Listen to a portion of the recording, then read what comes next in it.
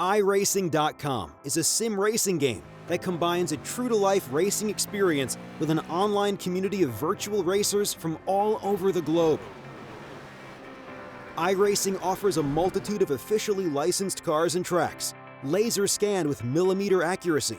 Their car models and mechanical systems are based on real-world physics and engineered in cooperation with manufacturers and race teams. iRacing's web-based interface allows members to compare stats and test drive any combination of car and track instantly. Their skill license system ranges from rookie to pro, ensuring members are always pitted against those with similar skill sets. Members are able to sign up for a weekly race series, compete in time trials, host a private race with friends, and participate in racing leagues created and run by the community. With over 60,000 members, iRacing works in partnership with renowned motorsport organizations like SRO Motorsports Group to deliver virtual races based on the real-life Blancpain GT Series.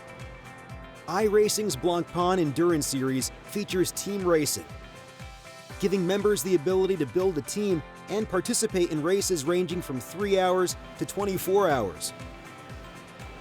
Additional partners include NASCAR, IMSA, V8 supercars, IndyCar, allowing members to race in their very own 24 hours of Spa, Bathurst 1000, Daytona 500, and many more. iRacing.com, delivering the most authentic racing experience short of getting into a real race car.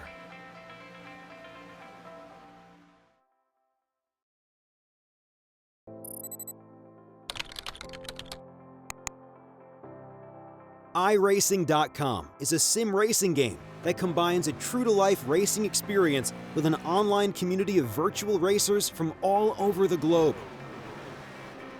iRacing offers a multitude of officially licensed cars and tracks, laser scanned with millimeter accuracy.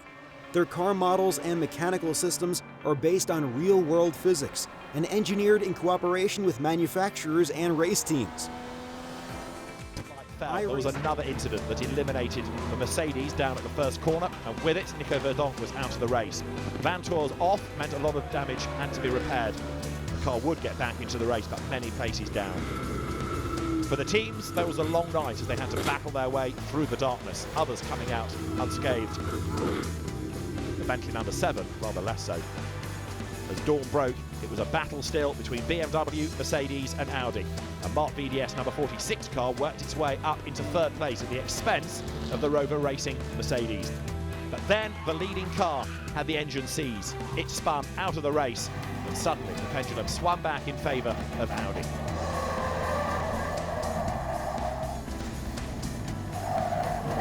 But Nick Katzberg at the wheel of the second Mark VDS BMW was not to be denied. The second car suddenly came alive. It bagged third, it moved up to second, and then grabbed the race lead. Alessandro Zanardi's BMW was rather less fortunate. That had an engine problem right towards the end of the race and was a retirement. The drama befell the Rover Racing Mercedes as well. That was a casualty with just over an hour to go. At the last pit stops, the sole surviving Mark VDS BMW was cycled back into the race in double quick time, and it was a win for Nick Katzberg, Lucas Law and Marcus Pautala after so many years of trying. Drivers on the podium, a historic win in the Belgian Classic for the Belgian Mark VDS racing team. It was a very popular result with everybody up the pit lane as well as for the fans. Mark VDS triumphant in the Spa 24 hours.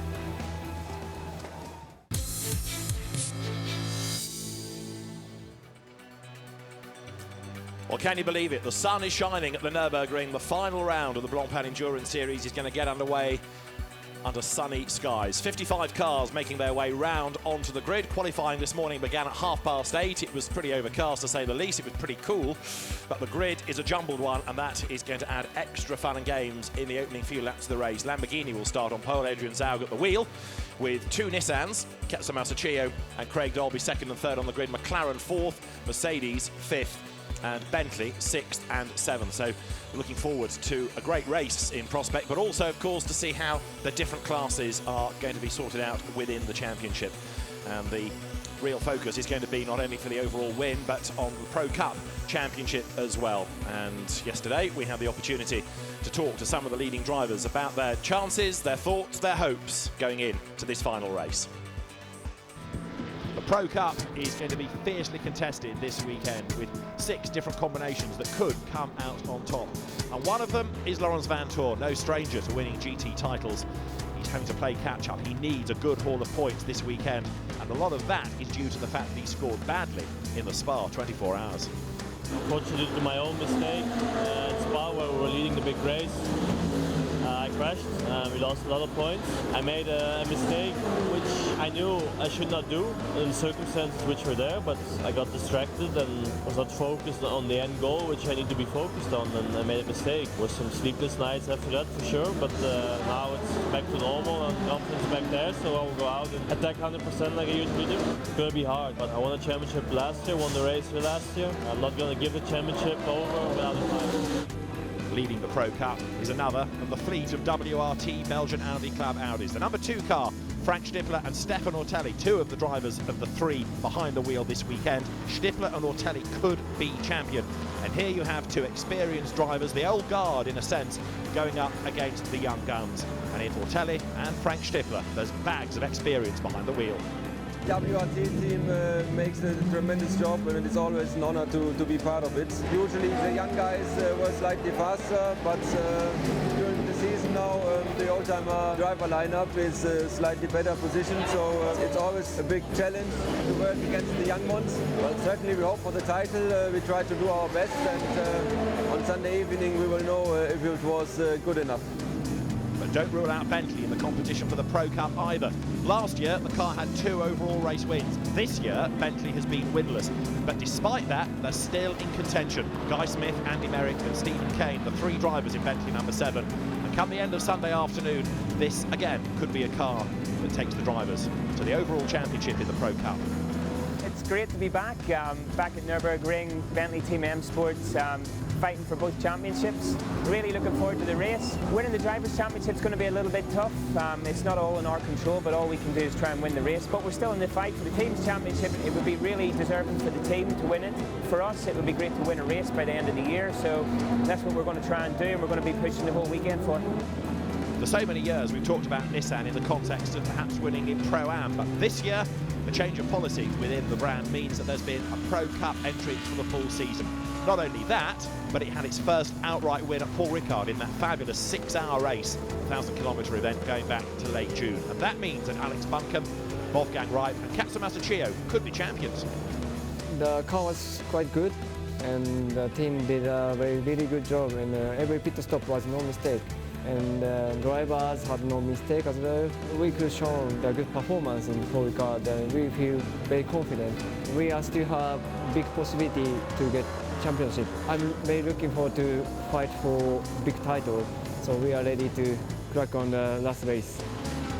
Remember that in the Blancpain Endurance Series you score points at the end of each race, but for Spa you score points at 6 hours and 12 hours. And because of good pace there, this car, the Rover Racing Mercedes, is in contention for honours in the Pro Cup as well. In a sense, it's a surprise because it hasn't been a race winner all year, but with Steph Dusseldorf behind the wheel, it's been quick. We're on P3 in the championship right now. We're within 9 points of the lead, so it's very good. We didn't expect to find ourselves in this position, but we scored very constantly in every race, and we're the only pro pair who scored points in every race, so that's very good.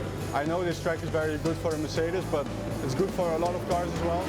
So, you know, we need to be very much on the limit to be there and to score points. If we're Blancpain champions at the end of the Sunday race, it would be great. You know, it would be the first major title for both of us, and all the time and effort we put in would have been more than worth it. It's been quite a year for Lamborghini. The GRT Grasser Racing team has taken over running the cars in Blancpain as part of Lamborghini Squadra Corsa. The 2 cars have been competitive all year. There was a win at Monza, car number 19, and the 2 cars together mean that the Lamborghini squad is still in contention for honours in the team standings. It's definitely been a success for the whole team, for us drivers, for the factory, Lamborghini, you know, a new program, new project, the new Huracan GT3. racing in a very competitive championship like the Blancpain Endurance Series, where we have 60+ cars on the grid, very competitive field. It's never easy, but we managed to be competitive straight away, and I'm really looking forward to this last race here at the Nurburgring. Definitely we will give it everything we've got to take the maximum result. There is one class in the championship, though, that has already been decided. Pro-Am was sorted out at Spa. Duncan Cameron and Matt Griffin, the winners. And again, they've done that by scoring points very well indeed over the course of the year. It means then that they can come to the Nurburgring with the pressure off and just enjoy one final 3-hour blast for the season. And Matt Griffin, the Irishman, is bound to be as quick as ever. A championship of this stature is fantastic, and to win it with a round in hand is superb. But obviously turning attention to this weekend obviously is a lot less pressure than if we were fighting for the championship. In saying that, Nurburgring is a super track. It's a fantastic facility, really, really challenging.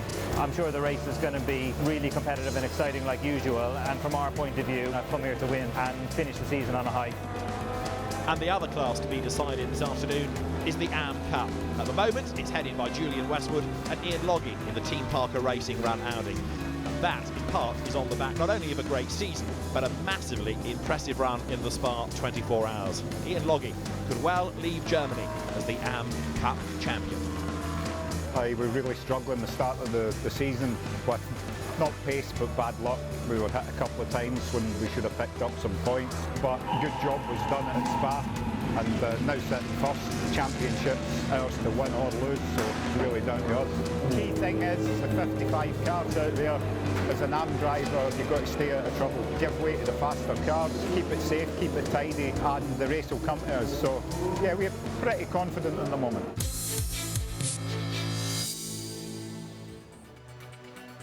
Looking down on the grid, full of people, full of cars, full of colour as the anticipation builds in readiness for this final round of the championship. This is how we look in Pro Cup. Have a look at how many drivers there are in contention. Bear in mind that 2 or 3 of them are a partnership for the purposes of the race, and also take out Marc VDS's drivers, not here this weekend, although Lucas Luhr, Marcus Paltela and even Maxime Martin would have been an outsider for championship honours had the team been here. There's a lot to look forward to across the classes. We'll worry about how the championship machinations work out in due course. David Addison trackside, John Watson's down on the grid. He'll talk to some drivers pre-race, and OJ Borg will patrol the pit lane for us as well. And as I say, there's a lot to keep on focus of here with the race itself and with the championship machinations. Scroll all the way down in Pro Cup, down to Maxime Martin. All of those drivers would have been in contention, some absent. Those that are here are going to have to go for broke. It's not a case of going for points. You've got to win this race in order to have any realistic chance of taking honours in the Pro Cup, and indeed the same is true in the AM. Okay, the entry is a little bit smaller there, but it is by no means any less competitive. And when you consider that we've had 4 races, and admittedly the extra number of drivers that come in to do Spa, you can see how many have scored points in one class alone in the championship. And it really is another huge result for the Blancpain Endurance Series. Another great season has been enjoyed. So one of the teams that could win in Pro Cup, Nissan, Alex Buncombe and Wolfgang Reip, are with John Watson. Alex Buncombe, Nissan number 23, front row of the grid, clear air, into turn 1 first. Yeah, that's got to be the plan, I guess. Yeah, to be honest, we didn't expect to quite be on the front row here at the Nurburgring. We didn't think the car would be up here. The goal was to get the car in the top 10, and yeah, pulled a pretty good lap out in quali, and down to young Chio-san now just to hopefully take the lead and get a bit of clear air. But you know, if the Lambo's fast, then we'll just have to slot in behind him and just try and have a clean first stint. Wolfgang Reip, you're in second. What have you told your team at Chio-san to do in this opening stint? Well, I think we've told him to do what he can do, so being fast. He's a very good driver, very sensible, and he has a lot of experience, so he knows exactly what to do. And we're going to approach this race like a normal race, so we don't want him to have extra pressure. I think we will see how it goes after 2 hours. Kachimasa, yeah. I believe the reason you're in the car for the opening stint is because you're the smallest and the lightest of the 3 drivers. Yeah, thank you very much. Yeah, thanks, mate. So, we are doing so good so far now. So I just focus on the race, and this is the most important race in the season. So we're gonna fight for big title. So we just do it. So we just trust each other and keep it clean and try our best. I'm sure you will. Thank you. Let's go back here to Alex Buncombe. You're 9 points behind the Stipler Audi. They're back in the 7th row of the grid. How much of a handicap do you think that is for them? Because your job's clear. You've just got to win the race. Yeah, for sure. We've just got to win, and then what happens, you know, after that to those guys is sort of up to, you know, them really. So yeah, obviously it's not ideal for them being back in 10 and 12, I think they are, the 2 and the 99 that we're fighting for. So, you know, for us, we've just got to do our thing and hopefully win the race. You know, I think they've got their work cut out a bit back there, and it's going to be tight. If we can pull a bit of a gap in the first stint, you know, that'll be ideal to take the pressure off of young Wolfgang and myself. So yeah, we're just going to be pushing like mad to the finish. Well, have a good one. Thank you. Cheers.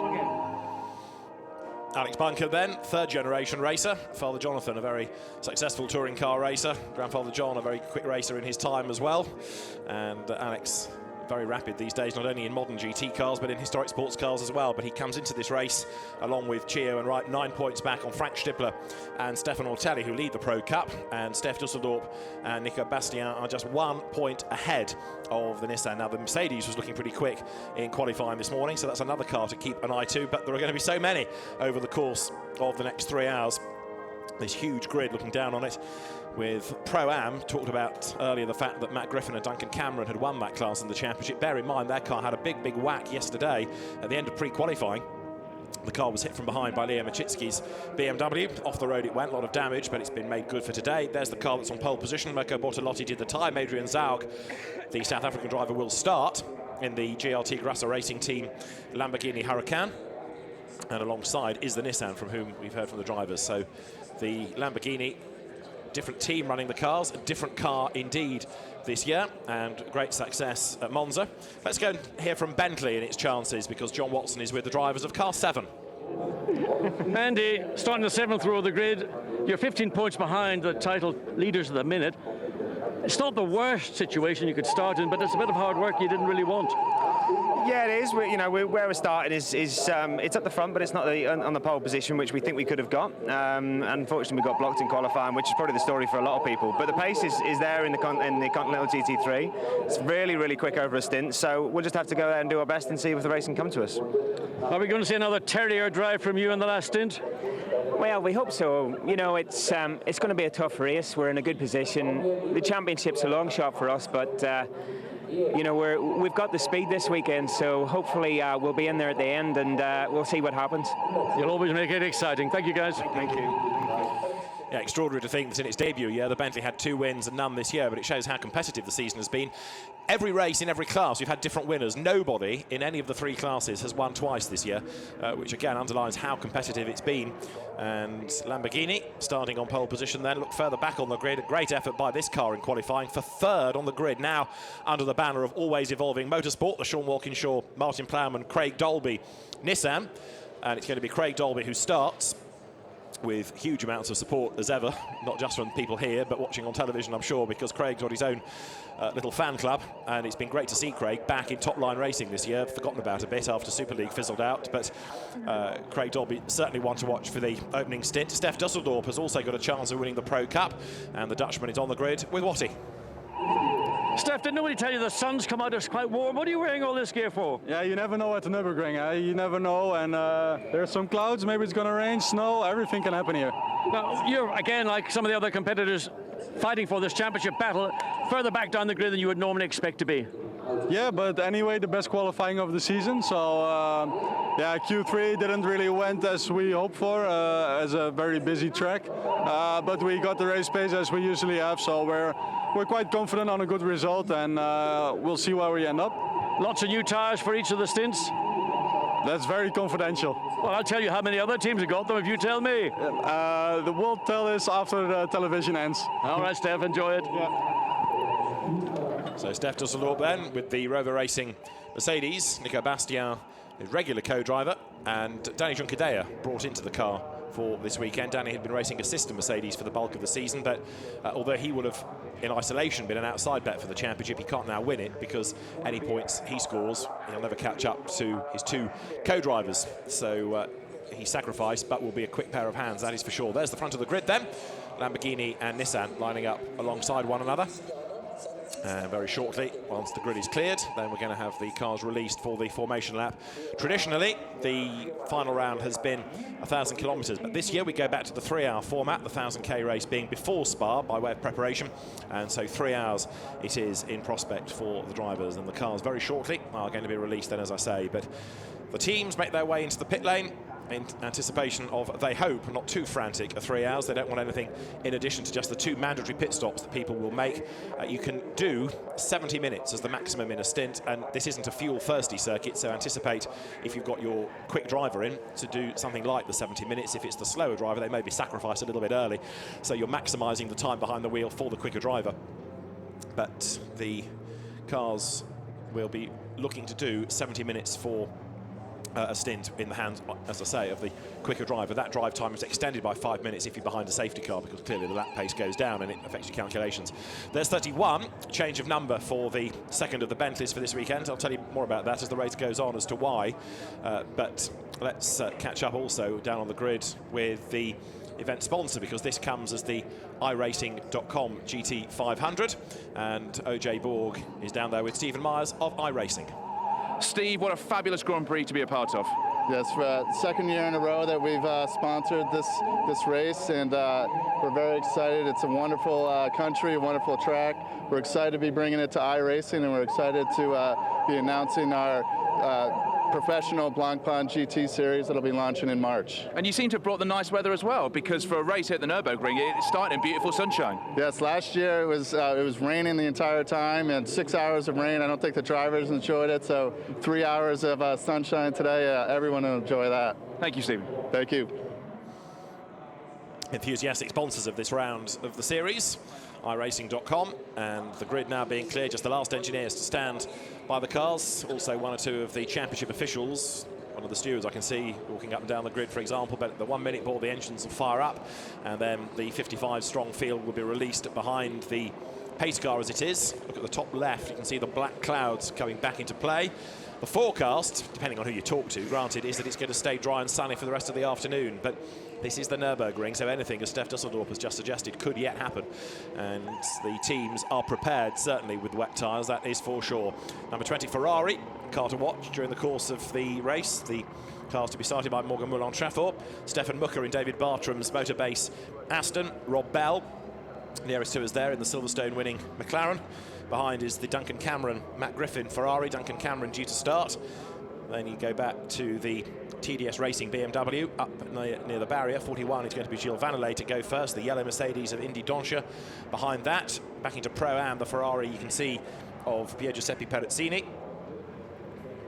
Then the Kessel Racing Ferrari, which will be started by Michael Brozniewski, car number 11. There it is.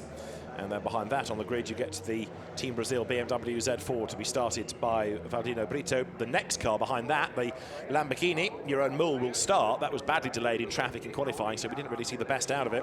The next row of the grid has the next of the BMWs from Brazil. Sergio Jimenez's car on the inside, Pierre Eret in the Mercedes. Next row, Gregoire de Moustier's blue and white Audi, and alongside is Adrian Delina's yellow Ferrari. Johnny Cocker starts in the green and black Team Russia by Barwell with Demon Tweep's BMW, and alongside is the former Manchester United goalkeeper Fabian Barthez in the Ferrari. Then the white Ferrari Henrik Hedman. Julian Westwood starts Ian Loggie's Audi alongside. Attempto Racing's blue Porsche has Dimitrios Constantinou behind the wheel, and Oliver Grutz in the BMW that won at Silverstone is alongside. The Kaspersky Ferrari has Gary Kondakov behind the wheel, and it's going to be Stephen Earle in the Kessel Racing car. Carl Wendlinger starts 33 alongside Christophe Amon, and then Pierre-Etienne Bourdais and Maurice Ricci are on the next row, with the back row being Christian Kelders there in the classic and modern racing BMW Z4. That is 55 cars. That is the lineup for the final round of this year's Blancpain Endurance Series. Next year's calendar announced during the course of this weekend, and a very similar format in terms of dates for next season. So the 1 minute board is now shown. The formation lap due to start at 14:40. So now engines fire up, and another beauty of this championship is that the cars are all different shapes and sizes. They all make different noises as well. You've got normally aspirated, you've got turbo, you've got big-looking cars like the Emil Frey Jaguar and the Bentley. You've got the rather more stubby shapes of BMW Z4s, the Nissan that seems to tower over anything else. You've got the svelte Lamborghini on the front row. Ferraris are plenty. The Audi R8s that seem to be metronomically successful, but astonishingly haven't had an outright win in endurance this year. So all these different types of car on the grid, and we are just about ready to go then. The grid is about to be cleared. At the front with the green flag is Alain Adam, the series race director. And on his instruction, the cars will be waved away, and that should be in 5 seconds' time. The pace car, as it is, the leading car, is there with the lights atop, and the green flag will be waved any second now to release the field. And so then that final round of the Blancpain Endurance Series is but moments from getting underway. Alain Adam waves the flags, he releases the cars then, and it's going to be Mirko Bortolotti's Lamborghini, the Huracan, a new car for this year, the Dallara-inspired car, with GRT Grasser Racing Team looking after it. It takes a long time for the back of the grid to leave the line, and it'll take a long time for everyone to come pouring through at the end of this formation lap, the pace lap, to get the race underway. But there's so much to look forward to in this. We'll worry about the championship, I think, as the race calms down, assuming it does calm down. Because certainly to begin with, it's going to be about track position, it's going to be about the race itself, but then as drivers start to settle into a rhythm, their position relative to the class opposition is going to be fascinating to see. Everybody is away safely, although number 10, Ferrari, I think, has dropped towards the rear of the grid. So should that have been there? Yes, it was just slow away, so it was on the penultimate row anyway. Maurice Ricci's car gets away a little bit slowly, but it has got going. So everybody clear for this formation lap. We've had a look at the grid in terms of the cars. Now have a look in terms of the drivers. Adrian Zaug and Katsumasa Chio at the front. The second row is going to be Craig Dolby lining up alongside Alvaro Parent, the start driver I'll give you. The third row is Hubert Haupt alongside Max Buch. The fourth row of the grid, Guy Smith and Harry Tinknell. And then on row 5, you've got the Ferrari of Stephen Parov alongside Renat Salikov's green Rinaldi Racing Ferrari. The sixth row of the grid, Jean-Carl Vernet in Audi number 1. That'll be a car to watch alongside 99, started by Nico Bastien. The next row, row 7, Greg Gilvers on the inside, and Frank Stippler, championship leader in the Pro Cup, with a lot of work to do from 14. 15th on the grid, Mauro Engel. Lining up alongside him is Stuart Leonard, the eponymous team owner of that Aston Martin squad. Row 9, Marco Bononomi and Ryan Ratcliffe. Row 10, Marcus Winkelhock and Morgan Moulin-Trafford. The 11th row, Peter Schotthorst, who went off in qualifying and brought out a red flag. He lines up alongside Stefan Mucker. He'll be one to watch in 44 Aston. Mike Parisi will start 84 Bentley. Rob Bell alongside in the McLaren number 58. Then the Jaguar, Freddie Barth at the wheel alongside Duncan Cameron, the Pro-Am champion of the year. Henri Acide and Gilles Vanelay line up together on row 14. The 15th row is going to have Miguel Torrell's Mercedes, the similar car of Indy Dontje alongside. And has Stefan Mucker got a problem? Because the Motorbase Aston Martin is trickling and has come to a halt in the middle of the Schumacher S on the formation lap. The Motorbase car has a problem. It sets off now. Looked like it was one of those electrical gremlins where you have to reset things, but it's got going again now. Carrying on through the grid, Bradley Ellis and Pier Giuseppe Perezzini line up on row 16. Vasiliev and Broniewski behind. Then it's Anderson and Brito, Model and Moore, Jimenez and Eret, de Mustier and Delina on row 21. Row 22, Cocker and Bartes. The 23rd row, Hedman and Westwood. The 24th row, Constantino and Grutz. The 25th row, Kondakov and Earl. The 26th row, Carl Wendlinger and Christoph Amon. The 27th row, Pierre-Etienne Bourdais and Maurice Ricci. The last car on the grid, driven by Christian Kelders, and everybody comes out of the chicane, all formed up, all ready to go. Take one deep breath as the last race of the year in the Endurance Series, John, is set to get underway. Yeah, it's V10. It's V10 horsepower versus V6 turbo torque, and, well, Chio, who's the lightest driver in the field, probably one of the smallest, may have a slight advantage, but really, it's going to be eyeball to eyeball into turn 1. Here we go, lights out, the race underway. Mirko Bortolotti it is, who sprints away as up the inside, tries to go Craig Dolby in the black and turquoise Nissan. Can he squeeze into the race lead? Yes, he can. Fantastic, Dolby leads. Up the inside goes the Mercedes of Hubert Haupt as well. To the outside line is Chio. There's contact between the two Bentleys that lean on each other. Harry Tinknell gets forced out wide in his GT debut in the red, white and blue Nissan. The Jaguar has gone wide at turn 1 as well. But they sprint their way through the Mercedes arena for the first time. Stefan Mucker has got the Aston going strongly. He is looking to gain ground as the cars work their way through for the first time. The 333 Ferrari with Renat Salikov at the wheel tries to squeeze out the inside of number 59 McLaren. Alvaro Parent has fallen back over the first few corners as we accelerate then now down towards turns 5 and 6 for the first time. Oh, no, it's just, and all you can do is just hold position, hope for a gap, and let's get back to the lead, because that was a blinding start by Craig Dolby on row 2 to unaccelerate the pole position. and that was the pole position, the Lamborghini there we see in view.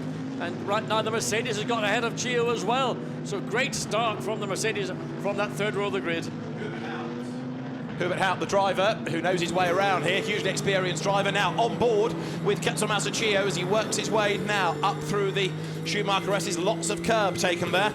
Everybody is kept out of trouble just about for the first few corners, but Craig Dolby underlining that he's a real talent and also underlining that now with a different band of people operating this Nissan, it is going incredibly well. Up towards the end of the opening lap, then out of the Bilstein curve, 31 Bentley. That is the car in the hands of Max Buch ahead of the championship contender number 7 with Guy Smith at the wheel as the cars head towards the end of lap 1. Yeah, it's Max Buch, the car I'm going to keep an eye on. Bentley 31 all over the rear of the Nissan number 23 coming up into the chicane, but in fact both Bentleys nose to tail. And they look, the other Nissan uses all that horsepower that had to get past the 99 Mercedes into the chicane.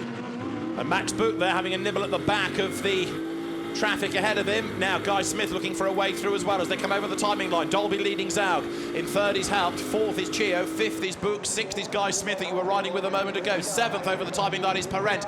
Eighth is Salikov, ninth is Jean-Carl Vernet. And look at this, 3 wide for 10th down to turn 1. Vernet's got 8th up the inside. Round the outside of Tinknell there goes Nico Bastian. Is he going to come out ahead? Yes, he is. The Mercedes goes by. Regains that position. It was lost a couple of corners ago, but Bastian did a good job. Put the Mercedes in the right part of the racetrack and got the benefit going into turn 1. And Stefan Bucher's on a mission as well as we look back from Salikov's car then now. Nico Bastian is tucked up behind him in number 99. Harry Tinknell's fallen back a little bit in this his GT debut as the cars head through turns 5 and 6. Now there's the charging Audi number 1 of Jean-Carl Vernet, and diving up the inside goes Nico Bastian in the Mercedes. Has he done it? Yes, he has. A good move. A place that's difficult to do it normally. There's never enough room left into turn 5. But Nico Bastian put the Mercedes on the line, on the apex, and there was his corner. And Stefan Bucher is on a mission as well in number 44 Aston Martin. 19th he is at the moment as the cars work their way down to the Dunlop curve then through that long right-hander. Lots of people in the support races have been off the road and out braking themselves there. We've got one in the pits already, Christian Kelvers from the back of the grid anyway. An early stopper, but the race leaders flick through the Schumacher S. Now Salikov is under attack from Harry Tinknell, and he is taking with him the Morrow Engel-driven Mercedes. So there's another good battle developing here. There goes Tinknell back up the inside. And Tinknell, this is the first time he's ever raced a GT car. Exactly, as we say, his GT debut, good job done. And there's Engel getting past Salikov as well, so the Mercedes through on the inside, takes the place. So the Pro-Am Ferrari fading a little bit, and Tinknell with the wiper on loses out to Engel. Has he got a problem? Because suddenly up the inside tried to go Salikov as well. Harry Tinknell, single-seater and now LMP2 star, but in danger here perhaps of losing more places. We understand also that number 3 has had a spin, which is the Pro-Am Christophe Hamon Audi. Got going again, but why was Tinknell losing places? They're coming out of the chicane. Leaders through, Dolby leading Zaug. 3rd is Hubert Haupt, who went well here last year. 4th is Chio. 5th is Max Buch. 6th is Guy Smith. And there, look, side by side, Jean-Carl Vernet losing out to Nico Bastian. The Mercedes has always been good round here. Well, I tell you what, that's the best I've seen the Mercedes performing, particularly in the opening laps of a race. It's just got pace over everything that he's come up. He's not had to fight. He's been able to pull up alongside and take the position away cleanly. Lots of grunts in that car. Of course, there's another one even further up the road. Hubert Haupt in 3rd place. There it is, the green Black Falcon car coming into shot now. The car qualified by Jelmer Berman. And as the field turns its way through turns 5 and 6, there's a yellow flag in the last sector of the lap that they may end up having to worry about if the car in question can't get going. There it is, an Audi off the road. Yes, off the road. Don't think it's had contact with the barrier, but he's going to have to. It's just so slippery off track. The grass is saturated. Trying to just get any traction with a slick tire, even when you get back on the tarmac. And the battle, look at this. The Audi offers Gregoire de Moustier. Place gain for Chio, who's got past Haupt. So up into 3rd place goes Ketsumasa Chio. And now Max Buch tries to buy into this as well. You're riding on board with Guy Smith. So it's now a different order. 3rd, 4th, 5th, 6th, heading up the hill. It'd be harder for Max Buch to get ahead of the Mercedes than he thought it might have been to get ahead of Chio in the Nissan, but this is principally the main battle going on in this, what, just 5 minutes or so into the race. And these are the positions for 4th, 5th, 6th and 7th. Big flash of the lights there for Guy Smith because he's coming under attack now. He's got Alvaro Parent tucked up behind him. I think, oh, there's the Audi now in the pit lane stopped. I think that Guy Smith feels actually he's quicker than Maximilian Buch. Now, not many people would have thought that, but Guy clearly feels it. That's why he's on the headlights so aggressively to say, look, I'm quicker than you, let me through, I can make progress. So de Moustier pits, but then has a problem. Let's see what Guy Smith can do. He also wants to try and get up past and take the points, take the position, but also get away from a battle, because he doesn't want Parent to come past him. That's going to compromise that car's chances even more. But Buch, in the meantime, is busy looking for a way past Hubert Habs, isn't he, down towards turn 1. And he's not able. The Mercedes, I have to say, the performance here is not quite revolutionary, but it is very much stronger than maybe you might have seen. In effect, it's a 3-hour sprint race. This is not an endurance event. It's a 3-hour sprint, and that's what we're seeing from this group of cars right now. So the Bentley's running together, and there is Alvaro Parent right up behind them as they work their way once again out of turn number 4.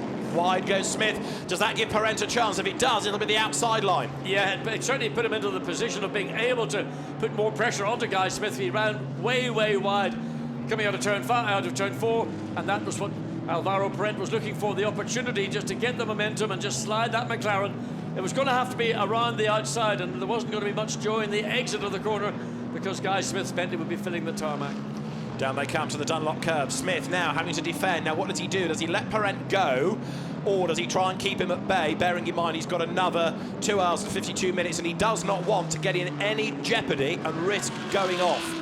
No, and he's not going to let Parent get past. He's got to be, if you like, the rear guard to Maximilian Buch.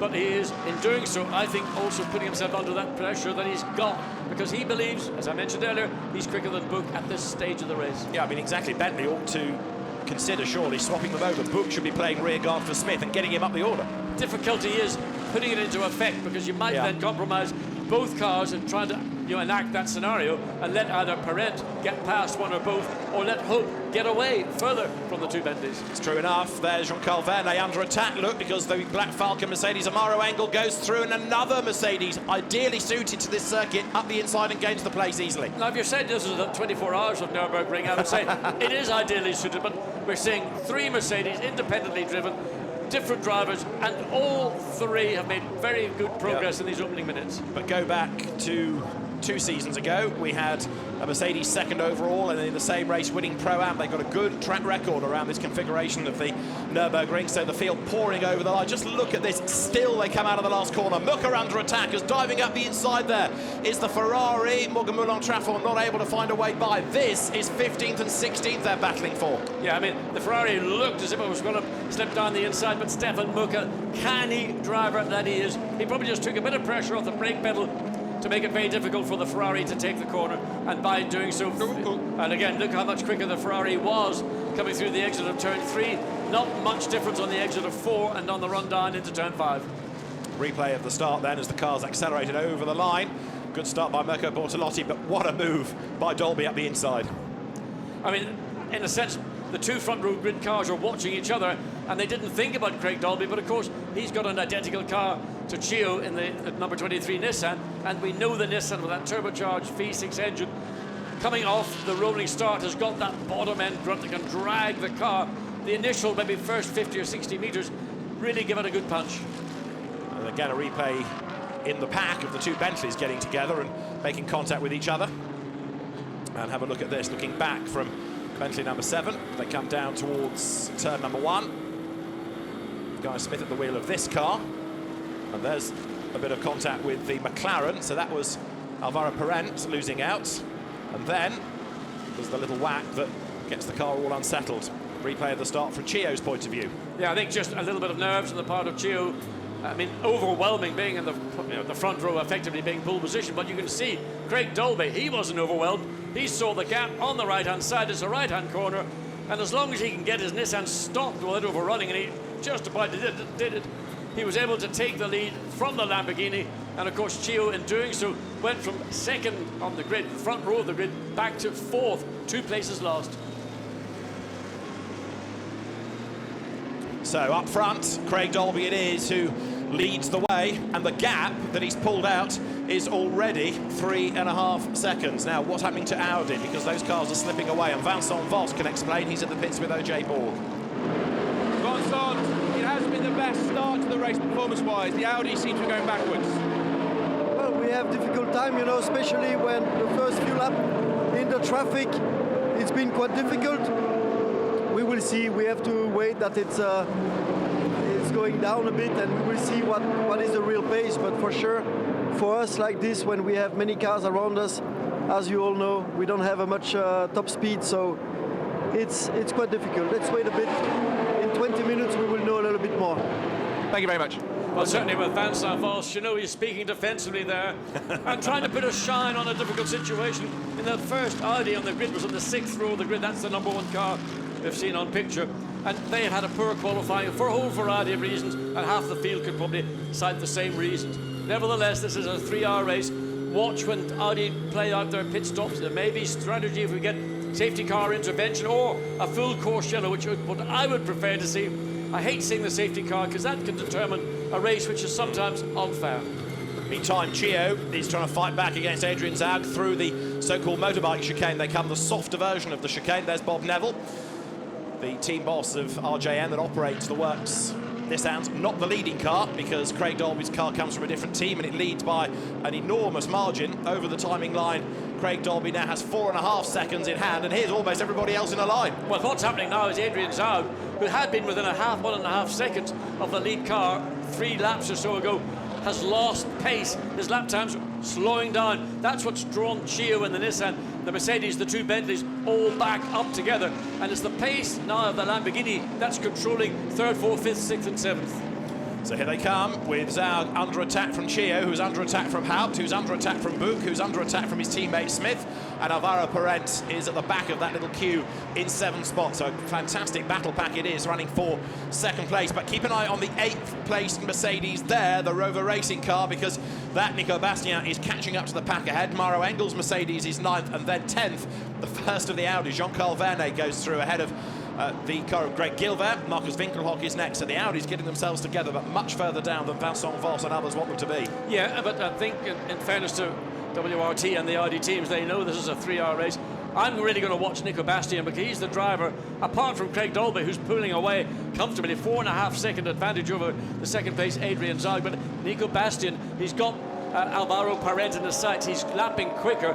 The problem he is going to face is, as he is catching up to the tail of the McLaren, his pace will then be dictated by the pace of the Lamborghini 6 cars further up the line, unless Bastien can execute the kind of overtakes we've seen so far in this race, and that is, there's a bit of clear air between the guy Smith Bentley and Alvaro Parent. That's what Nico Bastien needs. He doesn't want the McLaren to be on the tail of the Bentley. That would then effectively mean it would be hard to pass a car at a time. He needs to be able to do the 1-on-1 to get himself to the tail of the Lamborghini to be within a chance.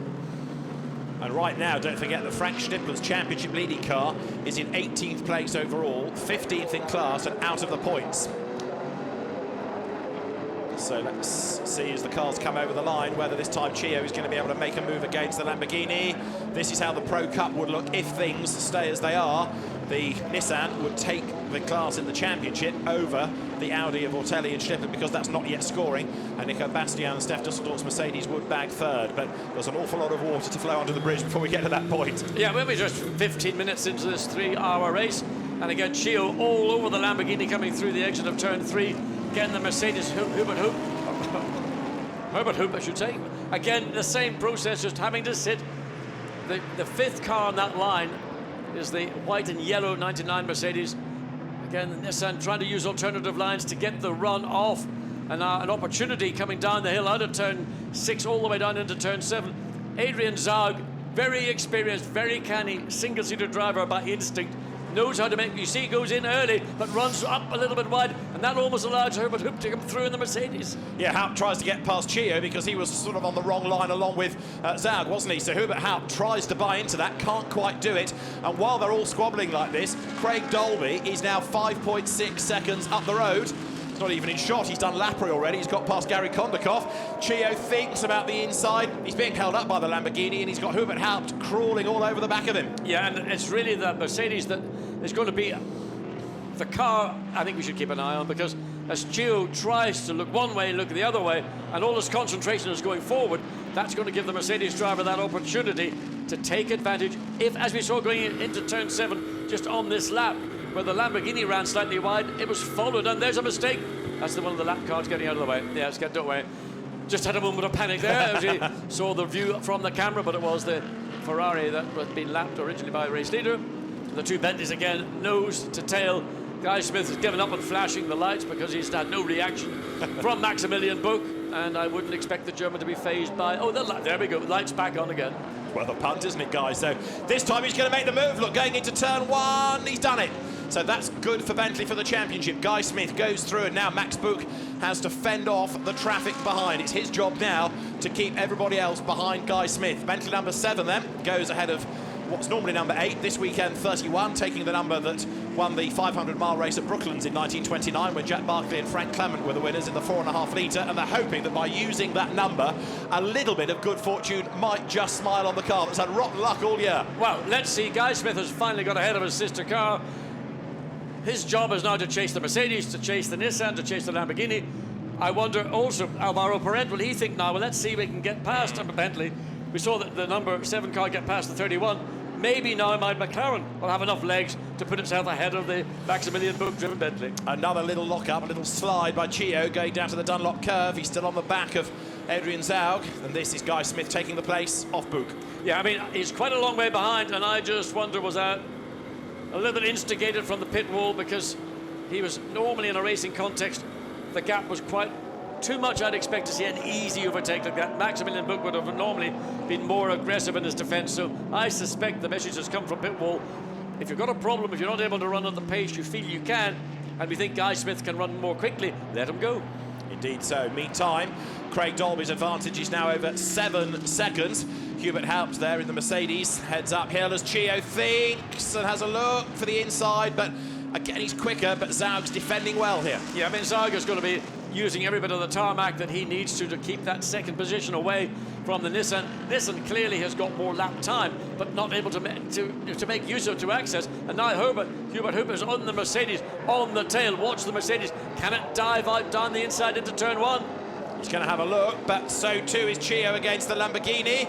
So who's going to come out of this ahead? Hubert Haupt wants to try to buy into it. Guy Smith, of course, is closer to that battle as well now. Yeah, but Hubert Haupt did the right thing, and now he's really in a good position. It'll not be through turn 3. There's not an awful lot you can do. And here we have this battle between well, we've got 2 Mercedes running tail gunner as such. So the Nissan runs slightly wide. The Mercedes can hold the tighter line. That'll give it the benefit of speed off turn 4 and the run down into turn 5. So a little bit of breathing space for Adrian Zaug, but it's only momentary. Indeed so, because they're all queued up behind still, and look, the Mercedes have joined the line as well, haven't they? Not only has Nico Bastian caught up to them, but he's brought Mauro Engel with him, former runner-up in the British Formula 3 Championship, as he heads off downhill. They're now in the Black Falcon, the black and yellow Mercedes on the back of the Rover racing car. Zaug then heads this group, but remember that up front it's still Craig Dolby, whose advantage now is 8 seconds. Well, can you be surprised, because he's running about a second a lap faster than this bunch of cars. So every lap goes by, ka-chunk, another second, another second, another second. And Craig's got clear air. He's driving his own race under no pressure, not putting any stress or load into his car, other than above, just running at a very quick race pace. And all the field behind is being really backed up, unintentionally, but backed up by Adrian Zaug and the Lamborghini in second place. He's the cork in the bottle, isn't he? As soon as he could be dislodged, everybody will go flying past and get away. But for now, because he's got wide elbows, he's being able to keep that car in second spot. Again, Chio Sanclos is up coming into the chicane. There's Hubert Haupt in 4th place. One of the 2 Mercedes. Can Bastian make any more progress? He's got himself onto the back of Parent. Of course, the higher up the order you go, the harder it is to make progress. You're in quick cars. There is the leader, Craig Dolby, then, to the delight of his fan club, the Dolby Dolls watching at home. The advantage at the end of 10 laps is 9 seconds. And then Zaug heads this battle pack for second that takes you from 2nd to 9th in a line. And is Chio going to have a go? Thought about it, found a Lambo in his way. Yeah, I mean, Adrian Zaug is basically anticipating what Chio Sando's going to do in the Nissan. And if you're coming down into turn 1, you don't leave a big wide gap down the inside. You make it as narrow as possible without putting yourself at a disadvantage on the exit of turn 1. And then into this very long turn 2, evolving into turn 3. It's the Mercedes yet again. Hubert Haupt is the one that I'm keeping an eye on, because we think that, you say, a good analogy, the cork in the bottle being the Lamborghini. But I think once this group can break free from the Lamborghini, it's the pace of Hubert Haupt that's going to be, I think, the challenge to Chio, and he will really feel the heat from the Mercedes. Heading downhill, this is lap 11, 3-hour race. And you can see the clock counting down to the end, but we've still got an awful lot of good racing to look forward to. Adrian Zaug again into the Dunlop curve. Chio takes that wider line that gives Haupt a sniff of the opportunity on the inside. Guy Smith is there in 5th place, and in 6th spot still Max Buch. There, Fabio Babini with the sunnies on his head, who will do probably the 3rd stint in that car, looks on from the pit bunker. He will drive, in fact, the sister car, number 19, the one that won at Monza, but he's not yet behind the wheel. He saved himself until the last stint. Since Guy Smith has overtaken his teammate and Guy Smith is in 5th place, the progress that he had thought he might be able to make, it's not really happening, I mean, principally because, like Maximilian Buch found when he was behind the Nissan, he couldn't really do an awful lot about it either. So everybody's being held up, in effect, by the pace of the 2nd place Lamborghini. And we need a little bit more action to evolve to get this group broken up and allow the true pace of these 6 or 7 or 8, nearly 8 cars now running through 2nd through to 9th place. Yeah, drivers tell you it's not an easy track on which to overtake, and the best chance is down into the Mercedes arena, which is at the end of this straight. And again, as they come over the line, it's Zaug in 2nd, 4/10 up on Chio. Is he near enough to think about making a move? Well, he's always thinking, but he hasn't got the gap, and he's also mindful not to try anything that won't work, and therefore give Haupt a chance in the next sequence of corners. Another factor you've got to consider, it shouldn't be coming into play as early as we are in the race, but this is a really hard circuit on brakes. And a big break into turn 1. You've got another big break all the way down into turn 7. And then at the end of the lap, you've still got a fairly substantial, but not as big. And the brakes don't really get a great time to recover. So wear is an issue. I don't think anybody will need to change pads, but if it's not wear, then it could be heat. And running as these cars are more or less nose to tail, that's where you will do a bit of damage to your brakes, in that they will get overheated. So the clever ones might just lag back for a lap or so and get some clean air in. And they can see the Bentley of Guy Smith is just dropping away slightly. And off the road has gone Gary Kondakov in the Kaspersky Ferrari. That's at the chicane. It's well and truly beached in the gravel. Now, let's hope this doesn't either have a circuit full course yellow or a safety car. It's in the gravel. It will have to be retrieved. It wouldn't be able to get himself out of there. Now, what did he do all wrong? Well, just trying to get out of the way fundamentally to be the decent guy, and of course onto the gravel, and once it then spins and buries itself going sideways like that, it'll not be able to reverse out, so it'll need a truck to pull that car away from the corner, and hopefully it can get it back into the race. Yeah, not for the first time this year we've seen Gary Kondakov in strife, but hopefully that car can rejoin. Car's heading up now towards the chicane, and as the yellow flags are waved, into the yellow flag zone they go at the chicane, but as yet, no suggestion that it's going to need a safety car, but if anybody else ran off, they're going to hit that, aren't they? It's not in a good place, and I mean, I just think a full circuit, full course yellow would be my view. There is the pickup or the snatch vehicle that will put a rope onto the front of the Ferrari, pull it to safety, might be able to put it into the pit lane itself, and then let the car drive through the pit lane, clear all the gravel and muck. The Nissan still looking, but you know, it's all it's doing is showing its nose. It's not doing anything more that is threatening. And Adrian Zaug probably feels now reasonably comfortable that he's not really under serious threat. Yeah. So what's going on in the Nissan thought process? Bob Neville has the answer, and he's with OJ in the pits. Bob, what's the plan here? What's the strategy? Chio's being held up, but he's got a Mercedes all over the back of him. What do you tell him to do? We're just telling him to keep calm about it, not to worry about it. Is he going to press? Not to be tempted to try and dive down the inside. But surely, watching the other GTR disappear off into the distance, you want it to get past that Lamborghini? Yeah, we do. We'd like him to get by it, but we're not worried about the other GTR. Not in the championship, you know. So we just don't want to incur any damage going by him. So currently the plan is stay calm, stay where you are. Try and stay calm. Thank you, Bob. And now look, Chio is under attack. Hubert Haupt gets to drive up the hill, get all the grunt from the Mercedes. We've seen it here every season in Blancpain. Over the curb goes Haupt. That compromises his run, and now Guy Smith makes a move up the inside, but it's the outside for the next corner. They lean on each other. Hubert Haupt's got the inside line. He'll go back ahead. He takes the place back again.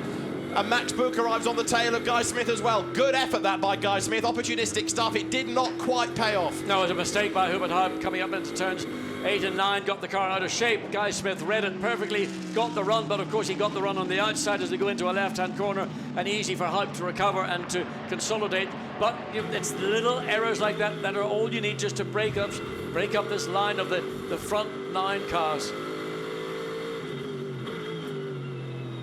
On board with Nico Bastian then, he's on the tail of the McLaren, that's Alvaro Parent at the wheel. Parent, you could argue as well, surprisingly has not been able to make progress because he doesn't lack anything in the talent department, does he?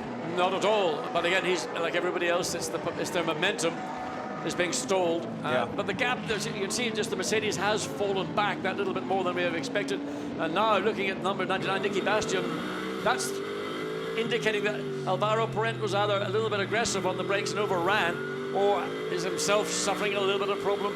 And the Mercedes comes up and tries to get down the inside, forcing Parent to go slightly wider to avoid the contact. Now that was good awareness from Parent. He avoided what would look like it could have been a bit of right front, left rear. And consequently, Nicky Bastian again putting a big pressure onto the McLaren into downhill turn 5, and then the right-hand turn 6. Well, there was half a gap, but no real opportunity to find a way by Nico Bastian then, who's been very impressive this year in the Blancpain Endurance Series and having another very good run here in the number 99 Mercedes as the cars power off downhill once again. He's got Mauro Engel still right on his tail, but Nico Bastian then now accelerates uphill once again. Former Polo Cup racer, former Mini racer, former Seat racer, but he knows his way around here. That's good enough because he's done lots of ADAC GT races, he's done lots of VLN races. We've seen him in Blancpain Sprint also, so doesn't lack anything in terms of experience. Nor does this man, Hubert Haupt, who is still stuck fourth as the cars turn their way out of the Bilstein curve once again. And he's not yet got himself back onto terms with the Nissan. He might be just taking a breather for a lap, and the safety car is deployed. Oh, safety car deployed then. Full course yellow! Why have we got a safety car? I mean, a full course yellow would be the most, for me, suitable. All you got to do is get that tow truck, get the thing attached to the, what are they doing? I think they're on the, oh my God, I can't even begin to wonder. I mean, how, surely they could remove that car more quickly. I mean, a full course yellow, in my view, and I'm not the race director here, but in my view would have been the appropriate situation. But there we are. Safety At least it has picked up the race leader. It has indeed. Important. No, that is really crucial that it picks up the race leader, so no one in effect has lost out, except this man in the lead, Craig Dolby. All that hard work he did to build up a 9.5 second advantage, it's gone.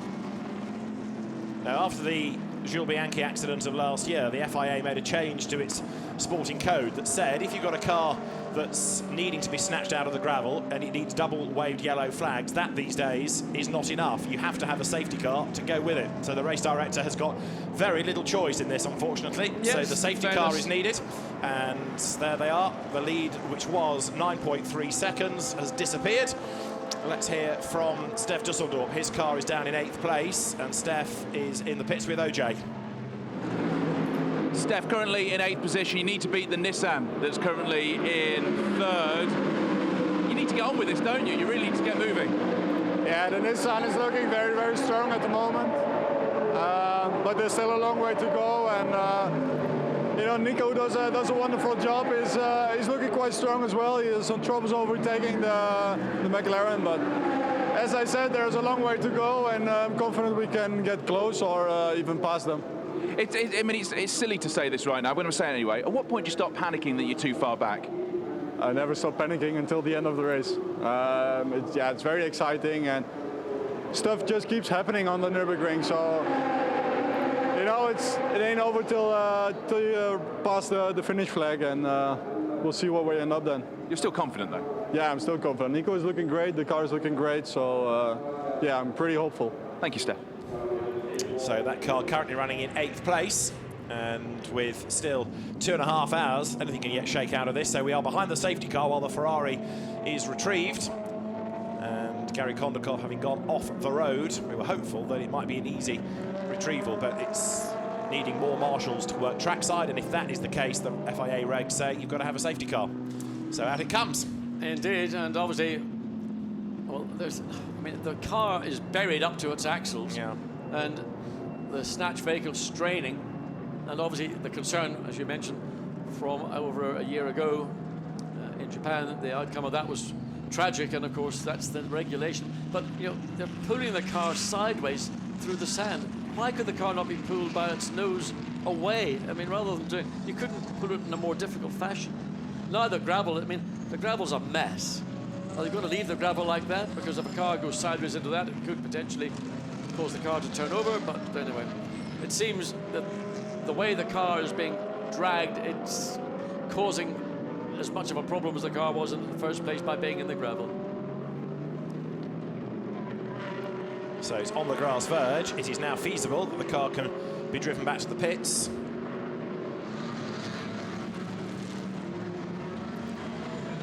So the car's now behind the safety car. We're on lap 16, and the field in the order. Craig Dolby then, his 10-second give or take advantage disappears altogether. Tremendous first stint, and Craig once again reminding people that he's not forgotten how to drive. He's not got any slower just because he's not been in the limelight, and a very good first stint. Now Martin Plowman, one of his co-drivers, did a great job this morning in qualifying as well. Let's hear from Martin now. He's with OJ in pit lane.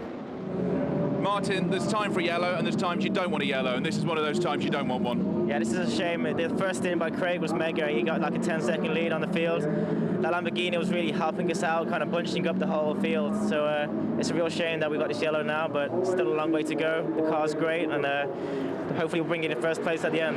Well, you said the car's great. It seems to have a real advantage over everyone else. Why is this car going so well? I don't know. It's just a new team this weekend. We've got some really good engineers that have been working on the car in America all year, and combined with our full-time guy Gus this weekend, it's just a really good chemistry. And it's just really come together this weekend. And you seem really enthusiastic and really excited about driving that car. How much do you want to get in there and show what you can do on the track? I can't wait. I just hope it stays dry. I mean, I don't mind it being wet or dry, but it's just obviously a lot less stress when it's dry. So I'll wait and see. Just keep my fingers crossed. And how much have you been looking at that weather app to see what it is going to do? Every 5 minutes. Thank you, Martin. Thank you. Martin Plowman, somebody else reminding people how good he is. British driver, comes from Burton-on-Trent, but he's done the bulk of his racing initially in karts and single-seaters in mainland Europe, and then he went off to race in America, so many Brits haven't even heard of him, but he's another great talent. Yeah, and he's going to be the third driver in what is currently the leading Nissan. So that's being run by Always Evolving Motorsport, a US-based company very familiar with Nissans and doing a very strong job in North America. And I think the influence that they've brought to the team over the last couple of events where they've been directly involved has shown through, not least of all here first in qualifying, and now a really strong showing from Craig Dolby. I mean, it's been made slightly easier for him by the fact that the Lamborghini has been backing everybody up, as we heard Martin Plowman say there. So one more lap behind the safety car. Gary Kondakov's Ferrari has made it back to the pit lane, but it's going into its pit box, so the gravel can be vacuumed out of it, and then the car, I suspect, will rejoin the race, and there the track will need sweeping, I suspect, also. Yes, gravel on the racetrack's never a happy sight, but it's been known, tyres getting cut down by, that looks pretty good pebble. It looks like what they call a stonewash round pebble or something. I know that because at Silverstone had about half the quarry's worth in Great Britain in all its gravel traps over many years. So the field turning its way now through the Mercedes arena. There is Craig Dolby, the race leader. And if you gambled on putting your quick driver in, your quickest driver in first, the plan disappears. But of course in the Pro Cup, largely they're very, very evenly matched these days on pace. How was Stefan Mucken getting on before the safety car? Because 15th, despite the car's problem on the formation lap, he was another one finding it hard to find a way through. Part of it, the balance of performance that makes the car so equal by design, but also it's just not an easy track on which to overtake anyway. No, I mean, I hate to say it, but the majority of overtaking at the end of this first hour is going to take place during driver changes, pit stops. Yeah. And there will be teams that are outstanding in the pit lane who will use that to their advantage, and there'll be other teams that are maybe not quite as experienced or quite as capable, and that's where the most overtakes will happen. Now, what about Bentley's chances as the race goes on? Malcolm Wilson of Bentley can tell OJ all about it. Malcolm, when you've got two of your cars racing each other, as a team boss, how does that make you feel? It's good at the moment, I have to say. I'm quite happy if we can keep the pressure on the way they are. Then, yeah, it's looking okay. But some of the guys are a bit nervous, but to be honest, I think they both know what's at stake this weekend, and they realise the job they've got to do. Was it team orders to let car 7 through, or was that racing instinct? No, just racing instinct. I mean, it was a clean move by Guy. I mean, as I said, they both know they've got to stay out of trouble. And, yeah, it was just a clean move by Guy. Would you ever step in? Was there ever the point where you think, come on, guys, let's calm this down. Let's, we've got good position on the track. We're still trying to win something here. Oh, there's no question. We would if it gets to the point, at the final stage of the race and we're in with a chance of the championship, then for sure. So what do you do then to get ahead of that Nissan? We just keep the pressure on, and we could see the performance is starting to drop off a little bit. So hopefully we can. But as you can see, we're all caught in traffic, and it's difficult to get past at the moment. So it's quite a tight track in places. So let's see what the rest of the afternoon brings. Thank you, Malcolm. Cheers. Yeah, of course, Malcolm, you've got to get past the Hub Mercedes as well before you can get onto the tail of the 23 Nissan. But clearly, you know, the Bentley's pace, we know it is a quick car. But that Mercedes of Hubert Haupt is the car that's going to put a lot of pressure on Chio as they come down into turn 1, and it's a green flag. And Haupt is ideally placed, isn't he? He's right on the back of the Nissan, but then it sort of booms away, does the GTR in a straight line, so the Mercedes loses a couple of lengths back onto the tail under brakes for turn 1. And Dolby's trying to get away, but now we'll see who's really on their toes on the restart. This, with everybody bunched up, is where you could gain a place. Trouble is, safety cars breed safety cars, so it's also feasible that you might get a bit of contact in the pack as they all go for the same bit of road. Yeah, everybody, and Chio using a lot of the inside curb just to hook the wheel on the inside of the curbing and hold the car in.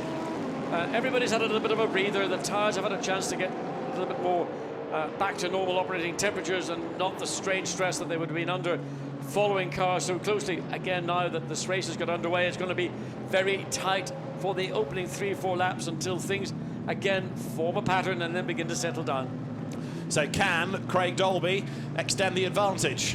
I suspect the fan club, the Dolby Dolls, will shout yes at the screen. As there, yes. Wide goes Zhao down at the Dunlop curve. Now, does that give Chio a chance to get the run coming up the hill? Let's see. No, he can't take advantage.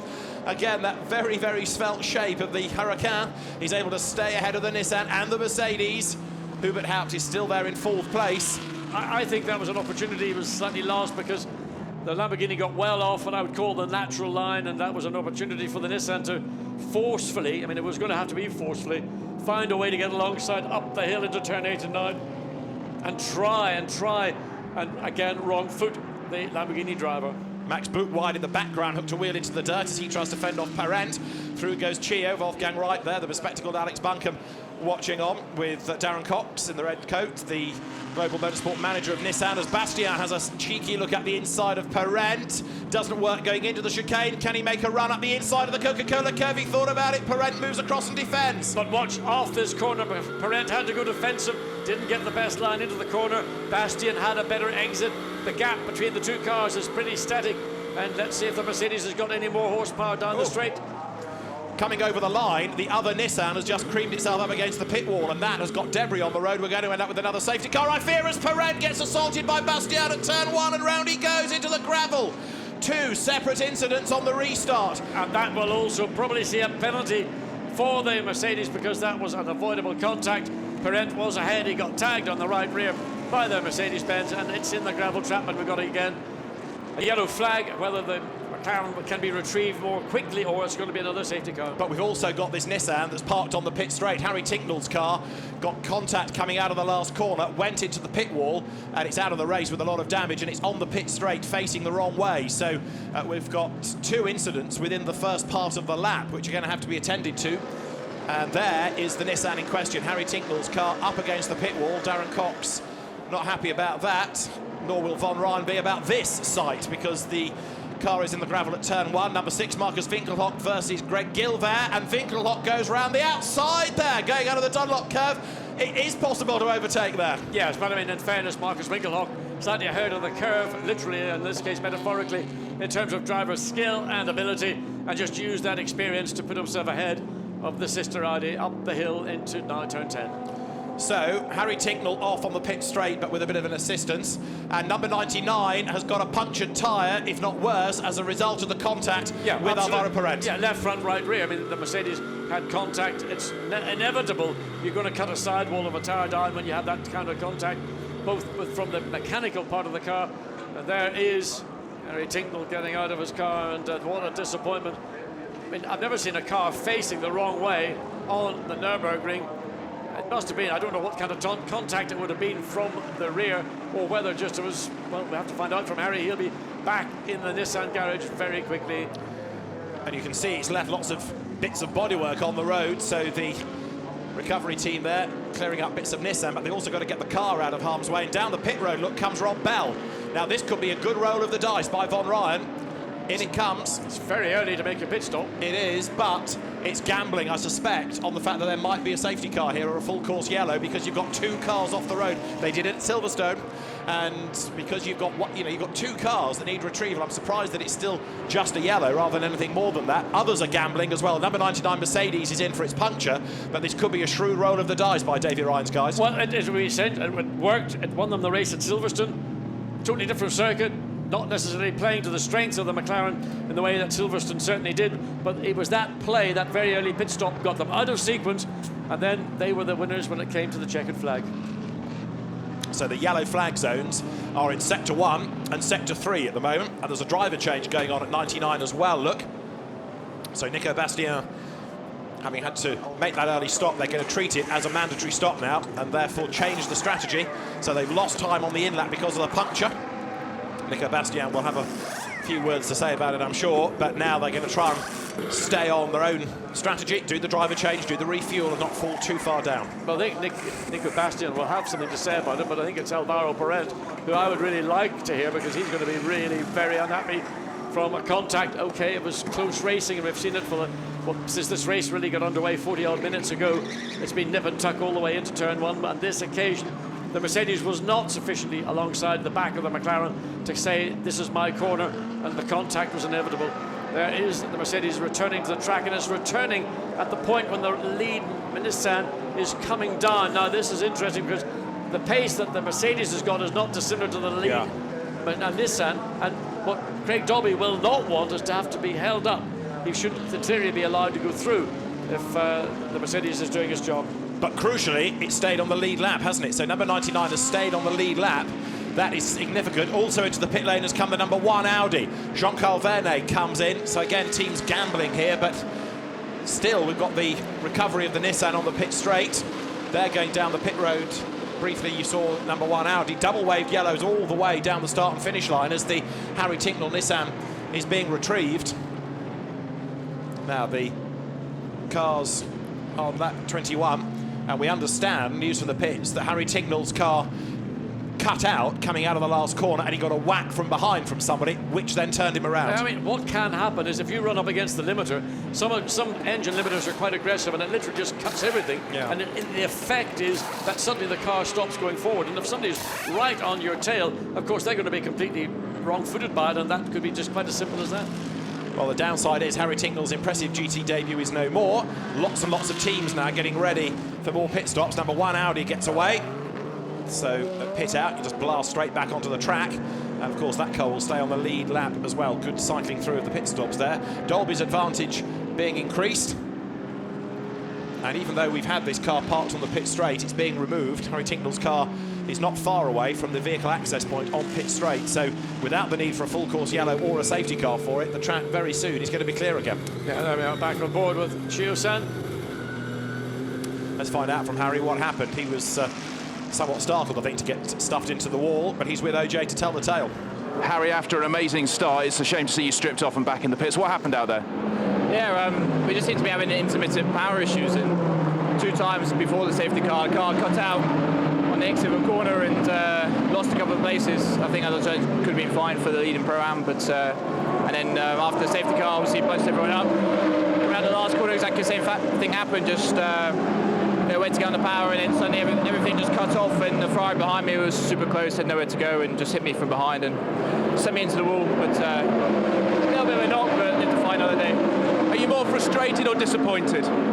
Just disappointed really, because first GT weekend, didn't really get much running yesterday, but it was going really well. They were doing the same pace as the leaders, and it was the first time I jumped in a GT car of any sort yesterday, and really gutted for Guitan and Ricardo, because they're super fast, come through the GT Academy program, doing a fantastic job, and I think we're on for definitely a class podium, if not a win today. And what happens when one car of a team has an electrical problem? Do you start looking at the other one and worrying about it there? I guess so, but I guess that's up to the engineers on the pit wall to decide. But I think so far the 23 car has been running pretty well, and Chio's doing a fantastic job, and obviously Wolfgang and Alex to come, 2 fantastic drivers. Hopefully they can win the race and win the championship. And one final question: if you were Chio and you had a choice, you can either keep attacking and overtake, or hold off and defend. What would you do? I think in this situation, you've got nothing to lose. They're not the cars leading the championship. They've got everything to win and nothing to lose, really. So I would just keep going flat out, try and get in a lead, pull a gap, and then see what happens behind. A great driver's view. Thank you. Thank you very much. Cheers. So big disappointment for Harry Tingle. The car has been retrieved from the pit straight, so that job was done without the need for a full course yellow or a safety car. The track is clear once more. Up front, Craig Dolby's getting away. The gap is extending, not quite as markedly as it was before the safety car, but it is building, as you can see. It's still Zaug ahead of Chio, ahead of Hout, ahead of Smith, ahead of Book, ahead of Engel, because of course he's up to 7th now with the dramas for Nico Bastian. Steph Dusseldorp took the car over and is in 48th place. Steph Dusseldorp right now actually pulling away from Craig Dolby, which is quite normal because you've got a brand new set of tyres, and there's another Mercedes with not a non-familiar problem. The gull wing is doing its gull thing, and the driver can't reach it from the seat because he's held in so tightly by the 6-point seatbelt harness. But the battle, look at this, for 3rd place, still as intense. The Lamborghini has dropped away from the tail of the lead Nissan. It was literally within 1 lap of the safety car being withdrawn, falling away. Craig Dolby again lapping in the middle 157th, whereas the Lamborghini lapping in the low 158th. And what we've been seeing through the race, we're now seeing a repeat of, with the exception of the Nico Bastian. And let's look at again this manoeuvre down the inside. Well, in fact, in fairness, he was almost side by side, but of course he was too quick at the point when the McLaren wanted to turn in. I think that might be reviewed, and the blame that I would put on Nico Bastian, when I now see it from this perspective, there's maybe a little bit. The Mercedes could not turn; it was too tight to the apex, and the McLaren did commit. So that will probably go down as a racing incident because both drivers might have been or could have done maybe a bit more to avoid that collision. But I'm sure Alvaro Perez will feel I was driven off the racetrack, and I think it'll be very hard to persuade him otherwise. The incident between Harry Tingle and Morgan Moulin-Trafford, who was the man that hit him, is under investigation. So we've heard why the Nissan suddenly slowed, but the stewards hopefully will know that when they have a look at it, because Morgan Moulin-Trafford is the other man involved, and if any penalty flies, then it will obviously be in the direction of the Ferrari, but that's going to be reviewed as the leaders work their way out of the chicane. So we are having had just that one safety car period, another couple of incidents. Alvaro Perez, by the way, was hoiked out of the gravel. He's pitted. The car has rejoined with Bruno Senna at the wheel, but down in 51st place now. It's going to be a long 2 hours and 12 minutes for that particular car, the 59 McLaren. It's going to be a struggle, and all they can hope for is just to try and retrieve the best they can as the second of the WRT Audis makes its way into the pit lane. So there's Ketsu Masachio. He runs 3rd, still on the tail of Adrian Zaug.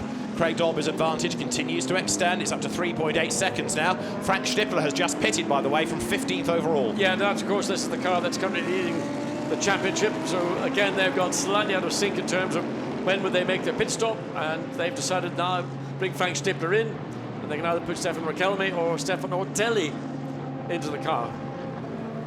Monegasque's both, although Stefan Ortelli, born in France, lives in Monaco now. There is the returned McLaren, and the driver change goes on for number 2 Audi. So Frank Stippler, the tallest of them, gets out of the car. It's not number 3 Audi, ignore that, it's number 2 that's come in. So it is the Stippler Rakelmi Ortelli car. Ignore the graphic for the moment.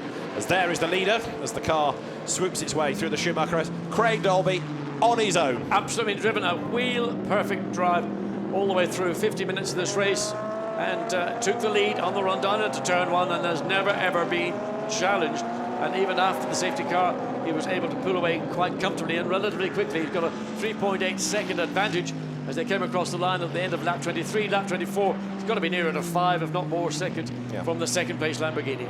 Not hanging around, is he? You can see behind. After that safety car period, the line has broken up just a little bit. Back into the race goes Stippler, but he joins in now. Sorry, the number 2 Audi rejoins, but it does so behind Rob Bell. So remember, the orange McLaren pitted early. In comes out from 2nd place. Finally, shouts Chio. Now he can get his foot down and try and do some decent laps. Well, he's going to have to work very hard, because the pace that we've seen the lead Nissan run at has been pretty impressive, and that's been running over half a second a lap quicker than the 23, effectively, you might call the factory Nissan. And again, we've still got that Hubert Hub Mercedes threatening at all times. So a late call into the pit lane from Adrian Zaug, as he just manages to get across before he clips. So So apparently that is permitted, a late call like that. As long as you don't muller the bollard, and that's great. So there's the driver change for 63. Let's see where that car feeds back in after this pit stop. So now Dolby leads Chio. It's a Nissan 1-2. It's Mercedes 3, and then it's Bentley 4-5. Smith ahead of Book. 6th is Maro Engel now. And Marcus Winkelhock has done good stuff for Ernst Moser's Phoenix team. He's brought number 6 up into 7th place now. And that's normally we never say 7th is the first of the Audis. Yeah. They're not really, it's not been their weekend so far, but as Dan Saint-Vos said, you know, this race is only, well, the result comes after 3 hours, not after 3 laps. Indeed so. Where's number 1 after its pit stop? That car fighting back because it was an early stopper, but it's down in 42nd place. Chiho is beginning to open up a little bit of a gap between the 2nd and 3rd place battle. And now that he doesn't have to worry about the pace of this car, which is now returning, and it's going to be lucky if it can get back on track before, it'll be okay, it'll be back on track before it goes a lap down. The incident between Bastian and Parent is under investigation as well. Rob Bell's McLaren that pitted early, incidentally, has got a bit of damage on the front, so maybe that was another reason why it came in. Shane van Gisbergen is at the wheel of it, and the team managers of Morgan Moulin Traffolt's car and also the Steph Dusseldorf Mercedes, both being summoned to race control immediately. That suggests a penalty is heading in their direction, doesn't it? Would indicate there's something going on, and I mean, having seen that onboard stuff between the McLaren and the Mercedes, at one point, it's difficult job. It'll be a hard call for whoever gets penalised. So the race order on screen: Nissan's 1st, 2nd, Mercedes 3rd, Bentley 4-5, Mercedes 6, and then Audi's 7th and 8th at the moment. Of course, now you've got lapped cars in the mix as well. Stefan Mucker comes through, and the lights being flashed at him by the Pro-Am Aston behind of Stuart Leonard. There is the Emil Frey Jaguar trying to dive up the inside of the Auger Grutz BMW. And 3rd in Pro-Am at the moment is the Jaguar, Freddie Bath at the wheel of it. So remember, it was a 3rd place at Silverstone. They got on the podium at Silverstone in that car, but going strongly. So another good effort, this. I mean, if you want to say a team or a car driver package that fulfills what you might say the essence of what Blancpain Endurance is about, that's got to be the car. Yeah, absolutely. And they've worked and worked and worked and worked on a limited budget with one car, so limited data as well. And there have been occasions where we've seen it briefly in the bronze test and no more, but it's good to have it, having had that tremendous result at Silverstone, and again, going strongly here. And the key is, it's going strongly, because that's often been the case. The Jaguar has maybe shown a little bit of pace, but poor reliability. Now it's showing strong pace and good reliability. Yeah, it's going, and it's going well. 23, Katsumasa Chiyo then. We need to look at his sector times relative to Craig Dolby. Well, in the first sector of this lap in clear air for the first time, he was fractionally quicker. Not by much, but fractionally. And in turn, Hubert Haupt quicker than the pair. So that Mercedes just won't go away.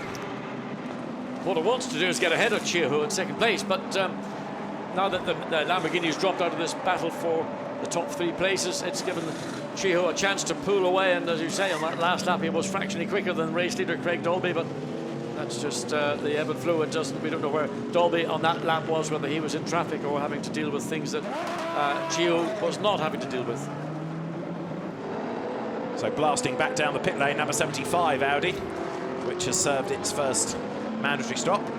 Frederick Verviche at the wheel of the car as it heads back out on track, and it is now in 24th and a lap down, and almost gets to the way of Max Book there, who gets run out wide. Book will have the inside line for the next corner, so 31 goes through, takes the place away up the inside, but of course they're of comparable pace, these cars, so Frederick Verviche is going to be a bit of a thorn in the side in this battle. He wants to get through the traffic.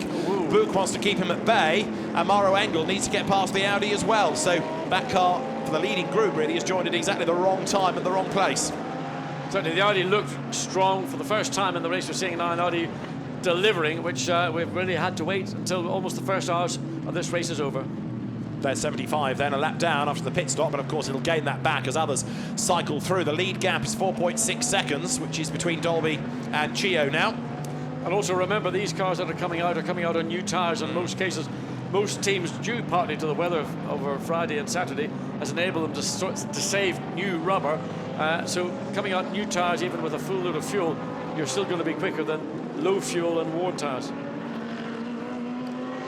Now, number 63 comes up over the timing line, and the Lamborghini, after its first pit stop, is quite a long way down the order now, but of course number 1 Audi pitted much, much earlier and has been out of traffic therefore. They've got Robin Fritz behind the wheel, and so on the pit stops, number 1 Audi has gained hugely against 63. Now, partly a gain from the Audi, what we don't know is whether it was a bad pit stop, because we didn't see all of it from the Lamborghini squad, but certainly that car has lost relative to the Audi. Well, it may have been a normal stop for the Grasser Lamborghini team, but we know that WRT are mega in their pit stops. That's where they will snatch victory from the jaws of defeat, and that's the key, as I pointed out earlier in the race, that the ultimate result of this race will be determined by what happens here in the pit lane rather than what's going to happen on the circuit. And significantly, Mirko Bortolotti at the wheel of that Lamborghini has done the best middle sector of anybody in the race thus far. He's only done a lap and a bit, so he's absolutely flying. As there, look, Stuart Leonard is under attack because for second in Pro-Am, Freddie Bath is right on the tail of him in the Jaguar. 2 British marks together. The Emil Frey Jaguar looks for a way by now. And for the first time, we're seeing race leader losing his advantage, because second place 23 Nissan was quicker on the last lap by, what, 9/10 of a second. Again, no doubt due to traffic, but that's the first point at any point within an hour that gap has started to go backwards rather than go forwards. So we've had the change. Up into second has gone the Jaguar for Pro-Am second place. Up the inside, Freddie Bath, then he gains the position away from Stuart Leonard. Can he get away? Sprints away, yes he does get away. So up front we've got the lead gap coming down, and there you've got second and third in Pro-Am having reversed themselves as well. There's still a huge amount shuffling out of this, and then you've got the pit stops being cycled through as well. So there's going to be another big jump in the order soon. 51 Ferrari out of Pro-Am has just pitted the Cameron Griffin car. There's the leader, but as John rightly says, a shrinking advantage. Well, shrinking on lap 27. We don't know about lap 28, the lap we're presently on. I suspect that whether the Nissan had to pass the Lamborghini or not, I'm not sure, we didn't see that, but something caused Craig Dolby to lose the best part of a second, and that would not be ordinary, that would be not normal, unless the driver made a serious error. So I'm suspecting that Lamborghini was the reason where the time was lost, and I would imagine that the pace that the lead car will normally be running at is the time that he's now returning to. So we're looking for a high 157, maybe a middle 157 from the lead car as it comes across start-finish line. Last lap, 157.6. And the gap is 3.8 seconds. A tenth quicker just was Dolby than Chio. Hubert Haupt is falling back a bit now, isn't he, in third place in the Mercedes. Fourth and fifth, Smith ahead of Book still. And in sixth, Mauro Engel, but he's in the traffic. But isn't it ironic that the second place Nissan is now directly behind the car that he was behind really for the first 26 laps of this race, just because the way the car has been recycled has come back out on track. Now there's 41 Ferrari. That's another of the Pro-Am cars. And Darren Cox from Nissan looks on as they anticipate the crucial first pit stop for number 23. All the effort now can go on one car. Frustratingly, of course, they've lost one at Nissan. Kessel Racing's AM car, 111. Team manager being summoned to race control as well. And, of course, that's him with a chance of winning that class in the championship. Mauro Engel being badly held up in traffic here, isn't he? He's got 2 back markers now ahead of him, and he's falling away from Max Buch. There is a drive-through penalty for the 99 Mercedes for causing a collision. That's the Dusseldorf Bastian Junqueira car. A drive-through penalty for causing a collision. Yeah, I mean, in fairness, you have to say it was the McLaren that was punched off the racetrack, and the Mercedes didn't slow down sufficiently, and therefore that's what led to the contact. Now, this is the trouble that Chihu's got. He's been behind this Lamborghini early in the race. He needs, well, I beg your pardon, the Ferrari, not the Lamborghini. He needs to find a way past that car really quickly, or else Craig Dolby's going to be up and away and extending his lead. It was, and they came across the line 3.8 seconds. I suspect it's going to be nearer to 4.8 seconds. There's the car that's going to suffer the drive-through, and he's coming in at the earliest opportunity. Get it out of the way and just get on with it and forget about it. Well, the car was 38th, so it's going to lose places, but it needs to stay on the lead lap. But the problem is, it's poor Steph Dusseldorf who's having to take the penalty, and the driver that caused the contact, he's back in the pits, you know, chilling out. How ironic. Yeah, indeed. Team effort and all that. So Steph Dusseldorf comes down the pit lane, and the race leader is in the pits as well. Look, there is Craig Dolby, so he loses the lead now to Katsumasa Chio. But round of applause for Craig Dolby's first stint. John applauds. Excellent job. I mean, that's what you expect from a driver. Being given an opportunity in a competitive car, has done a brilliant job, done all he was required to do. So now in gets Sean Walkinshaw. Now this is a big challenge. Yes. Sean Walkinshaw needs to get this car turned around, get it back out. the gap between first and second, which was with the 23 Nissan, was just about 4 seconds at the point. So this is going to be about quick pit stop, and I think always evolving motorsport. You're now running this car. They will see if they can do a better job than the previous operators. Oh, it's all going pretty nicely so far. You've got one of the Santilok Audis in, Greg Gilver gives way. The other Lamborghini look is in the background there. That's the number 19 car that's struggled in the hands of Jeroen Mull to make huge progress in the first stint. Right, driver strapped in, fuel is in 173, tyres are changed. Where will this car rejoin relative to number 1 Audi? That's going to be the key to all this, because Robin Fritz has got himself up, remember, on the pit stops ahead of the 63 Lambo that he was miles back from early on. 173 is ready to go, just about. Only 2 mechanics permitted to do the tyre stops. It's gruelling work for them with the pressure on, but away goes the Nissan.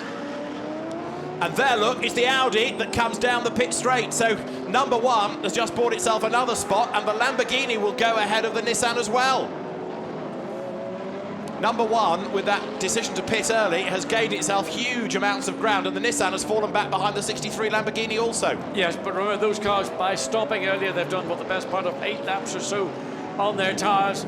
This is a brand new set of tyres on the Nissan, and they are out of sync, so they're relying upon something happening, most likely to be another safety car intervention, to enable them to recoup and not be out of sync when everybody else is going through on just simply 2 more pit stops.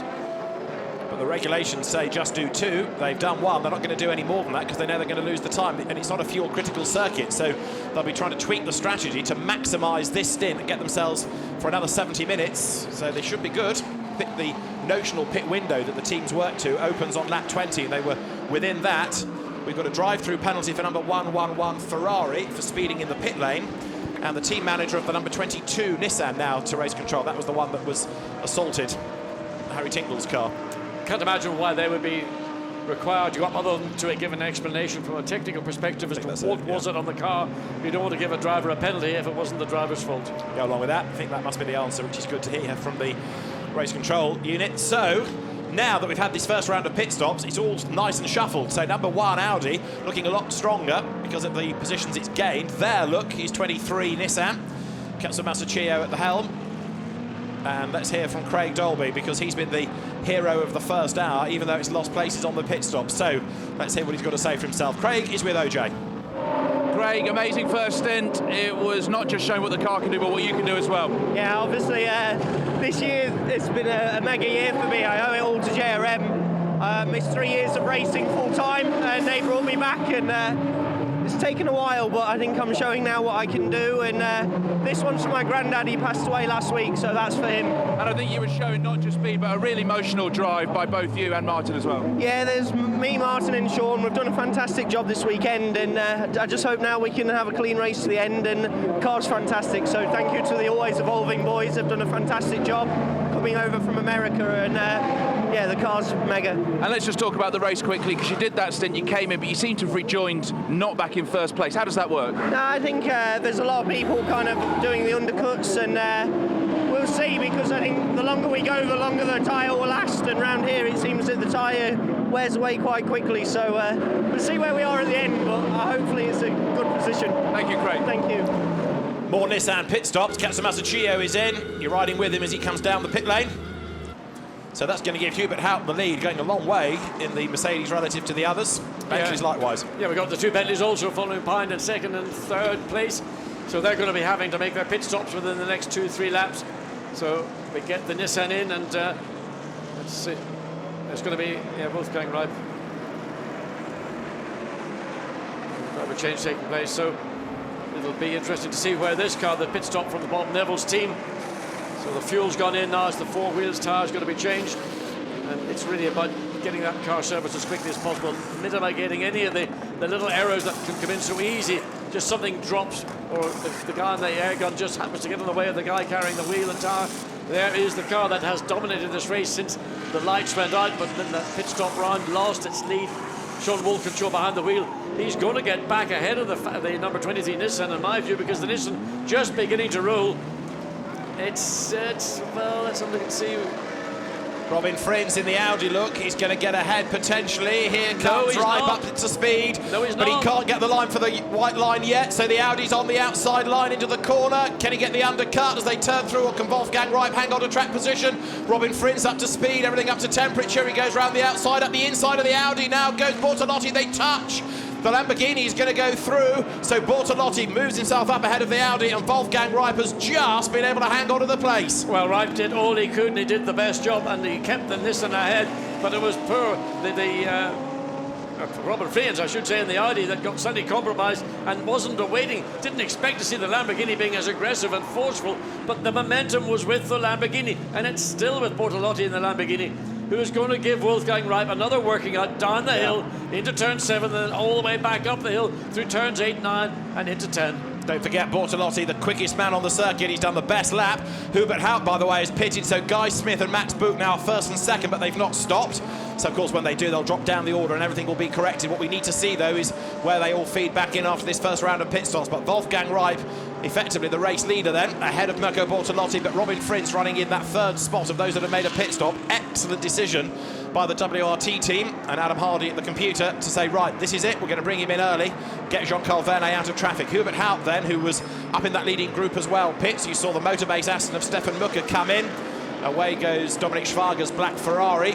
So where next does Hubert Haupt rejoin relative to Ripe, Bortolotti and Frins?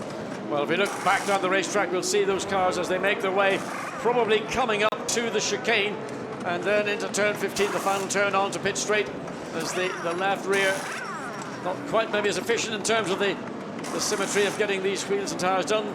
So then they're starting to do the right-hand side, and there are those cars making their way down, and I think the Mercedes, the Black Falcon car, might well have lost out. I think you're right. So Wolfgang Ripe is ahead of Bortolotti, but Frins has been the real winner after that inspired pit stop very early, but it got him out of traffic, and so there, through back markers, goes Wolfgang Ripe. Huge challenge for him, and yes, he's done a few years of racing, not as many as those around him, but the former PlayStation Academy winner thrown in at the deep end in as much as he gets into the car, he's got to rejoin the race and defend effectively the race lead and battle against the cars all the way through the Mercedes arena, but he did a good job of doing so as in comes Guy Smith. So the Bentleys will pit on different laps. That means that staying out for at least one more is Max Buch. Yes, and obviously that's part of the team strategy. They cannot bring the two cars in at one time, so they do it one after the other. So Max Buch is the second of the cars. The car that's leading ordinarily will get the choice as to when they come in, and that's why they brought the Guy Smith car in first. Max Buch makes his way down the pit lane, and expect again from M Sport team, who run the Bentleys, to do a pretty impressive job and try and use this, as again we see with WRT so frequently, to get their vehicles ahead of the positions that they had been running on the racetrack. Now the Emil Frey Jaguar has just come in and it's coasting down the pit lane. I think he couldn't find his pit box for some reason, but anyway, that car is in. The pit lane is getting busier because Smith is in, Engel is in. Lots and lots of cars now as they get to the end of the allowed time. Remember, it's 70 minutes for a stint coming into the pit road. If a safety car's on track, you get 5 minutes grace, but it's 70 minutes at this point. Hot brakes on the 7 Bentley. Certainly are. A lot of heat coming off those brakes. Yeah. Those are the pads getting really well cooked, and you have to be careful when you go back out. Just give the brake pedal a good dab or 3. As we see Wolfgang Ripe right at the tail. Being delayed in traffic, he's got the Attempto Porsche in the way, and so Bortolotti's car tries to get up the inside, but Wolfgang Ripe, he's certainly under big attack, isn't he, as they come off the final corner. Remember, before the pit stops, the Lamborghini was ahead. Over the timing line they come, then now, Ripe, then Bortolotti, then Frins. Here comes the Bentley, but he's going to lose places as it gets out of the pit lane, down to turn 1, now to the inside, looks Bortolotti in the Lamborghini, couldn't do that. Well, Bortolotti was just left standing, the power of the Nissan off, turn 15, just nothing the Lamborghini could do. Wolfgang Ripe brake, maybe normal place, and I think Bortolotti thought, I'll have a bit of this because I can maybe slide down. Maybe, I think the Lamborghini driver feeling that he can maybe have an opportunity under brakes into turn 1. He sort of tested the water on that lap. Next time round, if he's in the position, he's going to be looking a little bit more seriously at taking a position away from the Nissan. But look how the Audi now is very definitely in the mix. Number 1, which is Robin Frins at the wheel. There is Guy Smith, Bentley number 7. As in comes Max Buch, so we're almost at the end of the first round of pit stops now. Just looking at the times, that number 173 ridden by Sean Walkinshaw, his last lap in the 1:57.5, so the pace of the car that was leading the race is a strong pace, certainly quicker than those cars that are directly ahead of him, including Wolfgang Reib, the Lamborghini and the Audi. So Walkinshaw pushing and doing a good job to try and recoup and get back to a position, not of the lead, but to put himself into a position to challenge for the lead. Yeah, of course, those three cars all squabbling, holding each other up. Sean Walkinshaw with clear air catching up to them as we are on to lap number 35 now. There, look, is right, getting away once more from Bortolotti. Robin Friends very definitely in the mix now for the race honours. But as far as the championship is concerned, still a long way down the order, and out of the points is the Ortelli Stippler car. And that therefore means it's looking very good, keep your fingers crossed if you're a Nissan fan at the moment, for number 23. It leads effectively the race at the moment, allowing for the pit stops to correct things. And there is 31, ready to rejoin the race. So Andy Merrick in number 7 back on track. Over the line goes now the race leader, Wolfgang Reib. 9/10 up on Mirko Bortolotti, but in 3rd place, Robin Friends, for a car that was nowhere in the first stint. You know, you've got to trust what goes on in the pit lane. I hate to keep repeating it, but the race will be won or lost ultimately by the pace of the car on the track, but primarily what you get done on the pit stops. You've got one more round of pit stops to go, and I don't know whether WRT with the number 1 car can work a further oracle, but certainly they've brought that car from being out of the top 10 right into contention for podium honours. So the roll of the dice has been a successful one. There it is in 3rd place. There 4th is Sean Walkinshaw. In 5th place, look now behind as the cars work their way through, is the first of the Bentleys, which is number 7. It's the head in turn of the Mercedes. So the Hubert Haupt car, now Jelmer Berman at the wheel. That's lost out a little bit, hasn't it, on the first round of pit stops? Yeah, it just looked like the method that the team used for how they take the tyres to and from the car, not to be as slick as we see from WRT or from the Bentley or from other teams in the pit lane. And it's that, you're practicing it in big lumps of debris in the middle of the track on the exit of turn 9. Probably a big bit of bodywork, more likely a bit of rubber that's just bailed off from inside the car. You get a build-up of rubber inside, and then it just suddenly drops off. So there's 63, Mirko Bortolotti. He had that bid to try to take over the race lead. It did not work, and so now he runs in 2nd place. So the Nissan into the lead. Kelso Masaccio points at the screen. Alex Buncombe stands alongside him. 31, which is the Max Buch car, is going to be another one to keep an eye to see how that fares. Now, look at the Pro Cup standings in the race at the moment. The Nissan set, if things were to stay as they are, to score class honours in the championship, but with an hour and 47 minutes, there's an awful lot that can yet happen. Here come the leaders then over the line. Reib leads in the Nissan. 2nd is Bortolotti in the Lamborghini. 3rd, Robin Friends in the Audi. Then in 4th place now, it's Sean Walkinshaw's Nissan. 5th is Andy Merrick in the Bentley. 6th is Jelmer Berman's green Mercedes. 7th is Maxime Soulet in the 2nd of the Bentleys. And then in 8th place, it should be there, the blue and white Santalok Audi of Miguel Molina. 9th, Shane van Gisbergen. And number 2 Audi, Stefan Rashelmi at the wheel, has just gained a place, just got past Sean Thong in the Phoenix Audi. So that's going to bring him up to 10th in class now. And that means for the first time, number 2 is starting to score points. And they need every single point. There's the pass down the inside. Through the back markers. Yeah, and that's a clean pass. And I mean, the back marker just simply stayed over to the left of track to let the quicker car, the number 2 Audi, and its quest to consolidate its championship lead. It needs something better than it's got. They can't rely on the 10th place. And board as we come down into turn 6, and here we can see the amount of cars running off track. And that was better. Now the number 1 Audi we've been getting excited about because the strategy to bring it in early has worked. It's up to 3rd, and Laurens Vanthoor is awaiting his stint. He's with OJ.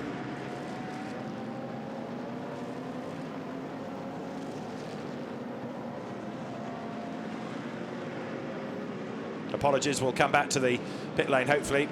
So we can't hear just yet from Laurens Vanthoor. We'll get back to it if we can as soon as there the 50 Ferrari back into the race, having been in the gravel earlier, tries to keep out of the way of other cars that are a lap down and those on the lead lap. Everybody fighting everybody else. Yeah, I mean, it's an unenviable situation to be in, that you're one of the slower cars on the circuit. You've been off the track, you caused the yellow flag, the safety car, and you're being overly cautious and you're trying to not get in anybody's way. It's not the way to drive a race. Unfortunately, that's the situation the car and driver find themselves in. Over the timing line, There's number 1 Audi then, mired in traffic on this lap, but Robin Frins will be able to work a way by. As long as they can keep 70 minutes out of this next stint, they're going to be still good, I think, to go to the end of the race, and there gets past the back marker. Yeah, I mean, Robin Frins was very cautious just coming down into turn 1. Wasn't certain if the Mercedes was going to concede, but it stayed well to the left, and that was the indication that then the place, it wasn't a place for position, it was a place just to an overtake. So Robin Frins was being cautious, being rightly so, particularly in a car that maybe he wasn't certain as to which of the drivers in that car is behind the wheel. 27, the Aston Martin of Salah being given a drive-through penalty for cutting the white line at pit exit. So that car, 27, new to the championship, the TF Sport, Tom Ferrier's team, the Aston will be serving a drive-through. It's a long way down the order, I'm afraid, anyway. But you're looking here at what's going on in traffic as Sean Walkinshaw in 4th spot tries to find a way round on the outside of the Mercedes. Oh, and there's contact. Yep, there's a little contact right front and left front of the Mercedes, and don't think there's any particular damage, but it's that kind of contact that's so easy just to cut a tyre. But I think that one he's gotten away with it. He doesn't need to be taking any more risks. So up the hill and into turn 10. Looks to be, it's escaped any damage, certainly to this. The tyre would be my concern. Bodywork would be very light if there was any damage whatsoever. The Mercedes being driven by Daniel Allemann, new to this type of racing, but pretty experienced in Porsche Carrera Cup Deutschland. But anyway, getting in the way a bit. Sean Walkinshaw committing to the outside, and that little brush between them. So Wolfgang Reip is the race leader. The number 23 Nissan works its way up now to the end of lap 37. So Wolfgang Reip comes across the start-finish line to complete lap 37. Last lap, 157.7, good pace from the race leader, and sits behind the wheel of the Nissan, very comfortable, has got clear air ahead of him, doesn't have to make any compromises anywhere on the approach, the entry, the braking into turn 1, then clean exit, gets the power on, good traction from the Nissan. Of course, the Nissan with that V6 twin-turbo engine got loads of punch, and one of the problems that Nissan can suffer from is you spin up the rear wheels, there's so much torque available, so you've got to be judicious with the throttle in these lower speed corners. Just balancing the car on the steering and on the throttle, comes out of turn 4, then the run down to turn 5. Turn 5 is one of those corners you come in a little bit early, but you want to hug the curb as much as possible, not run so far wide, because then it compromises your entry into 6, and consequently then slightly on your exit of turn 6 on the run down, and it's quite a quick run down into turn 7 for the race leader. Again, clear track, there is a car ahead, but not coming into play. At the end of this lap, he will be that little bit closer. So we will have to think about where will I find a way through without compromising my lap time, and I don't want to do that. I don't want to give any advantage to the second place Lamborghini, only 2.2 seconds behind. So where Wolfgang Reip will actually overrun or run up to the back of the car ahead of him, he can control that to some degree. He will try and run it down as quickly as possible, but he wants to do it, and there will be a slightly awkward situation. He wants to do it going into the chicane, but the car is too far ahead. So he needs, in this instance, not to overrun into the chicane, which would then maybe put himself into an awkward position, but just balance the speed in that he runs close to the back of the car coming through turn 15. And from what I can see, he's doing it pretty well. Well, just got slightly caught. There's a Porsche, in fact.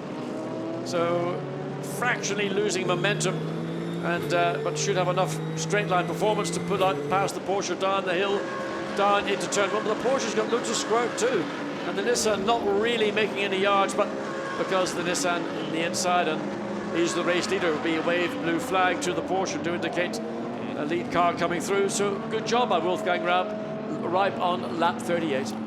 Jürgen Hering in the Porsche. There Jelmer Berman gets past the Ian Loggy Audi, and also looking to try to find a way by is 31 now Maxime Soulet, the Belgian driver, at the wheel. And you've got the Mercedes then now powering away, but Maxime Soulet doing a pretty good job as the cars work their way through turn number 3. But up front, the gap between second and third is coming down. The lead gap is going up. It's just over a second between now Bortolotti and Frins for that second and third place. Reip is building the advantage up front. Yeah, strong drive by the German driver, the Belgian driver, in fact, Wolfgang Reip. And the second, third places are pretty much nose to tail. Walkinshaw in the former leading Nissan in fourth place has now got the gap to third to fourth down to under 2 seconds. So he's making marginal progress lap upon lap, and as the second and third place cars are having their independent battle, and there's the battle further down through the field. So Walkinshaw is able to use that, and he will want to get himself as soon as possible onto the tail of this battle that we're looking at now. Which is between Jelmer Berman in the Mercedes and behind him Maxime Soule. So this is for 6th and 7th places. Sean Walkinshaw up the road 4th, Andy Merrick up the road 5th, and then this for 6th. Mercedes versus Bentley, two fine brands by name with long motorsport pedigrees, and up towards the chicane they will come. Is Soule going to be able to have a go at Berman? There, look, Robin Frins. That car very definitely in contention now. Where it will slot in after the second round of stops will be fascinating as Frins works his way through traffic, but that early decision to pit, get him out of the traffic, has worked wonders. Over the timing line it comes. We had a go at hearing from Laurens Vanthoor earlier, and so here's what we prepared earlier. We can hear this time from the Belgian with OJ. Yeah, hopefully we'll have better luck this time and you can hear me. 3 things to endurance racing: the car, the driver, and a great strategy, and that was a great stop. Yeah, actually we were hoping for a safety car because it was a pretty dangerous situation. So but in the end there was no safety car, but we know one of our strongest points is the guys are extremely quick in the pit stops. We saw that last weekend in Portimao. And it is a classic pit stop. Robin had a three laps in the beginning and we could make up some ground. So. But stopping that early, does that have ramifications for later in the race? Will that set you back? It should be, but in this case I have the impression that we're not as strong as the others in the beginning of the stint on new tires. But the longer we drive, the closer we get to them. So I think our degradation is a bit less. But we will see. Robin is still plus minus half an hour to go for me to jump in. We're in a good position, but let's see. Thank you very much. So we'll see where the car slots in at the end of the second round of stops, but it's up there now on merit, on pace, and the lap times comparable to those that it's running with. In fact, last time around it was just 5 thousandths quicker on a lap time than the Lamborghini there, that works its way up through traffic, gets itself ahead of the Santalok Audi number 36, and now the Audi pounces on the back marker. Yeah, I mean, it's interesting. Robin Friends is always that little bit more cautious on the commitment to an overtake when it's particularly close, like one of the slower Audis or one of the other, the Pro-Am or Am cars. Never quite certain as to what that car's going to do, whereas some of his teammates are clearly more naturally aggressive, and they would make the decision for the lap car. But Robin Friends just playing a cautious game. He knows he wants to hand his car over to Laurens Vanthoor for that final stint, and he does not want to have unnecessary contact and therefore potential pit stop or penalty for a driver error. Another car that pitted early was the Von Ryan 58 orange McLaren. That is in 9th place. It's not really yet part of that leading group, as there through the traffic goes the 5th placed Andy Merritt Bentley. But Shane van Gisbergen, of course, learning another new circuit, is 22 seconds adrift of the race leader. Not out of the hunt completely. Never know what might yet happen with 96 minutes still to go. Sean Walkinshaw, though, is closing on Frins, so 2nd, 3rd and 4th bunching up. The incident that involved car number 12 from earlier on, the TDS Racing BMW, no further action taken against that, so we are told from race control. But there, number 1 Audi working its way out of turns 5 and 6, ready to plunge downhill. And Sean Walkinshaw giving a very good account of himself in 4th. Yes, he's had a reasonably good run and relatively clear air, other than having to come up against some of the back markers. But he has closed the gap. There was about a 3-second gap when he got behind the wheel on his first opening lap to now just fractionally over a second. And now he's in that zone where he can really sense, I can now put a bit of pressure on this Audi in 3rd place. I can make Robin Friends start to look behind himself as well as trying to, as he's doing right now, look forward. And in fact, the Lamborghini has managed to pull maybe a couple of car lengths from Robin Friends as they're on now lap 43. Berko Bortolotti's lap time last lap round was over a second slower than Wolfgang Reip, who is now getting on up the road. So winner at Paul Ricard for 6 hours. What can it do in a 3-hour race here? And at the moment, it's not only doing great things in the race, but also for the championship. Whereas number 2, Stefan Richelme, we need to perhaps look at, because he's in 10th place, bad for points, but what progress from there can be made. He's got to find another 17 and a bit seconds before he can attack anybody else. Bortolotti getting away. Now Frins under attack from Walkinshaw. Yes, and remember the Laurens Vanthoor said, talking about top speed, we've got to know that the Nissan has got really, really powerful straight line speed and a strong defence, Robin Friends. But look, Walkinshaw drives down, immediately swaps back, dives on the outside. Now can he make the undercut as the Audi runs slightly wide? Now trying to go around the outside of turn 2 into 3, normally ends up in tears. So Walkinshaw pulls back into line and follows the Audi through into the tightening apex of turn 3. But the message is clear that the Nissan is on a charge. So a Nissan leading, charging away, and Nissan in 4th place trying to get back to the front where it dominated once this race started. And in fairness to Sean Walkinshaw, he's not gone this well all season. We're seeing the best of him as a GT racer, and a great effort. And remember Martin Plowman to take over the car, another very, very quick driver as well. So it's still looking good for a good result this. Could it be a podium finish come the very end? Well, I think a lot of this confidence is coming from the preparation and the engineering that's going into the always evolving motorsport Nissan. And once a driver has confidence, he can do anything behind the wheel. And Sean is less experienced than the co-drivers that he is racing with, but certainly showing and runs fractionally wide. That's just the aero effect, the air getting off the nose of the Nissan coming up through turns 8 and 9. Again, the power of the Nissan on that uphill incline, almost getting him alongside the Audi, the V10, naturally aspirated Audi, against the 3.5 litre V6 twin turbocharged Nissan. So for 3rd and 4th, Robin Friends with a great single-seater pedigree before he came into GT racing, tries to fend off Sean Walkinshaw on the way up the hill, but the Nissan looks to the inside. Friends, a relative newcomer to GT racing. Walkinshaw, a relative newcomer to GT racing. They've done lots of miles over the course of the year. And look, they're being caught by an old hand at this sports car racing, Lark. Andy Merrick in the Bentley. He's getting up and up and up with them because it's almost now 3 of them together for 3rd place. In fact, it's going to be 4 of them together, because the second Bentley now also wanting to join into this battle for 3rd place. Make it 5 because you've got the Mercedes there as well. Walkinshaw has a look, big lock-up from Merrick, hunting them down.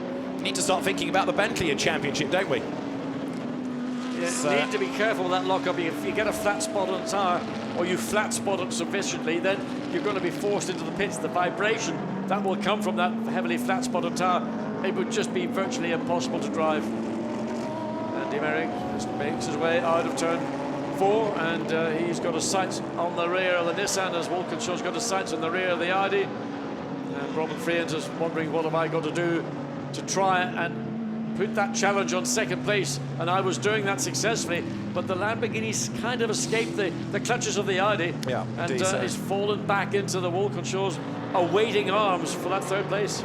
There's only a couple of seconds between Bortolotti and Friends, but it has opened up, as you say.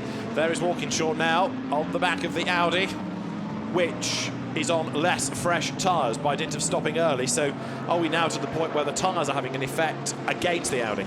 Well, again, going back to Lawrence Van Voort, he said he thought that the Audi worked better towards the end of the stint when the tyres were less. There was less degradation. Some of the other cars, you know, their weight distribution, the aero effect might use the tyre more. So the Audi has done more laps on its current set of tyres than those 3 that are pursuing it.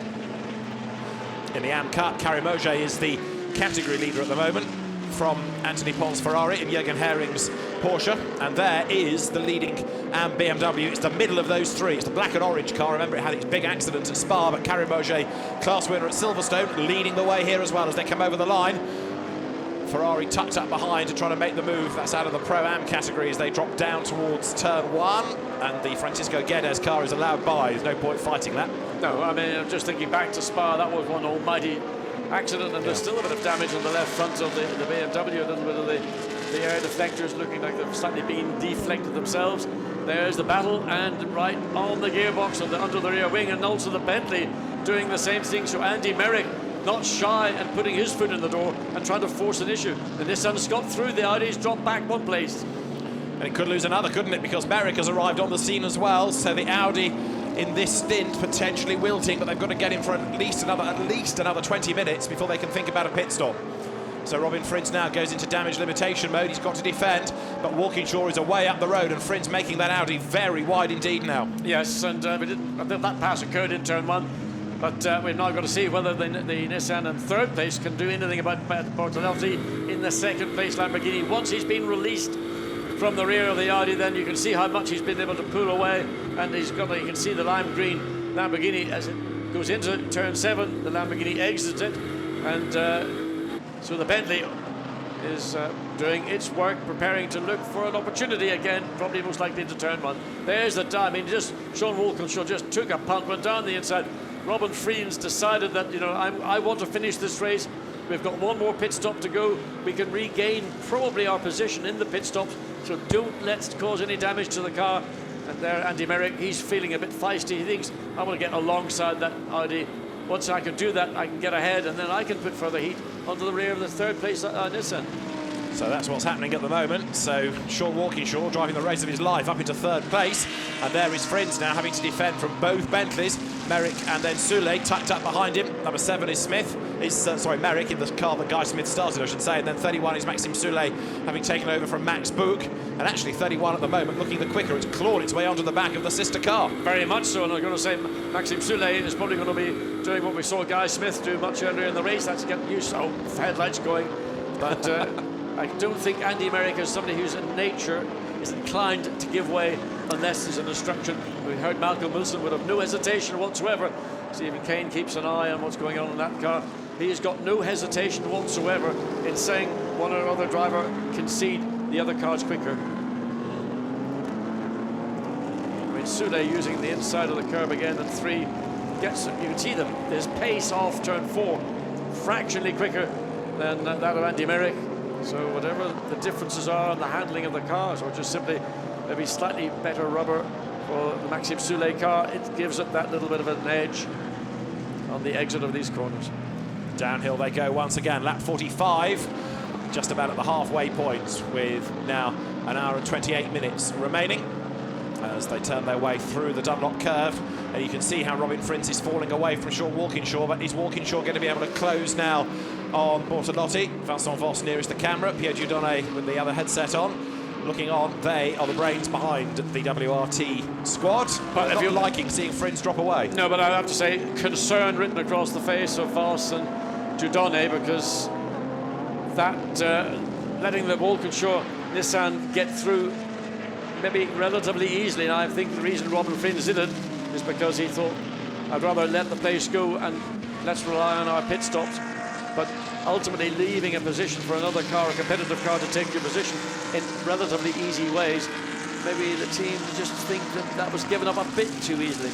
Yeah, Robin came into GT racing, didn't he, with this great track record from junior single-seater racing. The career stalled because of lack of money. He had a pretty horrible baptism with his accident at Nogaro that meant the car couldn't race there after qualifying incidents, but he has got on with the job of being a GT gun driver this year. But yeah, you're right, it did make Sean Walkinshaw's life a bit easier, that pass going down to the first corner. So now Friens defends from Andy Merrick, and they work their way up towards the turn 2, turn 3 sequence, with both Bentleys stuck behind the Audi, and the clock ticks away, but there's still another 26 minutes till you get to the hour mark, so 16 really before they can think about a pit stop. Now, if things stay as they are, Buncombe, Chio and Wright would be Pro Cup champions, Ortelli and Stippler would be second, and Kane and Smith and Merrick would bag third if things stay as they are. But there's another hour and 26, so things are likely to shuffle, that's for certain. But the way that the number 23 Nissan is going, it leads the race and it leads Pro Cup in the championship, and the number 2 Audi is the one that's really struggling to make any progress at all. But a car that is making good progress, Black Volker Mercedes-Benz, Elmar Berman in it, 7th place, currently 2.7 seconds behind 6th place, and he is lapping at the minute probably about 3 to 4 tenths of a second quicker than these cars here. These are the cars that are all battling over 2nd, 3rd, 4th positions. So out through the traffic comes Robin Friens, and there making a move, Andy Merrick trying to use the traffic to his advantage, but he's going to get stuck behind the Ferrari. He has to give way. He arrives very, very quickly at the next S, and Maxime Soule is in with a chance of getting by, but backs out of it as well. So Robin Friens hangs onto the place. Merrick thought he had a chance, then found traffic in the way. Yeah, he pulled out and went the wrong side and found another car, slower car, so had to quickly make the switch back. And in the process almost allowed his own teammate Maxime Soule. Soule looks to go up the inside, but he has to pull back into the line. He was nowhere near in a position to take that position away from Merrick in 5th place. And Friens look up the curb as he tries to get past the Barwell Team Russia BMW. Up towards the timing line they come, and Friens as you see second, side by side over the line. It's Walkinshaw on the outside of Bortolotti. He had his nose in front when they went over the timing line, but the Lamborghini's got the inside line for turn one.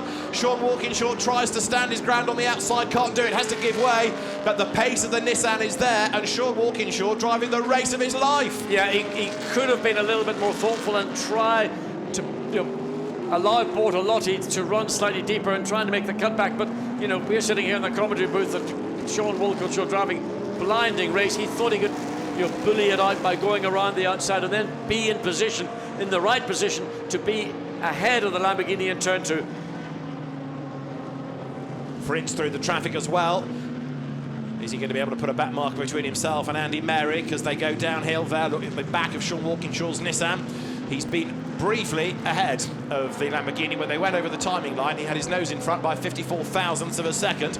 In the background, Jelmer Berman still working his way up through traffic. He's got past the Team Russia BMW as well now as the cars work their way through the Schumacher S.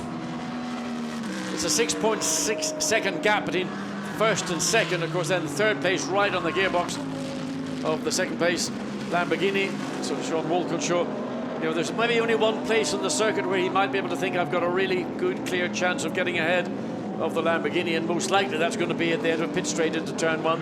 Had a go, did it, tried to go the long way around into that corner, but Bertolotti was deep into the corner and forced the Nissan to keep going wider, wider, wider, and then the advantage returned to the Lamborghini. But if they squabble, that's going to bring Robin Frins back into the mix, isn't it? They're going to hold each other up, and Frins and Merrick and Soulé, and to a lesser degree Berman, might get up there as well. So depends really how long that scrap's going to rage on for. Here they come again up over the line. Walkinshaw not close enough this time to have a go at the end of the straight, but now, as the turbo power kicks in, will he get close enough come the end? Let's see. No, not this time around. So starting that 48, order is the same, and there Robin Frins is 1.6 seconds back.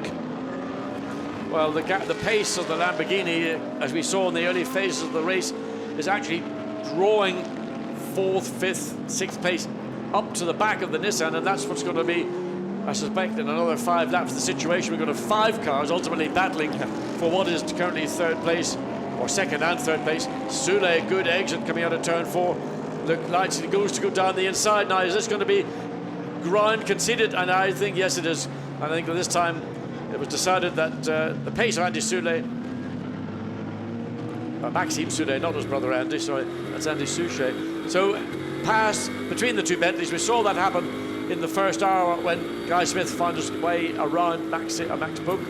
So again, the two Bentley drivers cooperating as a team. And now we'll see what they can do in the reverse order. In other words, Soulé ahead, about Robin Frins, as up through the chicane there at the Schumacher S comes Bortolotti. Sean Walkinshaw hunting him down once again. And Robin Frins trying to stay with them, but the Audi just dropping away a little bit. Wolfgang Wright leading Dolby-esque in a sense by 7.2 seconds now. Yeah, and that's gone up over the last lap. So that's what I'm saying, is that the Lamborghini is actually holding up this battle that's going to concertina in the next few laps again. I think maybe some of that time lost was due to the traffic that now the Lamborghini is going to have to contend with, and it's not just a single car, it's 2 cars. This will give Walkinshaw primarily an opportunity that he's been waiting for, because unless the Lamborghini can get through cleanly here, then it's going to be about getting a good run off the final turn for the Nissan, which is what Walkinshaw will have been preparing for, as the Lamborghini is concerned about where am I going to get past these 2 back markers. And in the meantime, the Nissan should be powering all the way down the straight. Again, a fairly aggressive move from the Lamborghini. Traffic will be the outcome of this battle for second place. Through the Mercedes arena they come. Bortolotti to the inside, and a back marker spins, and thankfully they both missed the number 3 Audi, but Walkinshaw is delayed as a consequence. Now, was that contact? It looked to me like it could have been contact. There was no obvious reason for the Audi just suddenly to lose it. It was only driving its own race, but there we see the Lamborghini, no obvious signs of contact, but it only had to be in a very, very light lean on the left rear corner for the Audi to lose traction. Fortunately, it didn't catch the Nissan, which went to the right-hand side of the spinning Audi as it went from left to right across the track. So let's see if we can see, was there any contact? I would like to think there was. I mean, it's very difficult to tell. And Walkinshaw did a good job, because the Audi was going to go from left to right on the racetrack. and he gave enough space to avoid any contact, but in doing so, again, he had to concede a little bit of track position. Here we are back to... But his delay has brought Frins closer once he gets past Carrie Mauger. So Walkinshaw has lost time, not only to the Lamborghini, but relative to Robin Frins. Look, who's about to get up the inside, and trying to go with him is Maxime Soulet. Up the curb goes the Bentley. They get past Carrie Mauger. And that incident between the Lamborghini and the Audi under investigation. Yep, I think that you'll find there was fractional contact, and that's why the Audi was spun around. Whether that means a drive-through penalty or it might be seen as a racing incident, but bearing in mind what we saw with the Nicky Bastien incident with Alvaro Perez, I think that could easily be a drive-through penalty for the second place Lamborghini, and that will be a bitter pill, having done a pretty good job defending that second position. Bortolotti, of course, was the man that started on pole position, so the cars had good pace. And there's another incident that's under investigation as well, which is Stefan Rochelmi, and also car 30, which is the Pro-Am, I should say, Ferrari. So another Audi in strife, number 2, which is still struggling in 10th place, now has this Damocletian investigation. Can't be very long before Robin Friends is going to be getting instructions to come into the pits, because they stopped around about 40 minutes, I think, when they made that initial pit stop. It was a very early stop, just around the time of that safety car intervention. So it's coming to the end of the stint. 1 hour 18 to go. They've got at least 8 minutes they need to stay out for, because then they'll be on target with 70 minutes to the end, and 70 minutes is the maximum you can do, so they need to get through at least 8 more minutes. Well, they're hoping that they will have the fuel on board. It's just a question as to what the condition of the tyres are, and the pace that Robin Friends is able to maintain.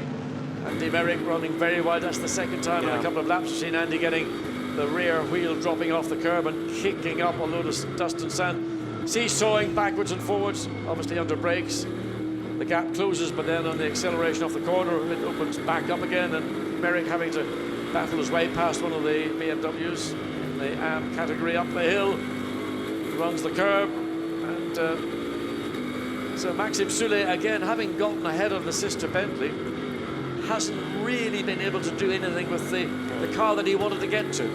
Interestingly, possibly because of traffic, Wolfgang Reip's last lap was a 2 minutes 1.5, and Mirko Bortolotti a 1:59.3, so the gap has come down markedly to 3.3 seconds, and quite a lot of other drivers now doing 2-minute laps in that leading group. Yeah, it's all about traffic, just catching the traffic at the wrong part of the racetrack. And again, if you want to be foolhardy about it, you can take a chance, and the chances are if you have contact, then you'll do damage to your car. You may suffer a penalty, or a drive-through, or a time-added penalty. So it is a matter of balancing caution with some drivers are also inherently better in managing traffic than others are. Friends under attack from Soulet now, 4th and 5th, heading into turn 1. Robin Friends perhaps not really enjoying this stint very much. He's lost track position. He's not fallen away in the end too much from Sean Walkinshaw, but the car in 4th place has lost out relative to where it was at the start of the stint. And Maxime Soulet 5th, Andy Merrick there in 6th place, and Sean Walkinshaw still looking for a way past that Lamborghini. Half a second between them. There's been a big accident there that I think is the HTP Bentley that's come to grief coming out of turn 6. It is Harold Primat's last ever race. He was going to call time on his career, has been called early, and there's debris all over the place. Yeah, he's hit the barrier heavily on the right-hand side of the screen, left-hand side coming down the hill, and it's spewed. Look at the bodywork. I mean, whatever caused the car to hit the barrier there, I've never seen anything, but that will be a safety car because there's masses of bodywork. Fortunately, Harold Primat is out of the car. Damage also to the barrier, but that was a massive hit. And why, it's difficult to tell. And so now, concerned faces at HTP, but also other teams will be on their toes now, trying to second guess what the race director is likely to do. Well, I just wonder whether that will be, I mean, the car's got to be removed. The debris on the grass is less important, but it would ideally be removed. Double wave yellow flags down on the exit of turn 6. I would like to know how the Bentley got to hit the barrier there, because other than maybe riding the curb and the car really snatching and turning sharp left. Friends is ahead of Walkinshaw, but a yellow flag at that corner. Let's hope he did the move earlier, but the safety car is deployed. Safety car is being deployed, and Walkinshaw has lost out to Robin Friends. Now, let's hope that was before any yellow flag zone, but certainly the change has happened. And interesting, I mean, I would have been surprised that on pace, the Audi would have got past the Nissan, and all I can say is that you are required to slow down going through these waved yellow flag zones, and it just could be at the point when there's the safety car about to be deployed. So it may well be that Robert Fringe will have to return that position to the Walkinshaw Nissan. I'd like to see what was and where on the track. It'll certainly, if it was a pass under a yellow flag, that would be a major penalty to the number 1 Audi. So, safety car on track. The lead that Wolfgang Reip has is 8.4 seconds now because of back markers. And the cars go over the line with Reip ahead of Bortolotti, Frins third, fourth Walkinshaw, fifth Soule, sixth Merrick, seventh Berman, eighth Miguel Molina, the DTM Audi driver, having his GT first outing. Ninth is Van Gisbergen and 10th is Stefan Rochelmi. Nobody bailing early, because if they do, they're going to be the wrong side of the maximum 70 minutes for the final stint for a driver. So they need to go a little bit further before they can pit. The safety car might help some, but I reckon it's come a bit early for others. So the yellow flags wave, and it might even be a moderately lengthy time, this, because if there's barrier damage, that will need addressing. Yeah, I mean, where the barrier is, it's not in what I would call a critical part of the racetrack, but a race car's gone off on a part of the racetrack that I consider not to be critical, so it may well be that the barrier needs to be repaired. There's certainly a lot of bodywork on the grass, and a substantial amount of it also on the racetrack. That needs to be cleared. Now let's look and see. There's the car coming. Oh, he's off. He hits. He got a hit from behind, didn't he? I'm not sure he got hit from behind. Certainly he went. There you can see the bodywork shredding itself and shedding itself into the middle of the track. So whether that was a contact on the exit of turn 6, or whether that was just running slightly wide and the back end of the Bentley just went too wide and the car then snatched back, and it just simply had no chance. Once it's on the grass is saturated here now. It was off into the barrier, and nothing that could be done to save it. So there is what's left of the Bentley. It was a big, big hit, wasn't it? Yes, I mean, the shock that goes through the entire front of the car. I mean, the chassis that holds the engine in position, chassis legs, the deformable structures that are a part of that will all be, I think, fairly heavily damaged. And even, we're just going back to the accident that we saw last night in practice when Matt Griffin was punted off the back of his Ferrari, the car that has won the Pro-Am Championship. They had to replace the entire rear of the chassis as well as the suspension. Let's see if we can get a clear view as to what did occur. And of course the replay comes on. I don't know whether he was touched or not. Or it's strange. He looked to me to be sufficiently out of the corner, and then the car just appeared to turn left. It didn't appear that Mercedes came into contact, but because it's so far away, it's difficult. There you can see the sad remains of what was the front of the Bentley. It may not all bodywork and carbon fibre, but there will be heavy damage to around the radiators, and parts of the engine even those very sudden impacts, shock loading goes through. So still under safety car as we go on to lap 53. So our second safety car period of the race, and Wolfgang Reip, the race leader. Of course, these cars still trying to play catch-up, so the safety car scrambled and therefore didn't pick up the leader, but you saw it with the green light on the roof. That means it's okay to pass, and so cars are allowed through until it's the leader that is behind, and then the order is restored. So the safety car on track. The field working its way downhill towards turn 1, so the leader shortly will be picked up behind the safety car. There it is, the safety car is picked up, Wolfgang Reip, and that's up at turn 14. And he's waved him through. Oh. Well, that's curious. Yeah, he got waved. The leader has been waved through by the safety car. The safety car now running behind the race leader. I don't really understand now. It's got the number 2 position car, the Lamborghini, and it's remaining behind. So why would they have waved the Nissan through? I think we might have to get OJ down to the old Nissan pits and work that one out. So there the green light flashes, look. And if the green light's on, you can go past. And he waves him through. Yeah. I think it's an error from the team in the safety car, but it'll need addressing somehow. The easiest thing is to ask the Nissan team to get the driver to back off, isn't it? But that's not necessarily going to happen. I suspect there's pandemonium right now trying to get this sorted out, but I've never seen that before, where the race leader is waved through by the safety car, and the safety car then picks up what is the second car. Now the lights are out on top of the safety car. So where is the lead car? Clearly something not right here. The lights aren't even flashing anymore. So consternation all round for the safety car team. Well, consternation for the pit lane, particularly for second, third, fourth, fifth, and whatever. Well, now they've got the lights back on, but there's going to be some grumpiness from those in second and downwards, because if the Nissan is allowed a free lap, oh. Well, then it's job done. Yeah. But I mean, what a way to win a race. So all the others now head down the pit lane, or many of the others, to try and gain on this safety car period.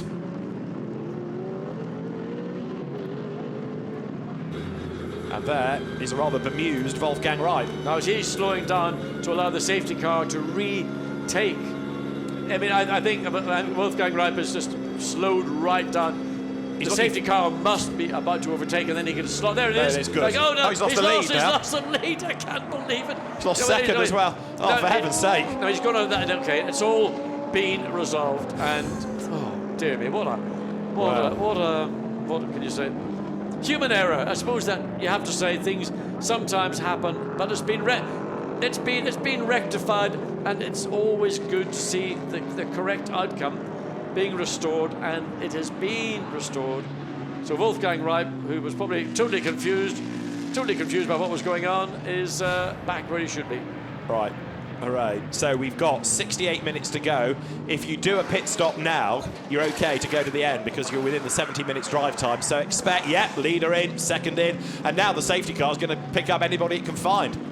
Well, if anybody can catch the safety car before the safety car light goes out, it'd be quite because there you can see the cars that are now, they're probably about a couple of seconds behind. Yeah. And they will be on the tail of the safety car by the time they get down to the end of the pit straight. Staying out, number 31, Maxim Soulé leads the race now.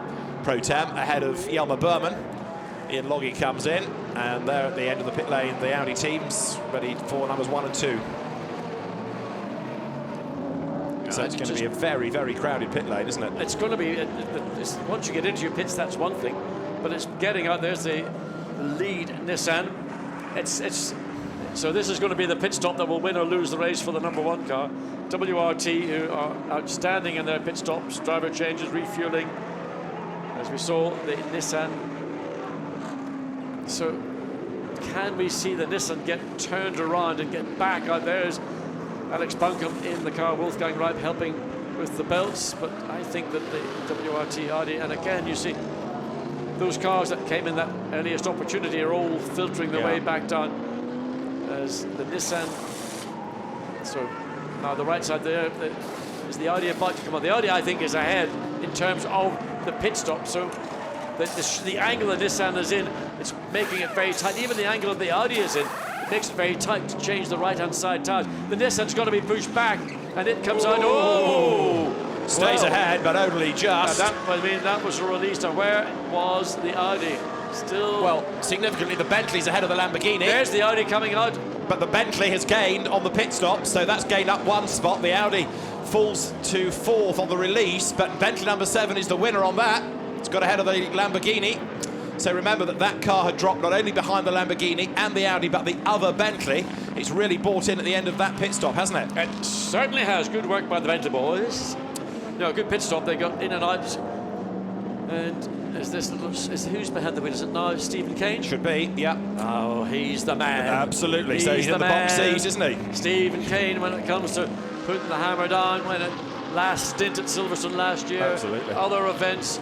I mean, I called him a little terrier on the track interview, and he knows how to battle and work a car to get it to his advantage. So Kane, Buncombe, Babini, Vantour, all the stars, as we are going to go green then, and those that haven't pitted are going to lose out, I'm afraid, by pitting after the safety car period, because they will lose more time relative to the opposition on the pit stop. So Soulé's Bentley and Berman's Mercedes here are about to be compromised, but they stay out and they battle for race leadership, but when they pit they're going to lose quite a lot of time because they will be pitting under live conditions, not safety car conditions. Soulé trying to repel Jelmer Berman, former single-seater star.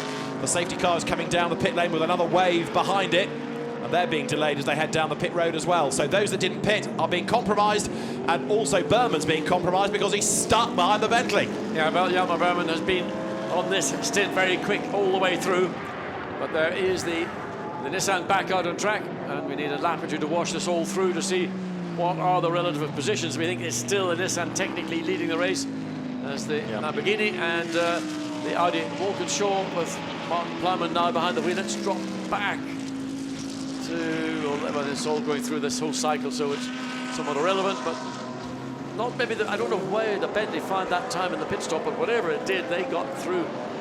The only thing I can think of is the Audi was pretty tight into the pit box, and that can slow down that whole process, just simply because he had no more space. And Vantor is a man on a mission. Look, he's right on the back of Fabio Babini now as they come down to turn 1.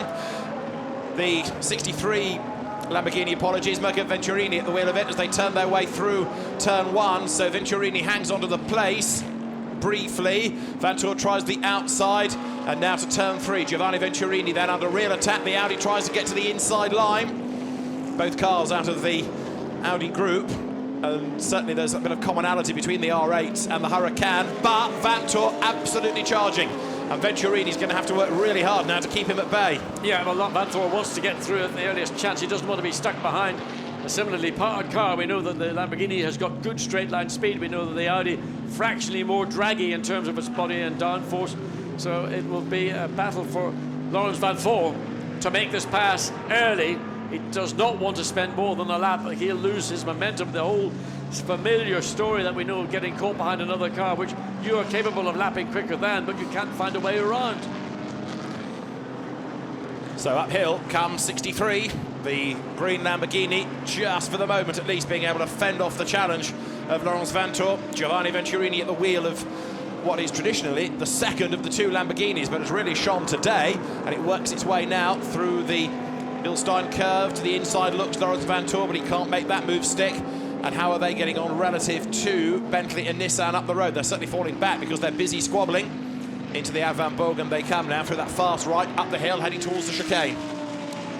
So Laurens Vantor had his chance, and now that they've been a couple of laps into this race, he really is not able to do anything with the Lamborghini. It's going to take a mistake or it's going to take traffic, but right now the Audi's got nothing for the Lamborghini. There's another incident under investigation. It involves Harold Primmer and number 99, the Dusseldorf Junkerdeier Bastian Mercedes. We wondered if there was contact. That's part of the answer, and it's that Mercedes again, seemingly in the wars. But who was behind the wheel? Was that Dusseldorf behind the wheel? It was. Yeah. It's difficult to tell that long-range camera shot. We couldn't see. We were seeing the cars in that head-on position. We couldn't tell if there had been rear contact, but obviously there's something that the stewards do want to investigate, rightly so. And again, if there has been incident, then there's going to be another penalty to 99, and that was a heavy incident for the 84 Bentley, and taken it out of the race and done probably about £100,000 worth of damage, and that's probably a minimum amount. Indeed so, as the leading cars then dive through the traffic. There is Danny Junkerdeier in the 99 investigated Mercedes, and there, getting stuck in the traffic is Jelmer Berman, but he has got through now. He leads on track ahead of Maxim Soule, so the Mercedes leads for the moment. He's got another pit stop to make. Maxim Soule then down in second place, so Mercedes leads in Germany. Bentley second as they come over the timing line. Down towards turn 1, traffic all around. There's just no room really for Soule to make a move here as they get into the braking zone for the corner. And then the Mercedes even continues to try and make progress, goes wrong, the long way around the outside, gets himself in position, out of position. Bentley up the inside now of Jelmer Berman. Berman on the outside being forced wide. And of course the BMW now is forcing again the Mercedes to lose even more ground. 3 wide going into turn 4, it will not work. So they shuffle themselves back into some sort of order, but Maxim Soule then retakes the lead and has gapped, has he not, the Mercedes now? Yes, he has, and also the 99 Mercedes has gotten ahead of a Jelmer Berman car, caused by traffic coming through turns 2 and turn 3. Berman opted to go the long way round and got really wrong-footed by the BMW, which was caught in no man's land. Not his fault, just happened to be in the wrong place. Now, after all those pit stops, the car to watch is 58, because Kevin Est has made 2 pit stops, and that car is ahead of the Alex Buncombe Nissan. So the Von Ryan McLaren, remember, that pitted very, very early in the first stint, after the second stop, is now ahead of the Alex Buncombe Nissan. So the orange McLaren is in 4th place. It's done its 2 pit stops, and that, therefore, for the moment, is in a very, very, very good position. That's not the story of the moment. The story of the moment is Stephen Kane in 7th place. Fastest first and third sectors, a 1 minute 55.9. Fastest lap of the race. Wow. But he's still effectively third. This, then, is the car that is the notional race leader. So as soon as the next stops have cycled through, then it is going to be in the box seat, because the 2 pit stops are done, and it's the leading 2-stopping car then. So Kevin Est at the wheel of the McLaren, and what sort of advantage has he got over Alex Buncombe? Let's wait and see. Look at all that empty track, a yawning gap before the Nissan there arrives. So Alex Buncombe is still on for a good result, but can he catch the McLaren before the very end?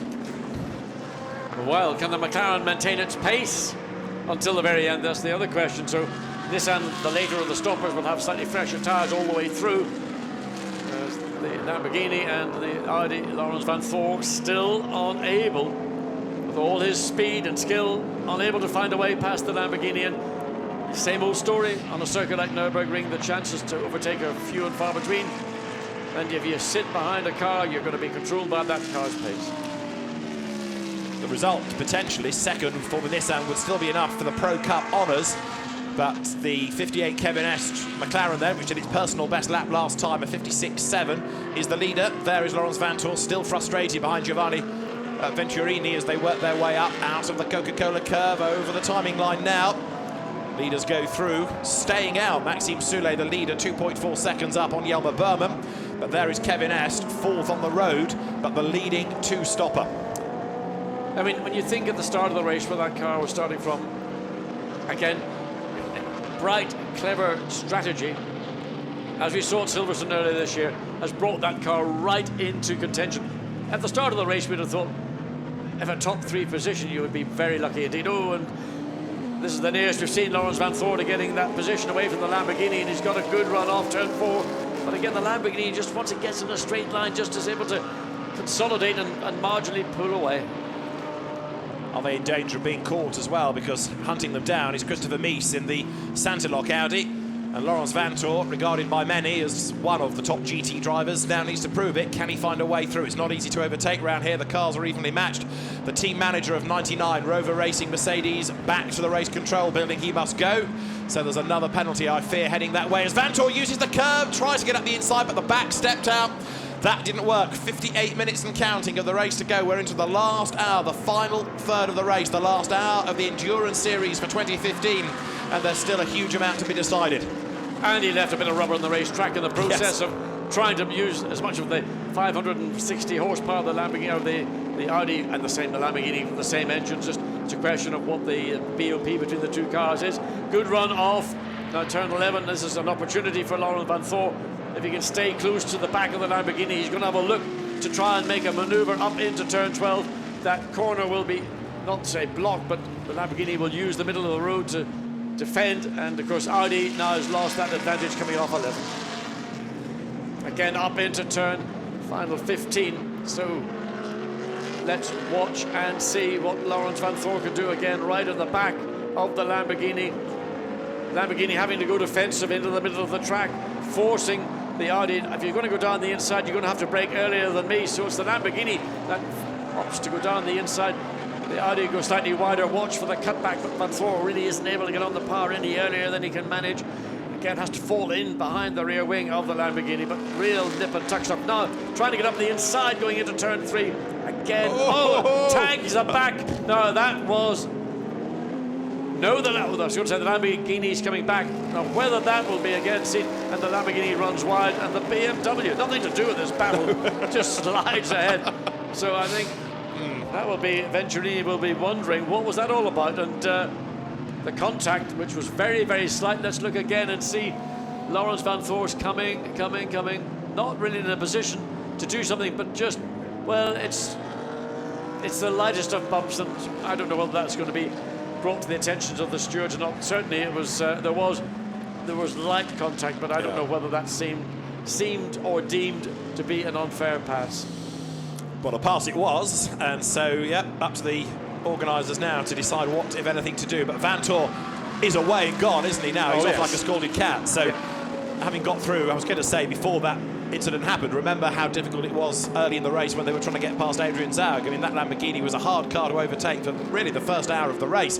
There is the race leader, Kevin Est. He's in traffic. Now, the car pitted the second time while there was that confusion around the safety car and it hadn't got the whole pack behind it. So Kevin Est was able to come out in effectively clear track space and then go like smoke to try and catch up to anything because he had the clear road ahead, and that is why, as people pitted afterwards, it suddenly rocketed back up the order. Yeah, but you said he went like smoke, trying to catch up to the tail of the group. But those cars that he was catching up to still behind the safety car, because if he was running at a pace which is, I think, greater than that of the safety car pace, would that be seen to be an unfair advantage? Not sure, because they do say you've got to catch up to it, so yeah, also it was so early in the stint as well, there were very few that he had to catch up to. Down to the organisers, they'll have a look at the lap times, won't they, and assess that, whether it was unduly fast. And there's the Nissan, is it? It's the Audi and the Nissan have had a coming together, so we'll try and get back to that in a moment and piece it all together. Number 2 Audi is in strife. And that's the championship leading car. And that was the car, that led the championship coming into the race. And has 23 been involved? It seems Zuliga's concern on the face of Darrell Cox and Shio San, so that would be, I mean, how the heck did those two cars come into contact? Again, waved yellow flags, so the Audi gets back underway.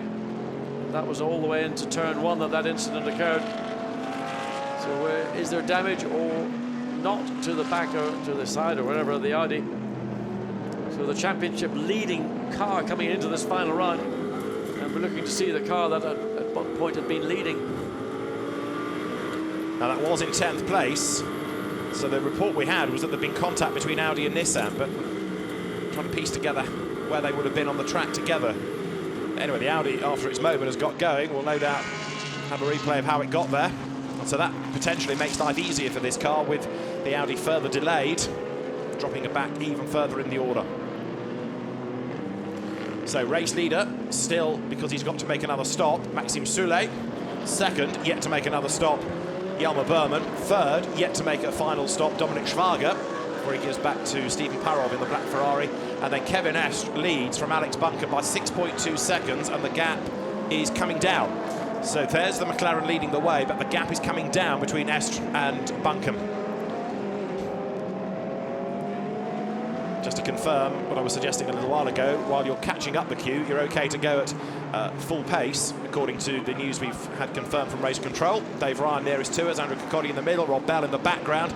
Their car is leading, but it's being caught by Alex Bunkum, who is all fired up. This will be a good way to end the season, wouldn't it? A fight for race lead. Well, between two cars of totally differing sort of design, integrity, one your ultimate sort of sports car Group C almost configuration McLaren, and the Nissan GTR, which is, the kind of car that you go and buy in a normal Nissan showroom, albeit the quickest thing in 4 wheels. So two different cars, all with the BOP giving them virtually identical track performance, but the gap between those two cars is there. Where's the Nissan? We can't quite see it yet coming up through turn 9. As Kevin Estra needs to make his way as quickly as possible through this traffic, and again the same problem that Kevin is having. So this is Ortelli on board, and it was the 173 Martin Plowman Nissan that arrived out of nowhere and glanced the left-hand side. What was that all about? Oof. I mean, whatever the speed the Nissan was travelling at, went past the Audi. I mean, it is zillion miles an hour. Yeah. There's an issue about overtaking under the safety car, so a number of drivers being looked into for overtaking behind the safety car, we're told. Kevin Est comes up towards the timing line then. The leading two-stopper goes through, and the advantage over Alex Bunkum was 6 seconds last time. The Nissan is 5.1 seconds back, so the gap is there, but the gap is shrinking. 5 seconds and 51 minutes, that's not enough, is it? No, it's going to be a tight finish. And we're into this last third of the race, so there is race leader. 58 and 5.1 seconds. I mean, in terms of lap time, what's Alex? Is he going rally crossing? That's his dad's skill. It took a lot of grass on the inside.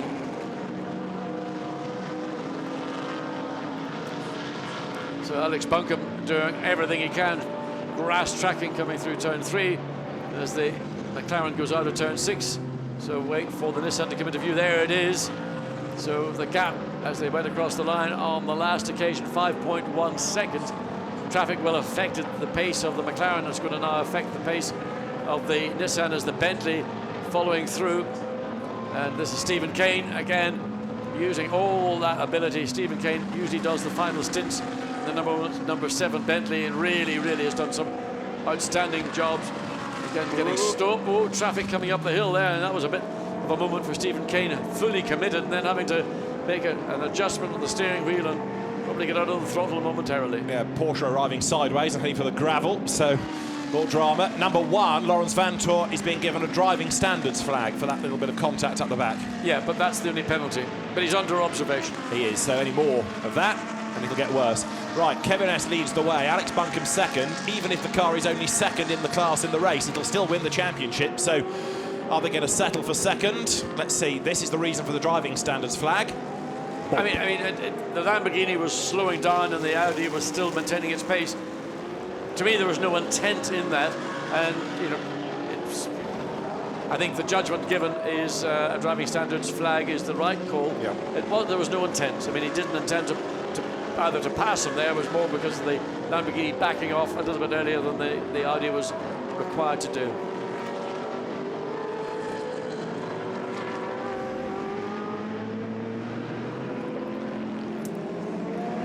Alex Buncombe is taking loads of the inside of the racetrack coming into turn 3. So this time using just the curbing. Gap this time as they came across the line. Still 5.3. Actually, Kevin Estre pulled out a couple of tenths a second on that final lap. Again, largely because of the way that traffic is interfering with the flow of these lead 2 cars. Okay, let's have a quick thought about the championship, because if Alex Buncombe stays second, then he's going to win Pro Cup for himself and Chio and Ripe.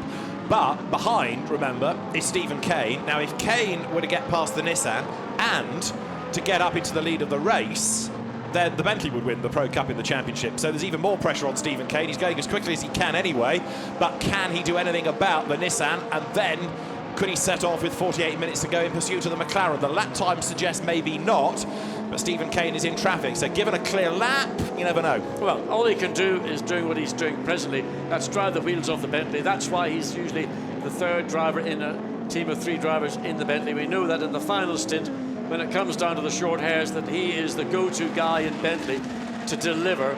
So Stephen Kane will do what this car can allow him. He can't do any more than that. It'll be down to tyres, it'll be down to the brakes. The brakes are they on the limit? I suspect probably they are. And Stephen Kane will just use that available to him. The Nissan certainly is within reach. And it's a question, again, whether the pace of the Nissan and the pace of the Bentley pretty much similar. But look, the Bentley is closing this lap. It has run down the Nissan more than it's done on any previous lap. And so the gap between them is down to 0.8 of a second. They've got to get past the Kaspersky Ferrari, which has been in the gravel once in the race, but hopefully it will keep out of the way. Buncombe goes through, and then the Ferrari slots in behind and therefore ahead of Stephen Kane. Yeah, I mean, that was a lack of awareness of what's going on the racetrack, and that's one of the unfortunate things with some of the gentleman drivers, that's what they're out there to do, to enjoy themselves, whereas the professional drivers are out there to win this race. And Kevin S.'s last lap was a 59.9, whereas Stephen Kane's was a 57.6, so shows what effects the traffic can have. Stephen Kane, as you would anticipate, is throwing everything at this. Now, Andy Merrick did the middle stint in Bentley number 7, and he, like the rest of us, is wondering what the car can do in the hands of Stephen Kane, and it is with OJ. Andy, first question I think has to contain your nerves. How are they? I'm surprised I can speak, to be honest. No, it's amazing. It's a credit to the championship. To be going into the last 45 minutes of this race, and then it's anyone's, isn't it? It's absolutely fantastic. So no nails left, but it's a great spectacle. Addis has just been going through all the permutations of how you win it. You need to win. You need the Nissan to come second. Can you do it? Yeah, of course we can. Then again, so can Nissan, so can Audi. So we just need to do the best job we can. It's a fight to the flag, and it's going to be flat out. That's all we can do. And the pace is there. It looks like the Bentley has the pace. Yeah, we do. We really got really good pace this weekend, and we saw that. We were disappointed with qualifying. We got a lower position than we thought we should have. Just down the traffic, but I mean, in the race we're as quick as we always are. We'll go now because I think your sister car's pitting. Thank you. Cheers. Thank you. Yep, 31 is in then, giving up the race lead. And remember that the number 7 car was on the 4th row of the grid, so it wasn't massively out of sequence, but a bit further back than they wanted to be. So number 31 then will lose places, of course, by pitting under green flag conditions like this. The 7 car, remember, pitted when we had the safety car period. And so the order is going to be shuffled once again. But at the end of this stop, the cars are going to be good to go to the very end. 45 minutes of the race remaining. So Kevin Estro's advantage over the second place Nissan, 4 seconds, so that's come down again largely, as we are seeing, with catching the traffic and not being able to get through at the point where you want to do so. Kevin Estro having to juggle traffic. There it is, there's the lead car, and he's had to get through about 4 of the back mark of Ferraris, and those Ferraris are all very quick in a straight line, which makes the job of the lead cars, which are always the quickest cars in a straight line, more difficult. But look at the windscreen, the strakes and the windscreen on Stephen Kane. When you're driving, you don't see those, you're looking through them. It's only when you stop you realise just how much muck and rubbish has hit the front of your windscreen. So Alex Buncombe under pressure. And again, in the case of Nissan, he's the go-to driver to bring the laurels back to Bob Neville's team. But he can't afford to relax, he can't afford to get caught out with traffic. There you can see the last 3 laps, and the 64 and 65 taken 2 seconds out of the advantage over the Nissan. So again, these 2 Ferraris directly ahead and a further 2 up the road. So where is Alex Buncombe going to get past one of them, let alone 2 of them? And Stephen Kane just adding more pain with those lights flashing. I don't know if they're LED headlights in the Bentley. If they are, so up the inside gets the job done on one of the 2. And we'll expect to see Stephen Kane slot up the inside of that Ferrari up into turn 15. So no significant gain or loss to second and third place battle. And Kevin Est goes across the timing line, then ahead of them. And the last lap that he did was a 58.0. Buncombe did a 58.6, Kane a 58.9, but it's all down to traffic. So if and when they get a clear bit of track space, then it has a very important effect, because then you can see the true pace of the cars. But in real terms now, it is 5.5 seconds covering the top 3. Alex Buncombe has got himself backed up a little bit behind the Ferrari, and that's what Stephen Kane looks to try and take advantage of. The Ferrari sort of inviting the Nissan to come through, but then not really going forward. So it's all back to the Bentley getting the run off turn 4 and the run down into turn 5, and this is Stephen Kane looking to find a way past the second place. Duncan Cameron at the wheel of the Ferrari, the car that's already won Pro-Am in the championship, won it at Spa and repaired after its accident yesterday, but seeming to be holding up a little bit at the moment as Kane tries to get a run downhill. Is this the chance? No, thought about it, had a good run, but the Nissan, equally powerful, booms ahead again in a straight line. Now he commits to the inside to get past Duncan Cameron, and Stephen Kane will want to go with him. Yes, he's got through, and he's got through with a little bit more momentum than the Nissan was able to do. Alex Buncombe had to be certain that the Ferrari was giving ground before he would commit. Stephen Kane was watching that and he saw what was going on, but again, the power of the Nissan, that ability to drag itself up the hill out of turn 7, just again opens up the advantage over the turbocharged V8 Bentley. 42 minutes on the clock still. This is the battle for second place, and it will have an effect on who wins the Pro Cup in the championship, because if the Bentley can get away, get past the Nissan and get away, and then attack the McLaren, then things become very different indeed. But in real terms, they've been concertinaing up anyway, first to third. Alex Buncombe will be aware of all of this. Bob Neville spoke earlier on in the weekend about all the charts they have. There is the man himself on the radio, and he'll be communicating to Alex Buncombe about the pace of the McLaren, the pace of the Bentley, where they are in the championship. Kevin Est goes through them. The last lap was a 57.1. He's pulled the gap out to 6.4 seconds now. Yeah, and that's all due just to the second and third place cars having to battle their way through the traffic. We've just seen all that. Race leaders work their way out of turn 1. So Kevin Est leading the way. And now, where's the next back marker? A couple of corners up the road. So Alex Buncombe's got clear track space for at least 2 corners. And way up on the curb, Stephen Kane. I mean, almost the left side wheels in or on the grass again, much quicker on the exit of turn 4. But again, the squirt the Nissan has got, once it gets straightened up, and Stephen Kane, there's not enough room there to dive down the inside into turn 5. Alex Buncombe shuts the door enough to keep the Bentley, but again, the Bentley will look to make the cut back on the exit, coming out of turn 6. But again, once Alex gets the car straightened up, you can see just by the yard, or let's be European, by the metre, able to pull a couple of car lengths as the way into turn 7. If the Bentley were to get ahead of the McLaren and win the race, the Nissan second, then it's good for the championship for the Bentley boys. But if the Nissan is able to fend off the Bentley, then it's in the box seat. So Stephen Kane's pace relative to the McLaren is all important, but for as long as he's stuck behind the Nissan, it's all academic. Yes, it is, and I think, again, the way that McLaren have approached this race, that early pit stop on the first sector of the race, and the good fortune, let's say, of the safety car intervention, giving them that track position to then, once everybody else dived into the pits for their pit stop under yellow flag, put the McLaren in the pound seat, and Kevin Astra doing the job that he's paid to do. Make no mistake, McLaren is a professional team. Von Ryan Racing knows all about how to win races, and that 6.5 second advantage that he currently enjoys of this battle for second place, he can afford to be a little bit more relaxed, because these two cars have not really made any inroads at any point over the last 10 laps into that leading McLaren's advantage. No, if anything, it's gone up again, hasn't it? 6.9 seconds. So if things stay as they are, 23 Nissan is going to win the Pro Cup. A Bentley win, a Nissan second, then it's Bentley championship. Bentley second, Nissan third, it's a Nissan championship.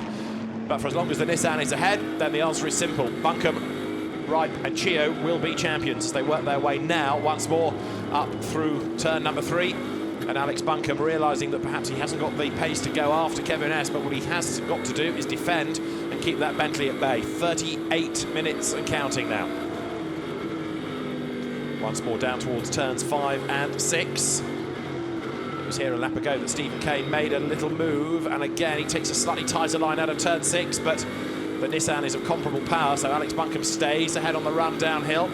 Let's see what the sector times are going to be like. Kevin S has got more traffic to think about and is still pulling away. Another half a second gain in sector 1. Yeah, I mean, it goes to show that you can start in the 12th row of the grid, you know, probably down in 24th position, and there you are, come the last sector of the race, be leading it with that, calling a 6.9 second advantage a comfortable advantage, but knowing that the battle here is more about the second place than it will ultimately be about any challenge that one of the two of these drivers' car combinations might be able to offer up in the closing 38 minutes. You're on board with Stephen Kane. Ahead look is the effective championship leading Nissan now as they go out of the Advan Bogan up towards the chicane. And the gap is down by only a tenth, but it's down between Est and Buncombe in the middle sector, and that's because of all the traffic that Kevin Est has had to work her way by, and there's a lot more traffic for these two to find a way through as well. So Alex Buncombe's life is about a change, isn't it? Not just about defending from the Bentley, but he's got to get through the traffic as quickly as possible without leaving an opportunity for Stephen Kane. And that's not going to be an easy task. We've got 4 cars side by side, all Ferraris coming down the pit lane. They're in their own little battle. They will have to be aware, they'll see flags. But I mean, this is what Stephen Kane will hope, that he can pressure Alex Buncombe into making a marginal manoeuvre and maybe force an issue, and that would allow Kane and the Bentley to get into second place, demote the Nissan down to third.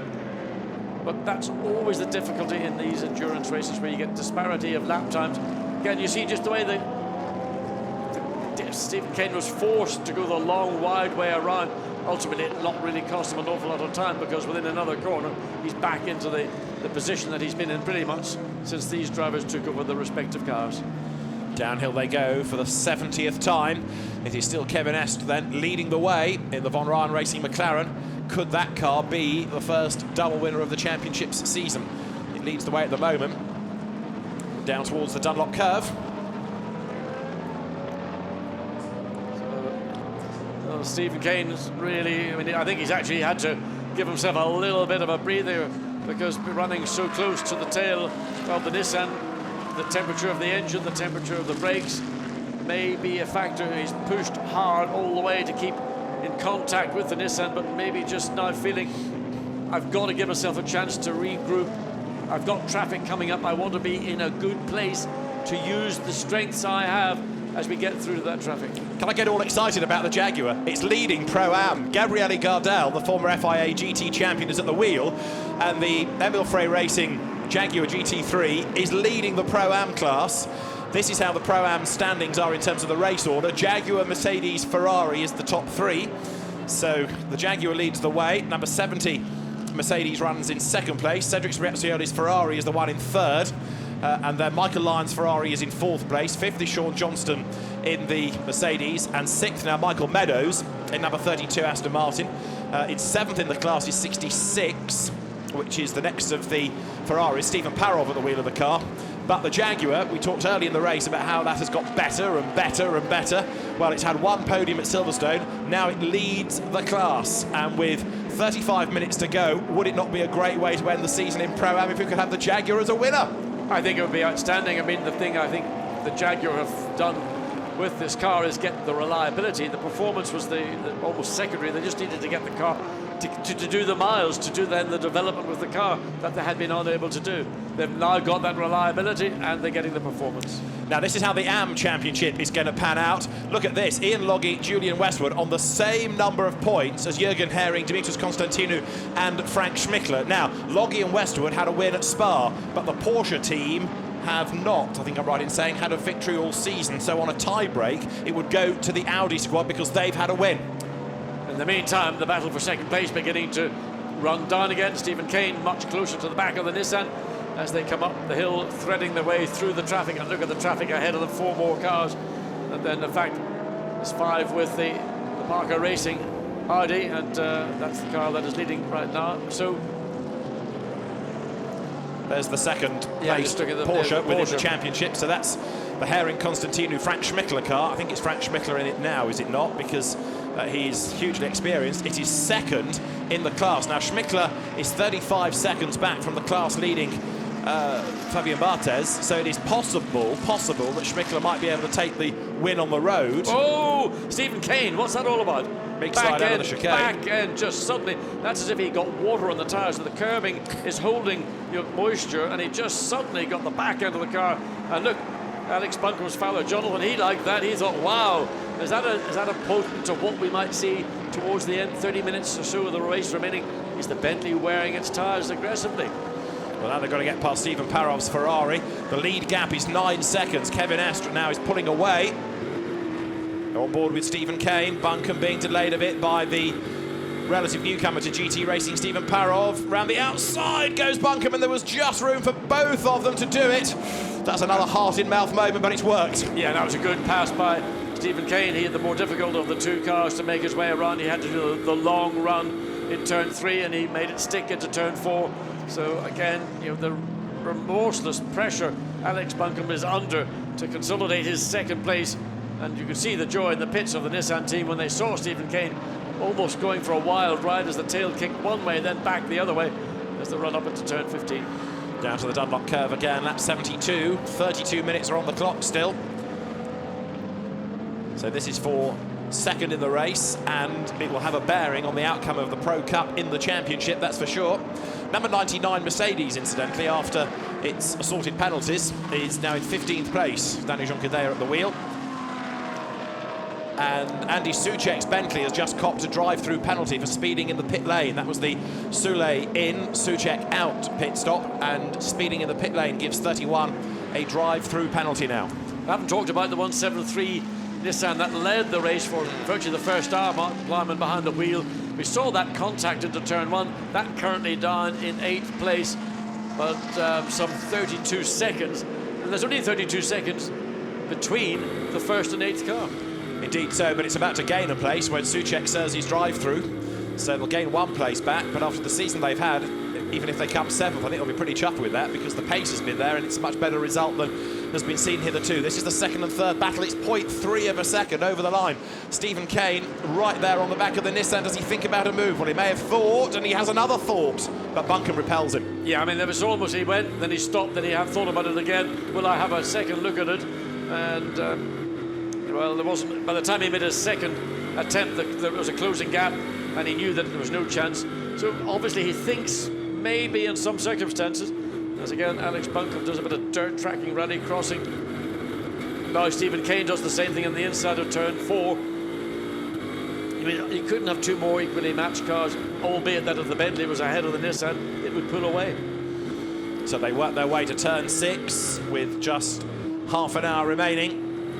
And this is a battle on track for second place, but as I say, if the Bentley were to get through, and go after the McLaren, then the championship starts to come alive once again, because for the moment it looks as though the Nissan is good for the title.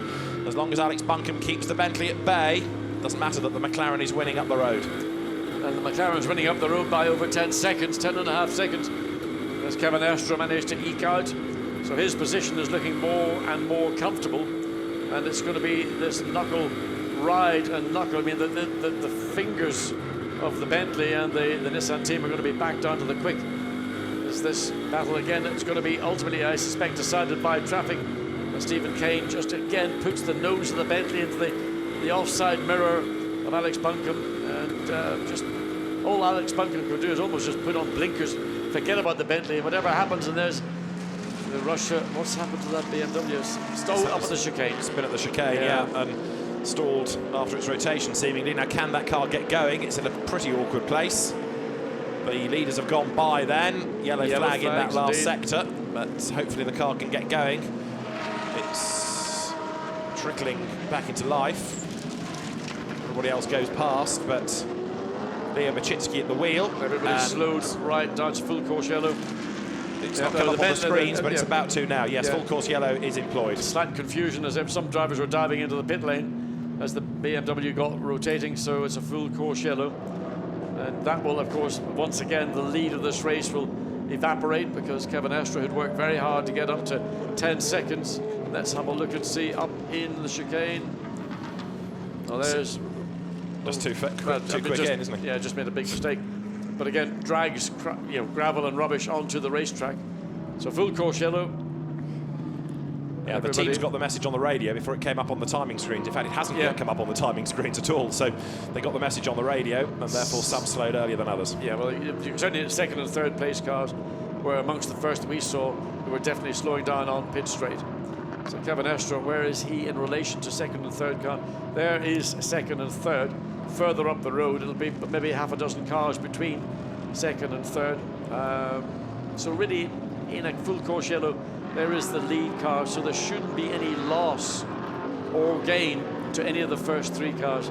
Green, track has gone green, and everybody has to be alert.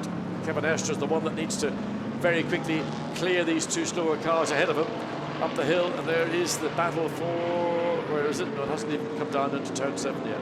Yeah, it's just behind this little group, isn't it? The Acura Cost BMW is there, ahead of the second Von Ryan McLaren. There's Buncombe, there's Kane behind him. 9 seconds when they started this lap. Now let's hear more of Bob Neville's thoughts. Pressure is on, 28 minutes and counting.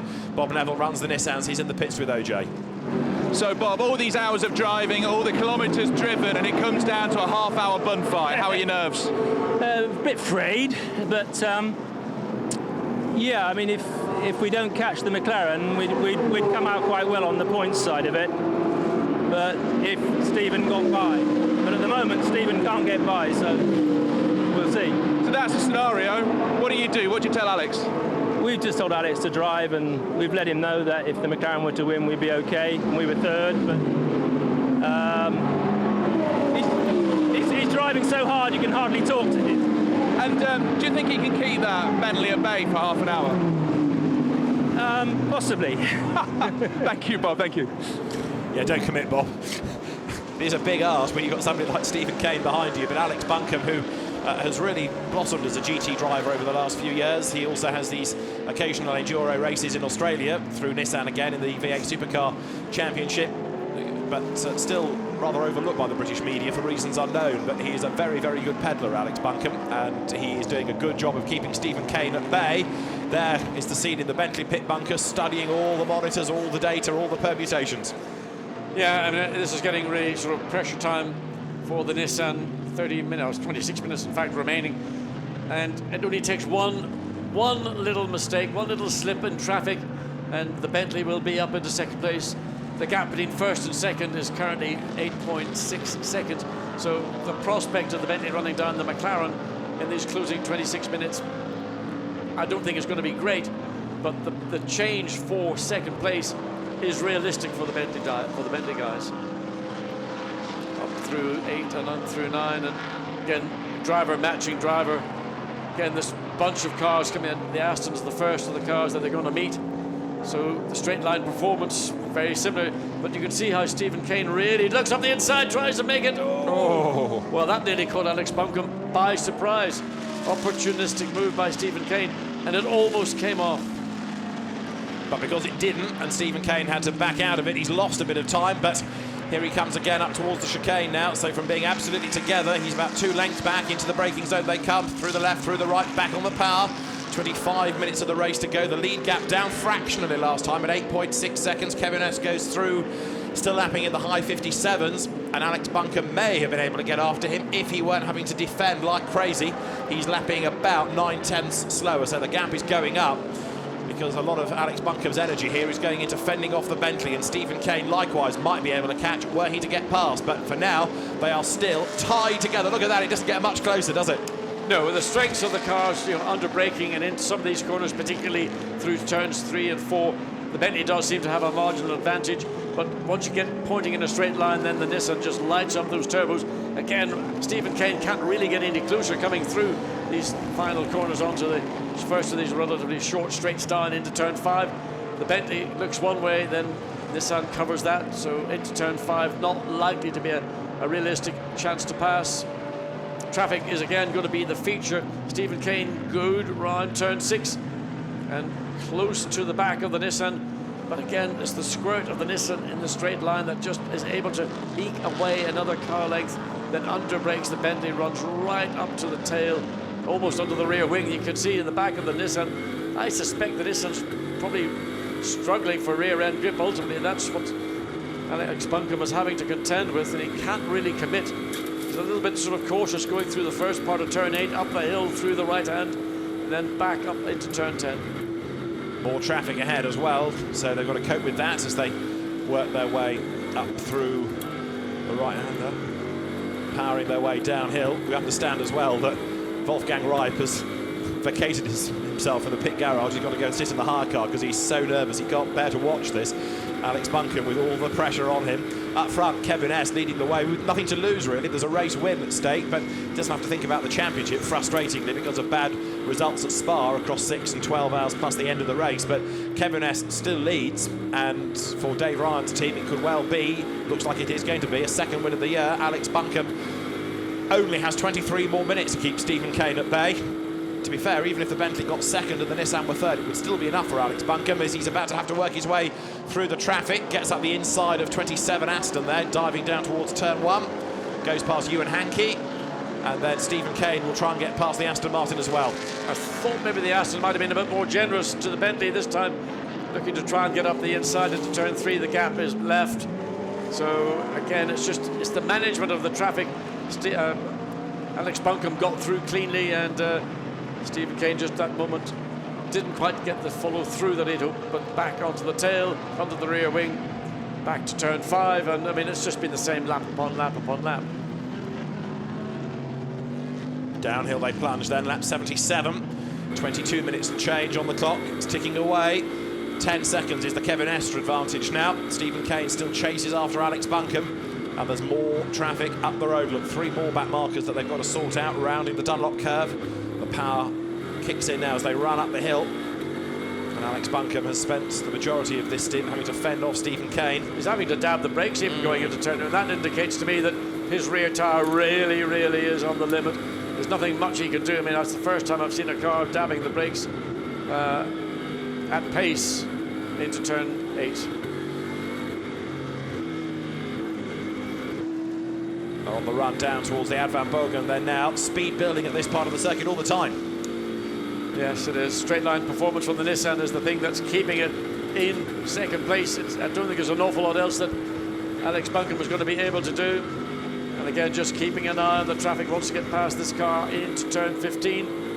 If he doesn't, again, the momentum is going to swing towards the Bentley right on the tail of the Nissan. But we know once the power gets down, the traction absorbs all the torque from the Nissan. Look, you can see literally just eking its way further and further away, and Stephen Kane could push his foot through the firewall of the Bentley, wouldn't go any faster. And under braking, he tries to close back up. The Acuriacos BMW to the left. They're going to have to get past Ollie Bryant here. He and Alex have raced against each other in modern GT and historic sports cars as well. And this is Stephen Kane's chance. A little bit of contact there as he tried to get up the inside. The Nissan being compromised by the BMW. He runs wide. Stephen Kane's alongside. He's on the outside line for the next corner, but he's done it right round the outside. He got wrong-footed by the BMW, and the choice went to Stephen Kane. He got the clear shot out of turn 3 through turn 4, and poor Alex Buncombe had nothing he could do. He was wrong-footed by the BMW, and he couldn't adapt or adjust quickly enough to prevent Stephen Kane seizing that opportunity. Again, the Nissan running wide coming out of turn 6.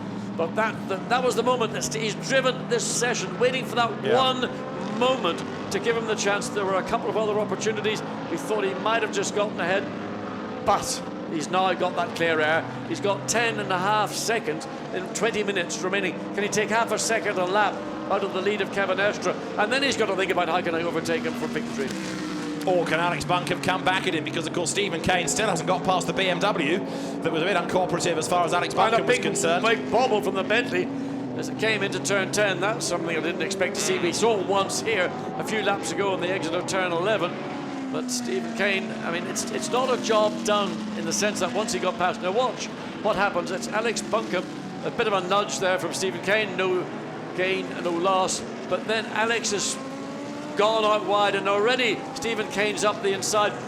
Buncombe tries to come back, but there's too much of the Bentley, too close to the, and then it's the momentum that really took the Bentley through. So Alex Buncombe got just wrong-footed and thinking maybe the Bentley was coming through here. And of course, he's still got the BMW on the outside. He's trying to keep the car on the racetrack. The back's skipping and hopping across the racetrack, and then he's clear. Once the BMW, once the Bentley gets its nose ahead, then there's no going back. So now it's a rather more resigned expression in the Nissan garage. Captain Masachia referring to the contact there, but it all started because Ollie Bryant and the BMW was getting in the way. Yeah, I mean, and the responsibility of the car that's being lapped is to get out of the way, especially of cars at this pace under this position. So I think there mightn't be a lot of happiness between Acuria Cars and Nissan on the flight home tonight. Well, they've now got through, but Guy Smith's car that Andy Merrick took over and has now got Stephen Kane behind the wheel is edging away from the Nissan as they head downhill then. 18 more minutes on the clock. Kevin Estre is leading by 12 seconds. And number 7 must give back the position to number 23, it says on the timing screen. The Bentley must give the place back to the Nissan, and that presumably has to be because of the contact. I would assume that's the only thing I can see. I don't see how that contact had any significant bearing, other than I suppose Nissan would say, well, he bumped into the back of us and unsettled the back of our car, and we were then slightly forced out wide. So that's a judgment from the race director. So number 7 is going to have to concede. Well, no one saw that one coming, least of all Stephen Kane. Absolutely, so he's going to do the hard work all over again. So there it is, confirmed on the graphic. Car 7 must give back the position to 23. And that'll really frustrate Stephen Kane, because not only did he pass, he pulled away as well. So they've got to do the swap, and then Stephen Kane has got to do it again. But yeah, you saw the contact. It certainly did force the Nissan out wide.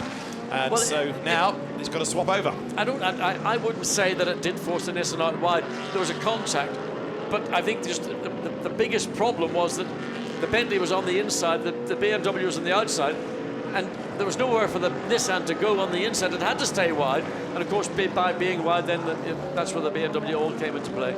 So Stephen Kane, I don't know how many laps he feels he can continue running ahead of the Nissan, but he will have to concede that very shortly. But he will try and, well, there's nothing to be gained. Just let the Nissan, there he goes. So the Nissan goes through, ironically, almost at the same part of racetrack where this. So now he's going to come back immediately. I mean, he should have been under the rear wing. The minute the Nissan went ahead, I'd have been right under the back of the Nissan again and giving Alex Buncombe the most amount of grief that I could. Judgment by the director or by the stewards. And under the circumstances, I don't think anybody's going to complain about it. So the battle continues. Alex Buncombe has still got to defend for 16.5 minutes, so it's not finished yet. And we know that Stephen Kane is on his toes. We know that he will seize any opportunity. Again, it's going to be in traffic. So McLaren up ahead. So let's look and see Alex Buncombe, what he can do. Guy, at this point in the race, it's a very simple question. Was that fair, having to give the place back? No. Stephen got a run on him, he came across, they touched, but that was that. And then Alex ran wide, Stephen had a run, they raced side by side, cleanly for the next corner. It's a really good move, actually. So, Stephen's proving, though, he's got the pace to get past the Nissan. yeah, I think the Nissan's holding us up. Stephen's got really good pace, but you know, we know the Nissan's very quick in a straight line, and he's using its strength. So he had to take the opportunity while he was there, and we all thought it was a great move, but that's racing. So thank you, Guy. No problem. You can sense the frustration, but we're not done yet. Guy Smith watches on as Stephen Kane mounts another assault then on the run past the pits. Nissan versus Bentley. Look at all the traffic ahead that they've got to find a way through. Ugly. It's ugly. There's a McLaren to get by, which Alex Buncombe will try to commit to as he gets up the inside of Adrian Quave-Hobbs' car.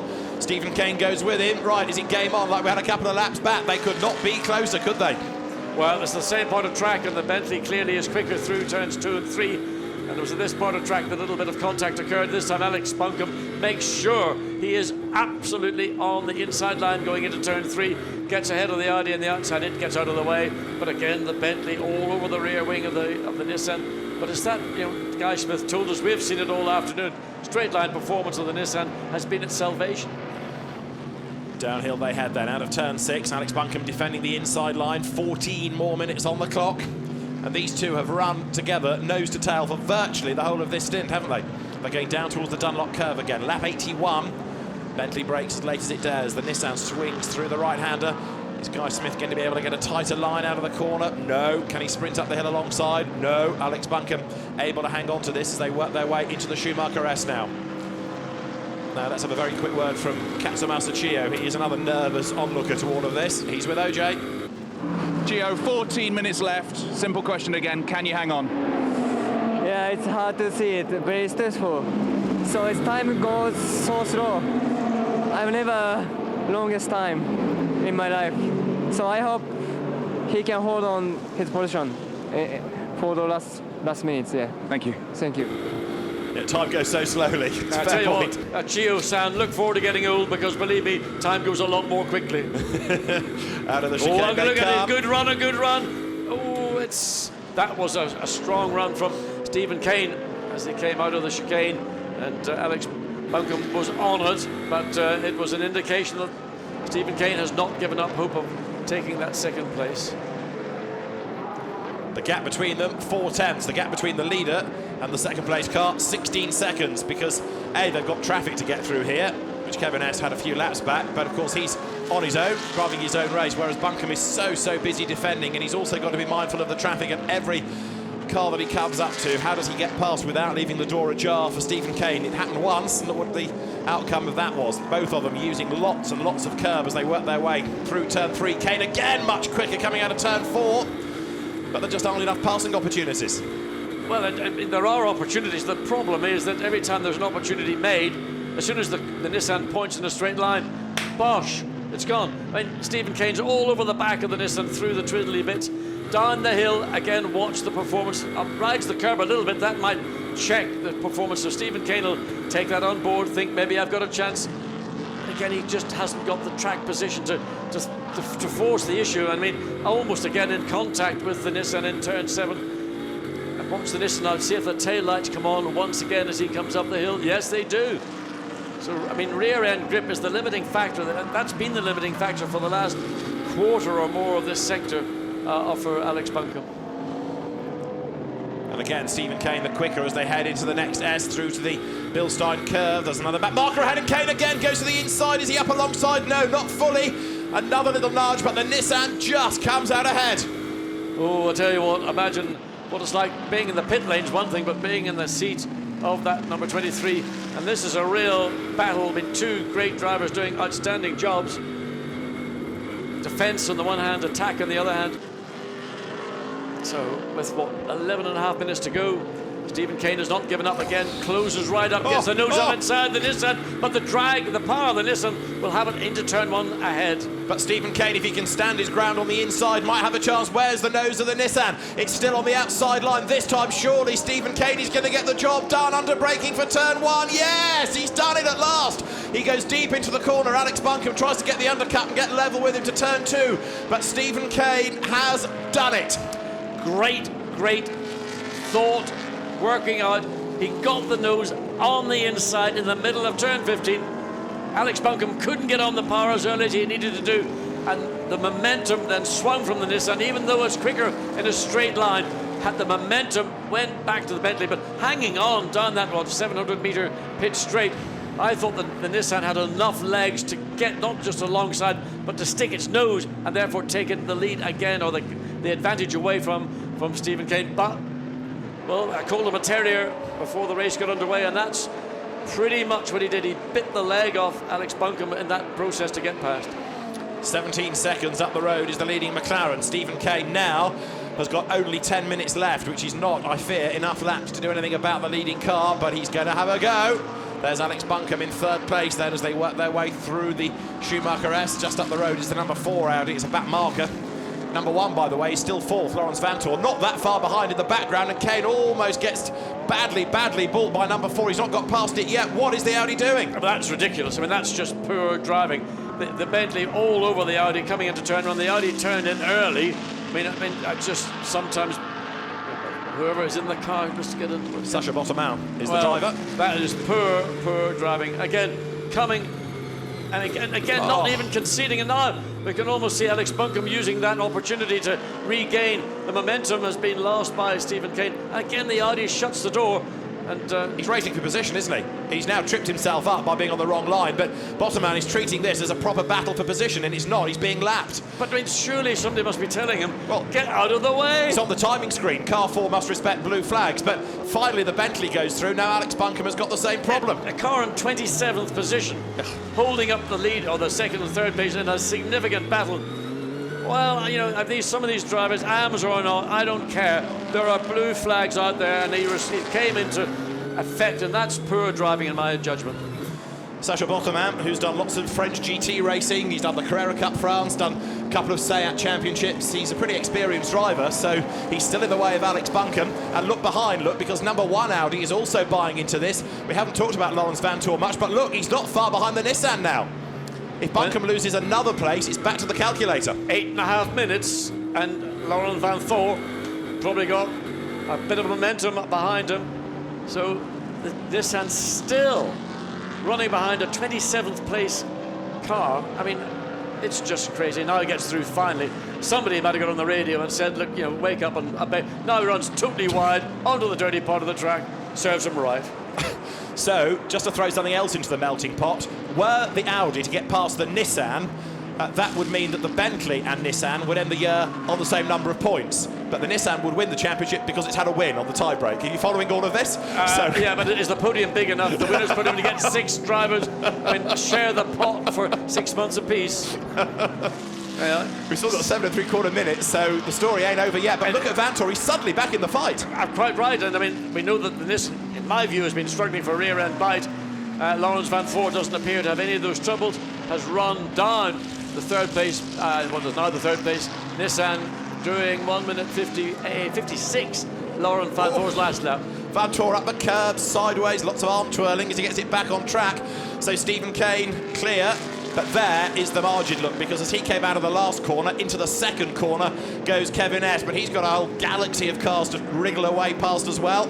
There is the 2nd place Bentley. It's 19 seconds, in fact. The gap has come down by 6/10, but it's not enough. But Stephen Kane, yet again, has thrown everything at this. What he needs now is for some bad luck to befall Alex Buncombe, and if his tyres are going off, the pace might ebb away even more. Well. I mean, the last thing Alex Buncombe wanted was having had to deal with a whole stint of a Bentley headlights burning into the back of your car. You've now got a set of Audi headlights burning into the back of your car, and it's 6.5 minutes to go, and it isn't over. And again, traffic could be the factor that brings an overtake into play. Lawrence Vanthor wants the podium. He likes the podium. and he's got the momentum again. He's positive, where Alex is having to be defensive and by nature then negative. Downhill, 6.5 minutes to go. A lap, remember, is just under 2 minutes on this full version of the Grand Prix circuit. And as the cars now climb uphill once again, Laurens Vanthoor is inching up onto the back of the Nissan. He's not storming up there, but he's creeping up onto the tail.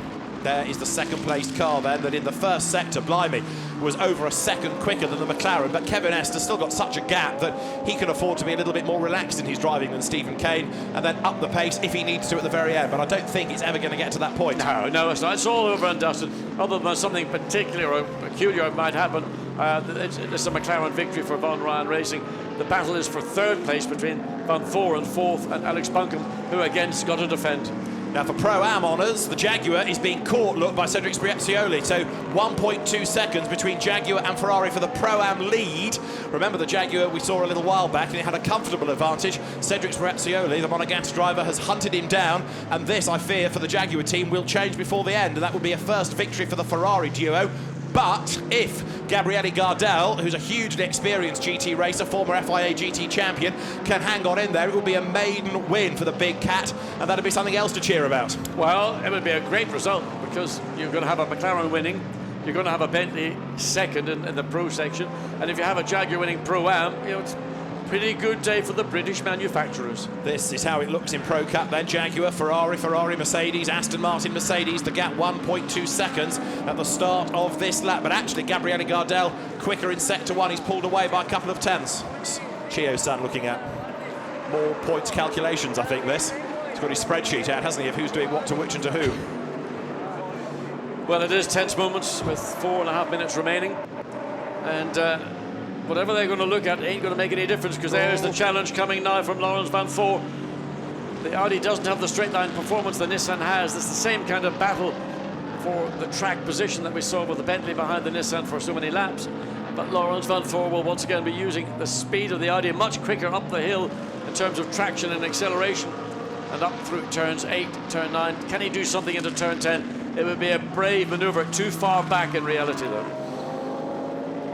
4 minutes to go then, so that's going to be 2, maybe 3 laps before the very end, as the cars now work their way up towards the Ad Van Bogen. So looking at the points, this is how we are at the moment. 62 for the Nissan team, 59 for the Bentley boys. But if the Audi gets past, remember, that takes points away from Buncombe and Chio and Ripe, and then it becomes effectively a tie-break between Nissan and Bentley.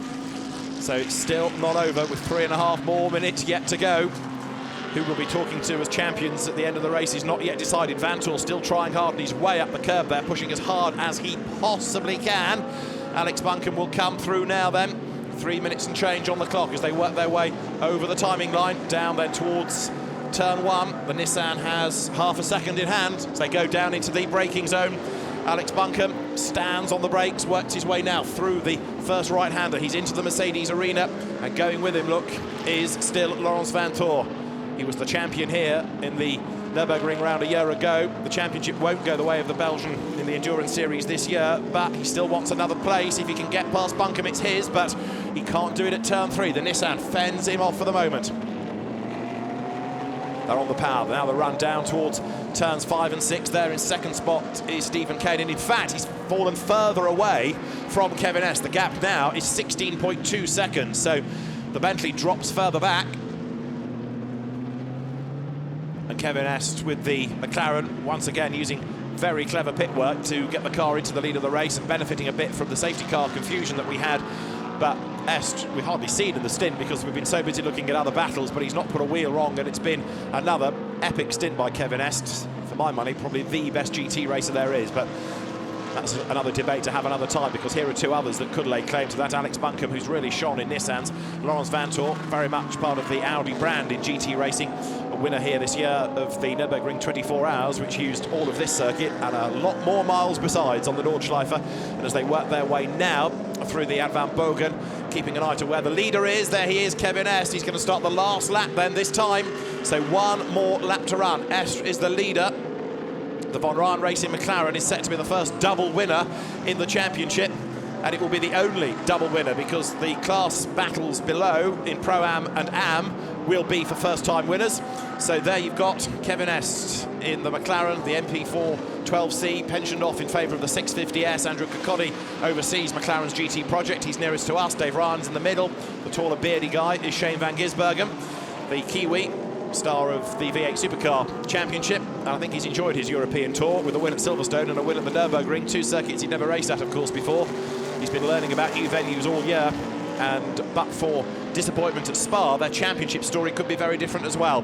Here then is champion-elect Alex Buncombe, but he needs to keep Laurens Vanthoor behind him for one more lap to be absolutely sure of that. To turn 4 they come, and Vanthoor up the inside, up the curb as well. Doesn't quite pay off, he had to back out of it, but Vanthoor committed.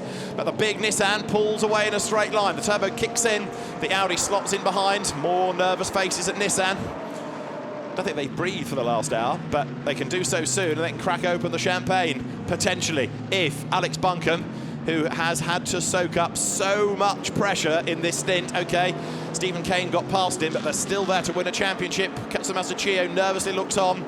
Who's going to be the person that knocks on the hire car door of Wolfgang Reip and says, you can come out now, champ, because he may not know any of this. So nervous. Don't look at all. Into the last few corners comes Kevin Est, set for a race win.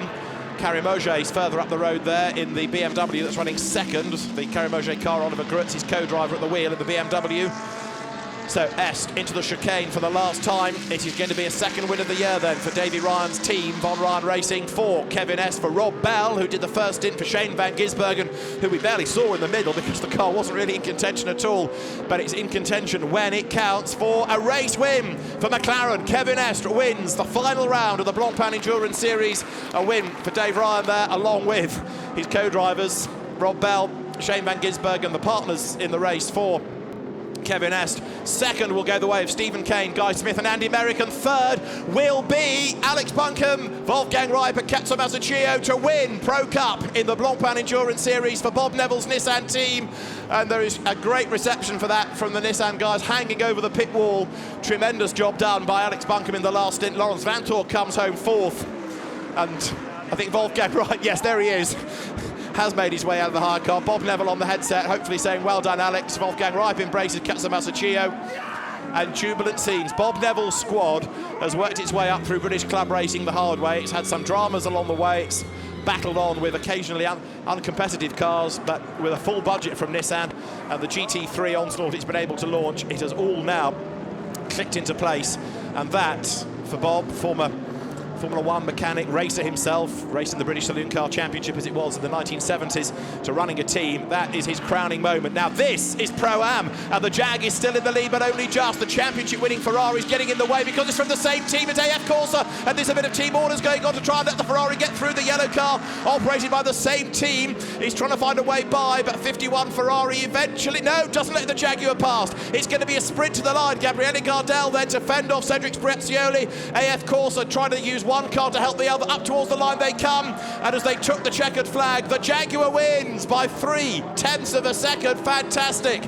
After so many years of heartache, the Emil Frey Jaguar team has scored a result, and I can see the people on the pit wall, the team celebrating. They can't believe it.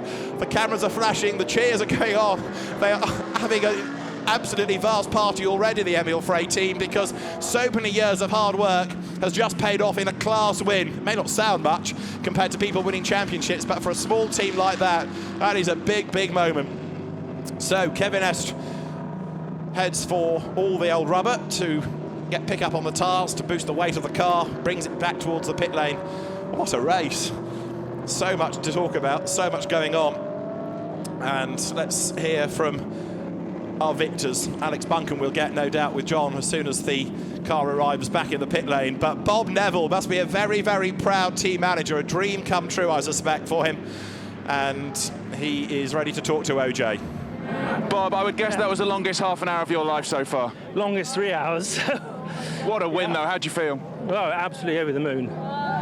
So tense that, you know, with the we weren't sure if the Audi got us, whether we'd be on equal points then with the Bentley, and that was as close as you need to get. And how excited were you to see how much it meant, not just to you, not just to the drivers, but to the whole of the Nissan team? Well, they've just worked tirelessly, so yeah, fantastic. Congratulations. Thank you very much.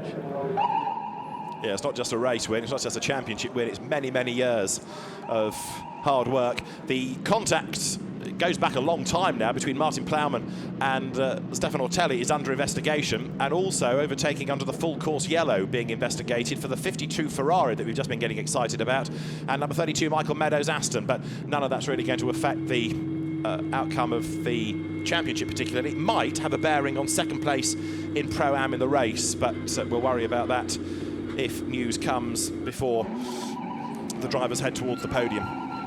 So McLaren, Bentley, Nissan, the top three in the Pro Cup.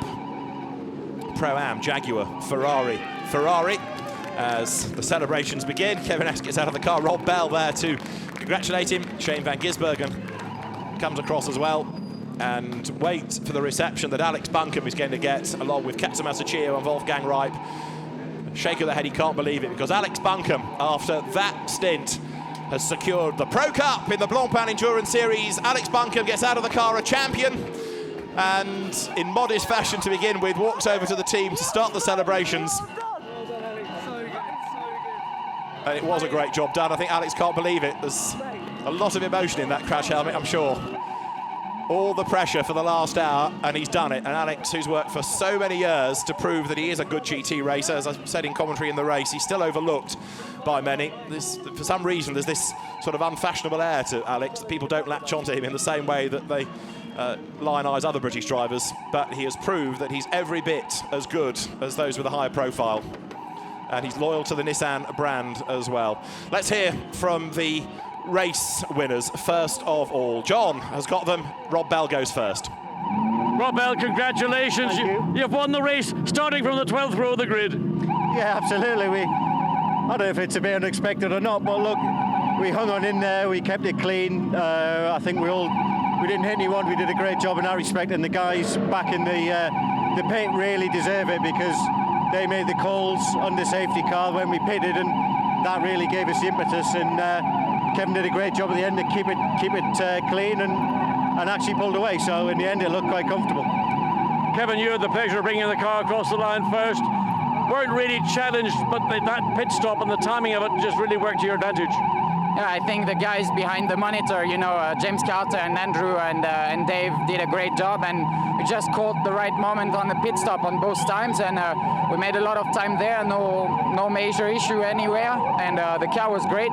I had a small gap at the beginning of my stint, and I could pull a bigger gap while the other were fighting, and then I was just controlling it. So mega, the car was really constant, and I'm really happy to finish this championship on the highest place. And I think we could definitely have won this championship without a small problem with another car in Paul Ricard. We're running out of time, Shane. Well done. Just say well done to the folks in New Zealand. Oh, it's awesome. So good to be up here. But thank you to the team. The strategy race pitted on 40 minutes in. It was unbelievable that we made it. So just stoked to be here. Thanks for the team. Well done, guys. Thank you. Congratulations again. So three very, very happy drivers. In the background, the Bentley boys, perhaps less happy. Stephen Kane gave it his best shot, but just not to be. But how about that? The Nissan drivers are victorious. And, of course, it was here earlier on in the season that the Nissan had big dramas in an earlier race. We'll come to that in a moment. Let's hear from the Nissan drivers. Congratulations, guys. Champions, you were in a terrible state. Yeah. You were in your car watching, I don't know what you're watching. You look like you had no rear grip for over half your stint. Tell us about Alex, what was it like? Firstly, I'd like to say just thank you to everyone involved. It's unbelievable feeling.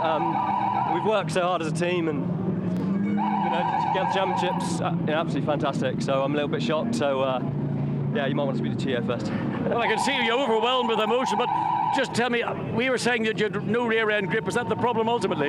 Yeah, I mean, I started the stint on new tyres, and we know the GTR's not the kindest on its tyres, and I knew I had Kaney behind me. He was going to be quick, and he was. And to start with, there wasn't a lot in it. He had a few tenths on me, and then I knew my tyres were going to go more than the Bentley. It's been like that all season, and yeah, just... Well done, champion. Wolfgang, you had a great stint as well, but were you really sitting in your car? You couldn't watch it?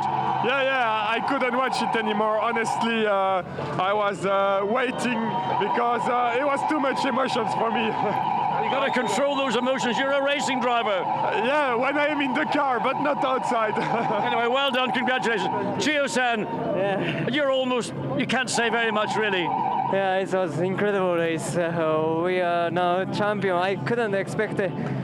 It's difficult to say how to say, you know. The team did a really great job, and Alex Bandy was great run. It was longest time in my life, and the last minutes.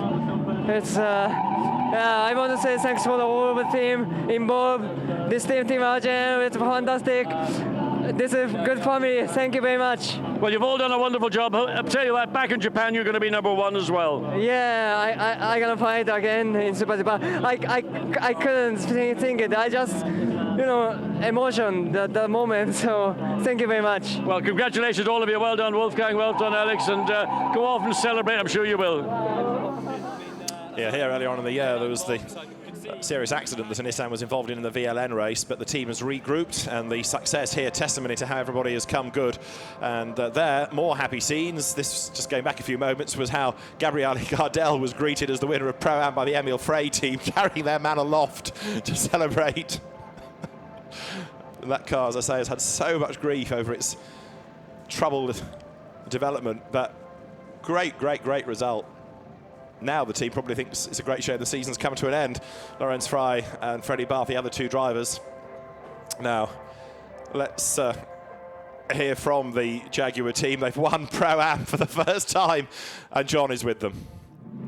Freddie, I think you guys, your team, are the happiest guys in Parc Fermé. You're just delighted. Absolutely, there are no words for it. I mean, it was such a hard fight during all the years, we have to say, and finally we did it. I mean, it was a great success for the whole team, for everyone with, and nothing to say. I mean, well, who do you think's more surprised, your competitors or you? I would say the competitors, but for us, it's a surprise that we finally did it. Well done. Come on. So, emotions. Everybody is so emotional. Yeah, for sure, because it's 4 years really heavy work, and this is the payback. We really work hard. We were some kind of unfortunate, but today everything worked really correct in the race, and we could set our pace. So thanks to everybody. Well, congratulations, and isn't it always better to finish the season on a high than to start on a high? For sure, this was our aim, to show a good result, and we're really proud that we can drive with a Jaguar, such a nice brand, and it's an own-built car, so for us it was now nice to show. We know the potential is there, and now we're so proud that we could show it at the race and win this race. This is great, and thanks to Jaguar. Great. Well, I think there are many very popular results here this afternoon, but I think your one gets the prize. Sorry, I just didn't follow the question. Okay, I'm just saying everybody's so happy. Yeah. You get the prize for being the happiest team. Absolutely, I think, but the team is over there. I mean, they've done a great job. We just drove a perfect car, so it's easy to finish in front. They are the guys, he and the whole crew behind there. Enjoy it, celebrate it. Thank you. Well, the Emil Frey Jaguar team does celebrate, doesn't it? Knows how to throw a party. So lots and lots of happy people in Parc Fermé and resigned people at Bentley.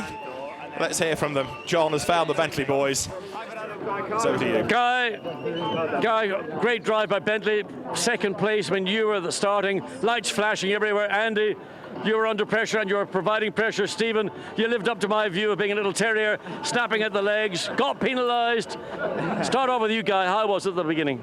Yeah, it was good. I mean, typically the start's very difficult here. A lot of cars going down into turn one is very tight. A little bit exciting, but the main thing was to get through there without any contact. And the first stint went well. We managed to move forward, and Andy drove a great stint, and then was over to Stephen at the end. And yeah, it was just exciting as always. Well, you had the middle stint, Andy, and of course the team were saying, let the other Bentley go, maybe it's a bit quicker. I mean, nobody likes to be asked to give ground. Well, no, but he was on new tyres, and we were on a different strategy. We put new tyres on at the end, so yeah, no, it was a good battle. To be fair, we were quick, so these guys did an absolutely incredible job as usual. So yeah, it was just very tight at the end.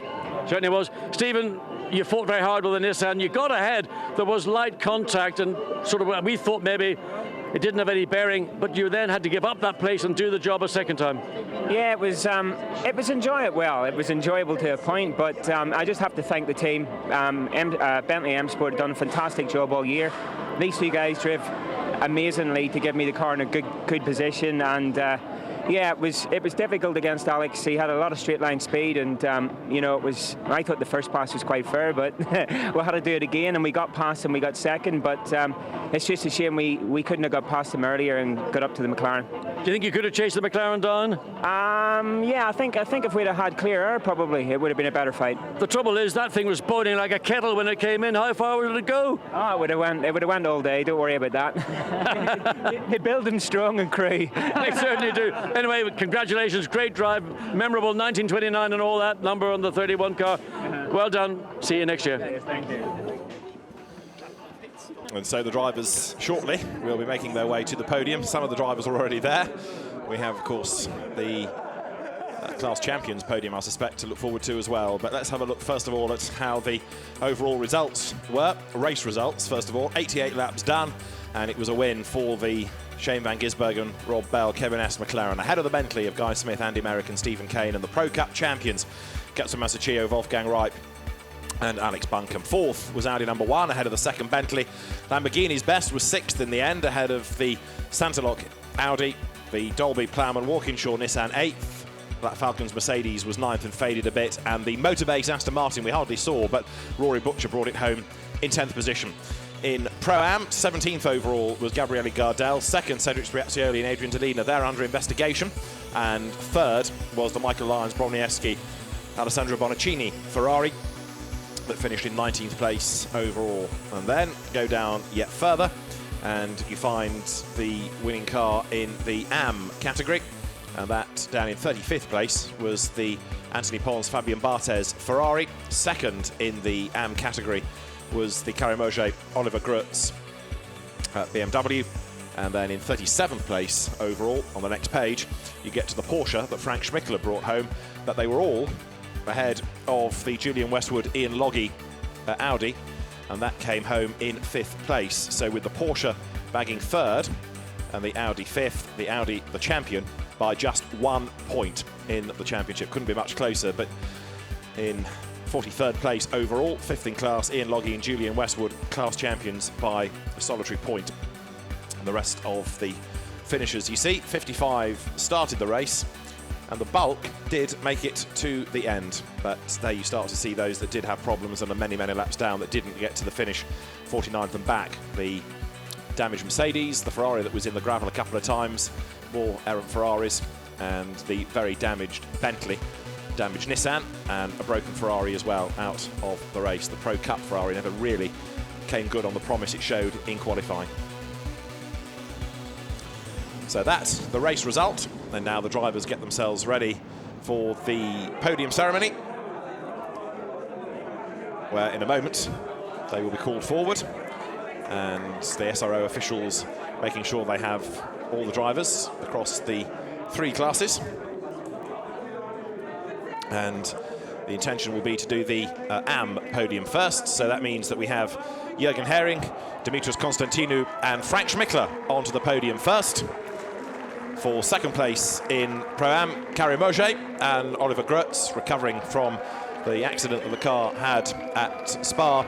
But a maiden victory in the AM competition goes the way of Anthony Pons and Fabian Barthez, who make their way to the top step of the podium. It is a win for the ACA ASP, the ACA Autosport Promotion team, and the Ferrari drivers can celebrate.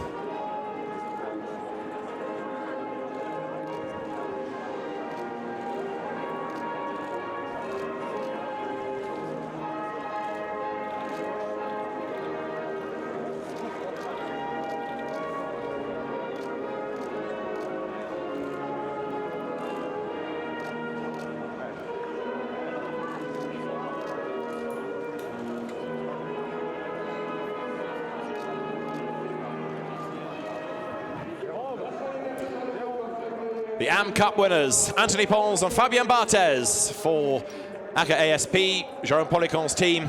And now the trophies presented, first of all, to the 3rd place team of Frank Schmickler, Dimitris Constantinou and Jürgen Hering. The Porsche drivers on the podium. 2nd place will go to Carimoge and Oliver Grutz. And then to the race winners, another first-time victor is the combination of Fabien Barthez and Anthony Pons. And in the middle, Jérôme Policon, who, very successful racer himself, now runs the team. It's the first time that they have scored a victory. The Porsche team on the podium for the second time this year, and a third podium result for Oliver Grutz and Karim Auger. The AM Cup winners, Anthony Pons and Fabien Barthez.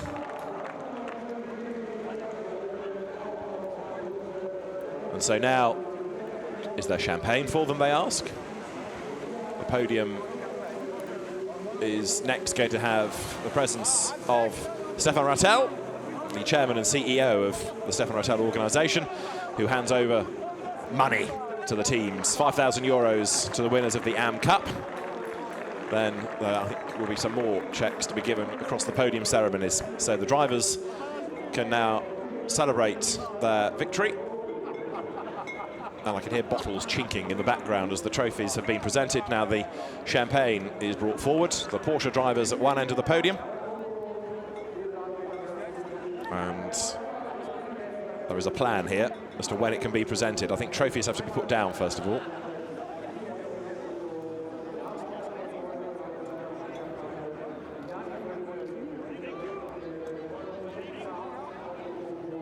Karim Auger says, what would we do now? Now the trophies are all on the floor pretty much. The champagne can be handed over to drivers, and some with bottle, others not. And Karim Auger says, no, thank you very much, I'm off. In fact, nobody is in terribly much of a spraying mood, are they? So Jérôme Policon, as the winning team manager, thinks otherwise. Fabien Barthez makes his way off the podium. Prolific racer these days, but for his team, Jérôme Policon sprays the champagne. So a first victory in the AM Cup for Anthony Pons and Fabien Barthez, but Ian Logie and Julian Westwood, the champions by just 1 point in the end, from Jürgen Hering, Dimitris Constantino and Frank Schmickler. Steve Earle and Liam Talbot and Marco Zannottini end up third after a pretty subdued race by their standards, it must be said. Fourth, not here this weekend, Andre Berzin, Fabio Mancini and Rino Mastronardi. But for the accident at Spa, Oliver Grutz and Karim Auger would have been more of a threat in the championship, taking fifth in the end. Fabien Barthez and Anthony Pons sixth at the end of the season. So the drivers now being brought forward for Pro-Am, which means that, first of all, out come Michael Lyons, Michael Brovniewski and Alessandro Bonaccini. For second place, onto the podium, Cedric Spiazzioli and Adrian Delina. And then the joyous Emile Frey Jaguar team, Lawrence Frey, along with Freddie Barth and former FIA GT champion Gabriele Gardel for the top step, and the team represented as well.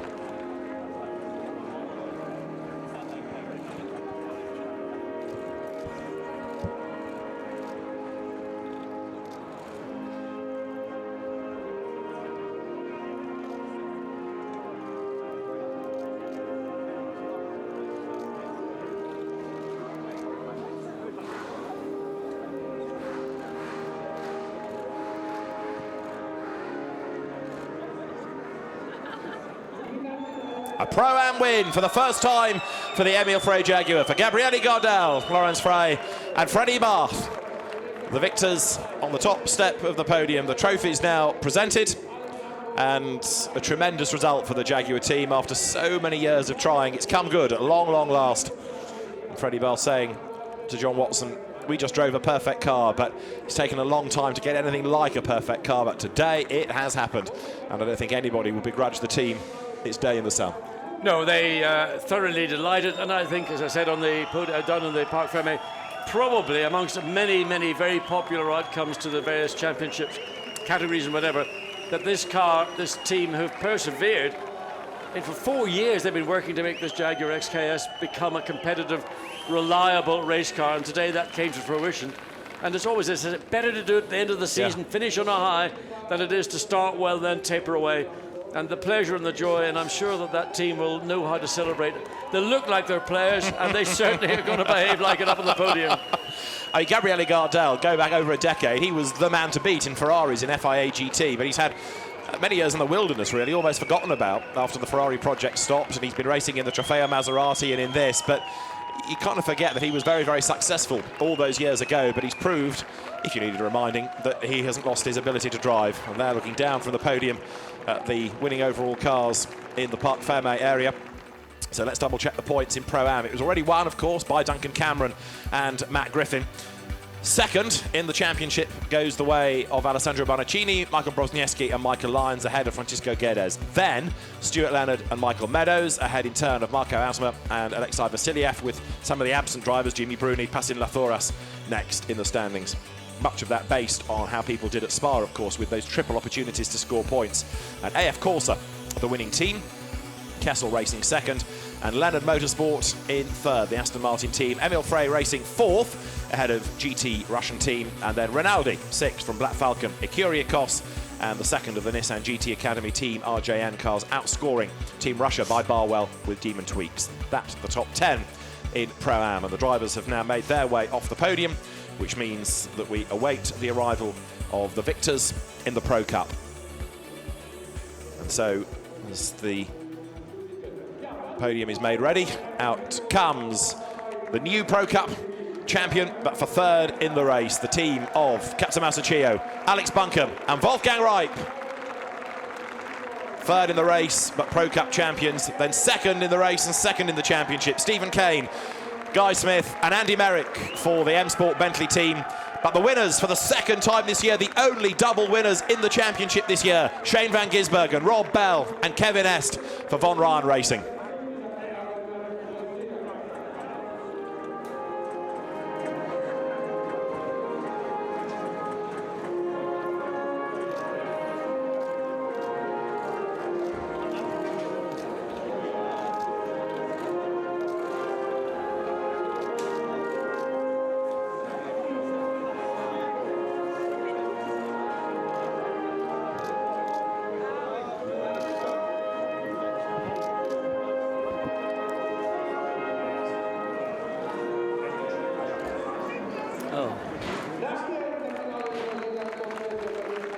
So the trophies brought forward for the third place drivers. First of all, a very emotional Alex Buncombe when John talked to him in Parc Fermé. Wolfgang Reip now able to breathe again. Katsumasa Chiyo, who stood nervously. I don't think he moved a muscle, did he?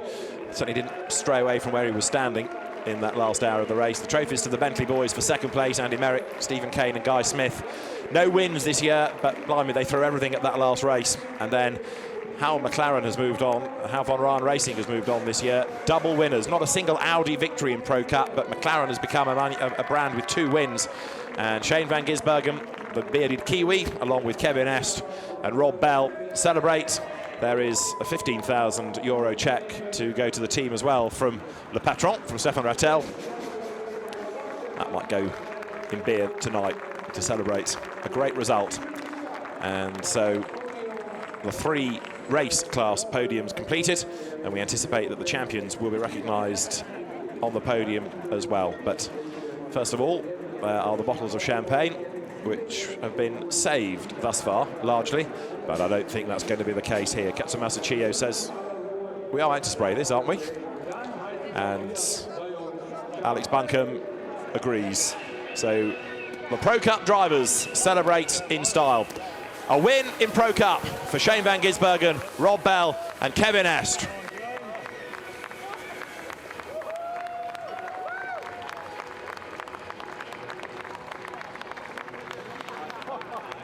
Champagne everywhere, and 3 different stories. A race winner, a champion and the vanquished, both in the race and in the title race. 2 seconds, if you like, out of that for the Bentley drivers. Second in the race, second in the championship, but it certainly wasn't for the want of trying, because they threw everything at it. As we check the points at the end of the Pro Cup, Alex Buncombe, Katsumasa Chiyo and Wolfgang Reip victorious in the end by 3 points over Stephen Kane, Andy Merrick and Guy Smith. Stefan Ortelli and Frank Stippel are almost anonymous in that race, and Rob Bell, Kevin Est and Shane van Gisbergen in the end 4th. Just think what it might have been but for Paul Ricard and but for Spa. Lucas Law absent this weekend, the Spa 24 Hours winner, taking 5th along with co-drivers from that event in Marcus Paltela, and then behind the likes of Jean-Carl Vernet, Robin Frins and Lawrence Vantor, having struggled to make points over the course of the season. They end up 7th in the case of Vantor and Frins and Verne, behind Nico Bastiat and Steph Dusseldorp, Danny Juncker 9th, Nico Muller 10th, Maxime Martin 11th, Buk, Suchek and Sule 12th in the second of the Bentleys after a more difficult season again for the second car. But so many point scorers within Pro Cup this year. Nick Katzberg, of course, part of the winning team at Spa, Babini, Mull, Palmer, winners at Monza. And all of that means that as far as the teams are concerned, then the points scored give, in the end, a 3-point win to the Belgian Audi Club Team WRT. So no race wins, no drivers' celebrations, but a team's championship instead, ahead of the M Sport Bentley squad in second place. And then the champions, because the AM champions, Ian Loggie and Julian Westwood, class winners here last year, step forward. The Pro-Am winners, Duncan Cameron and Matt Griffin, will step forward. And then we will have the Pro Cup winners as well, because there's going to be another enormous cheer reserved for Alex Buncan, Captain Masachio and Wolfgang Reip, who make their way out onto the podium. And in a championship as competitive as this, John, to win, never mind your class in the race, but in the championship itself takes a huge amount of effort and commitment. Well, it's also done over such a variety of races, 3 hours, 6 hours, the exhausting 24 hours of Spa. Not only are the cars exhausted, but it's a very diverse championship. Yeah. It is an endurance race, but this today was a sprint 3-hour race. There was no breathing space for any one of those 9 team members from the 3 categories at all, and it was just a flat-out charge.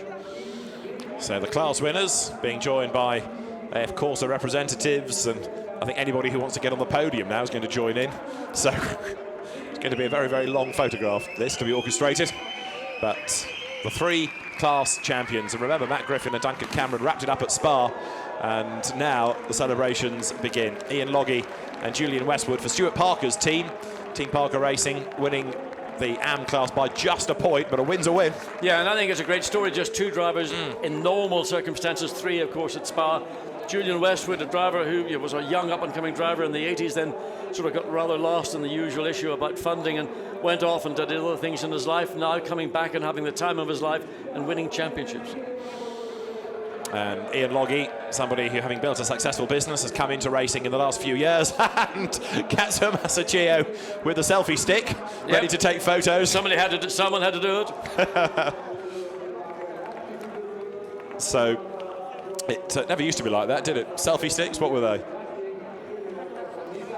So there you go, the class champions at the end of another fantastic season in the Blancpain Endurance Series. The drivers make their way away from the podium. Katsuo Masachio celebrating along with his Pro Cup teammate champions, Alex Buncan and Wolfgang Reip. So they make their way from the podium away to the press conference. But the winning drivers celebrate at the end of what has been another fantastic round of the championship. From OJ Borg, John Watson and David Addison, thanks for your company. It's been a great way to end the season. There'll be more of the same in 2016.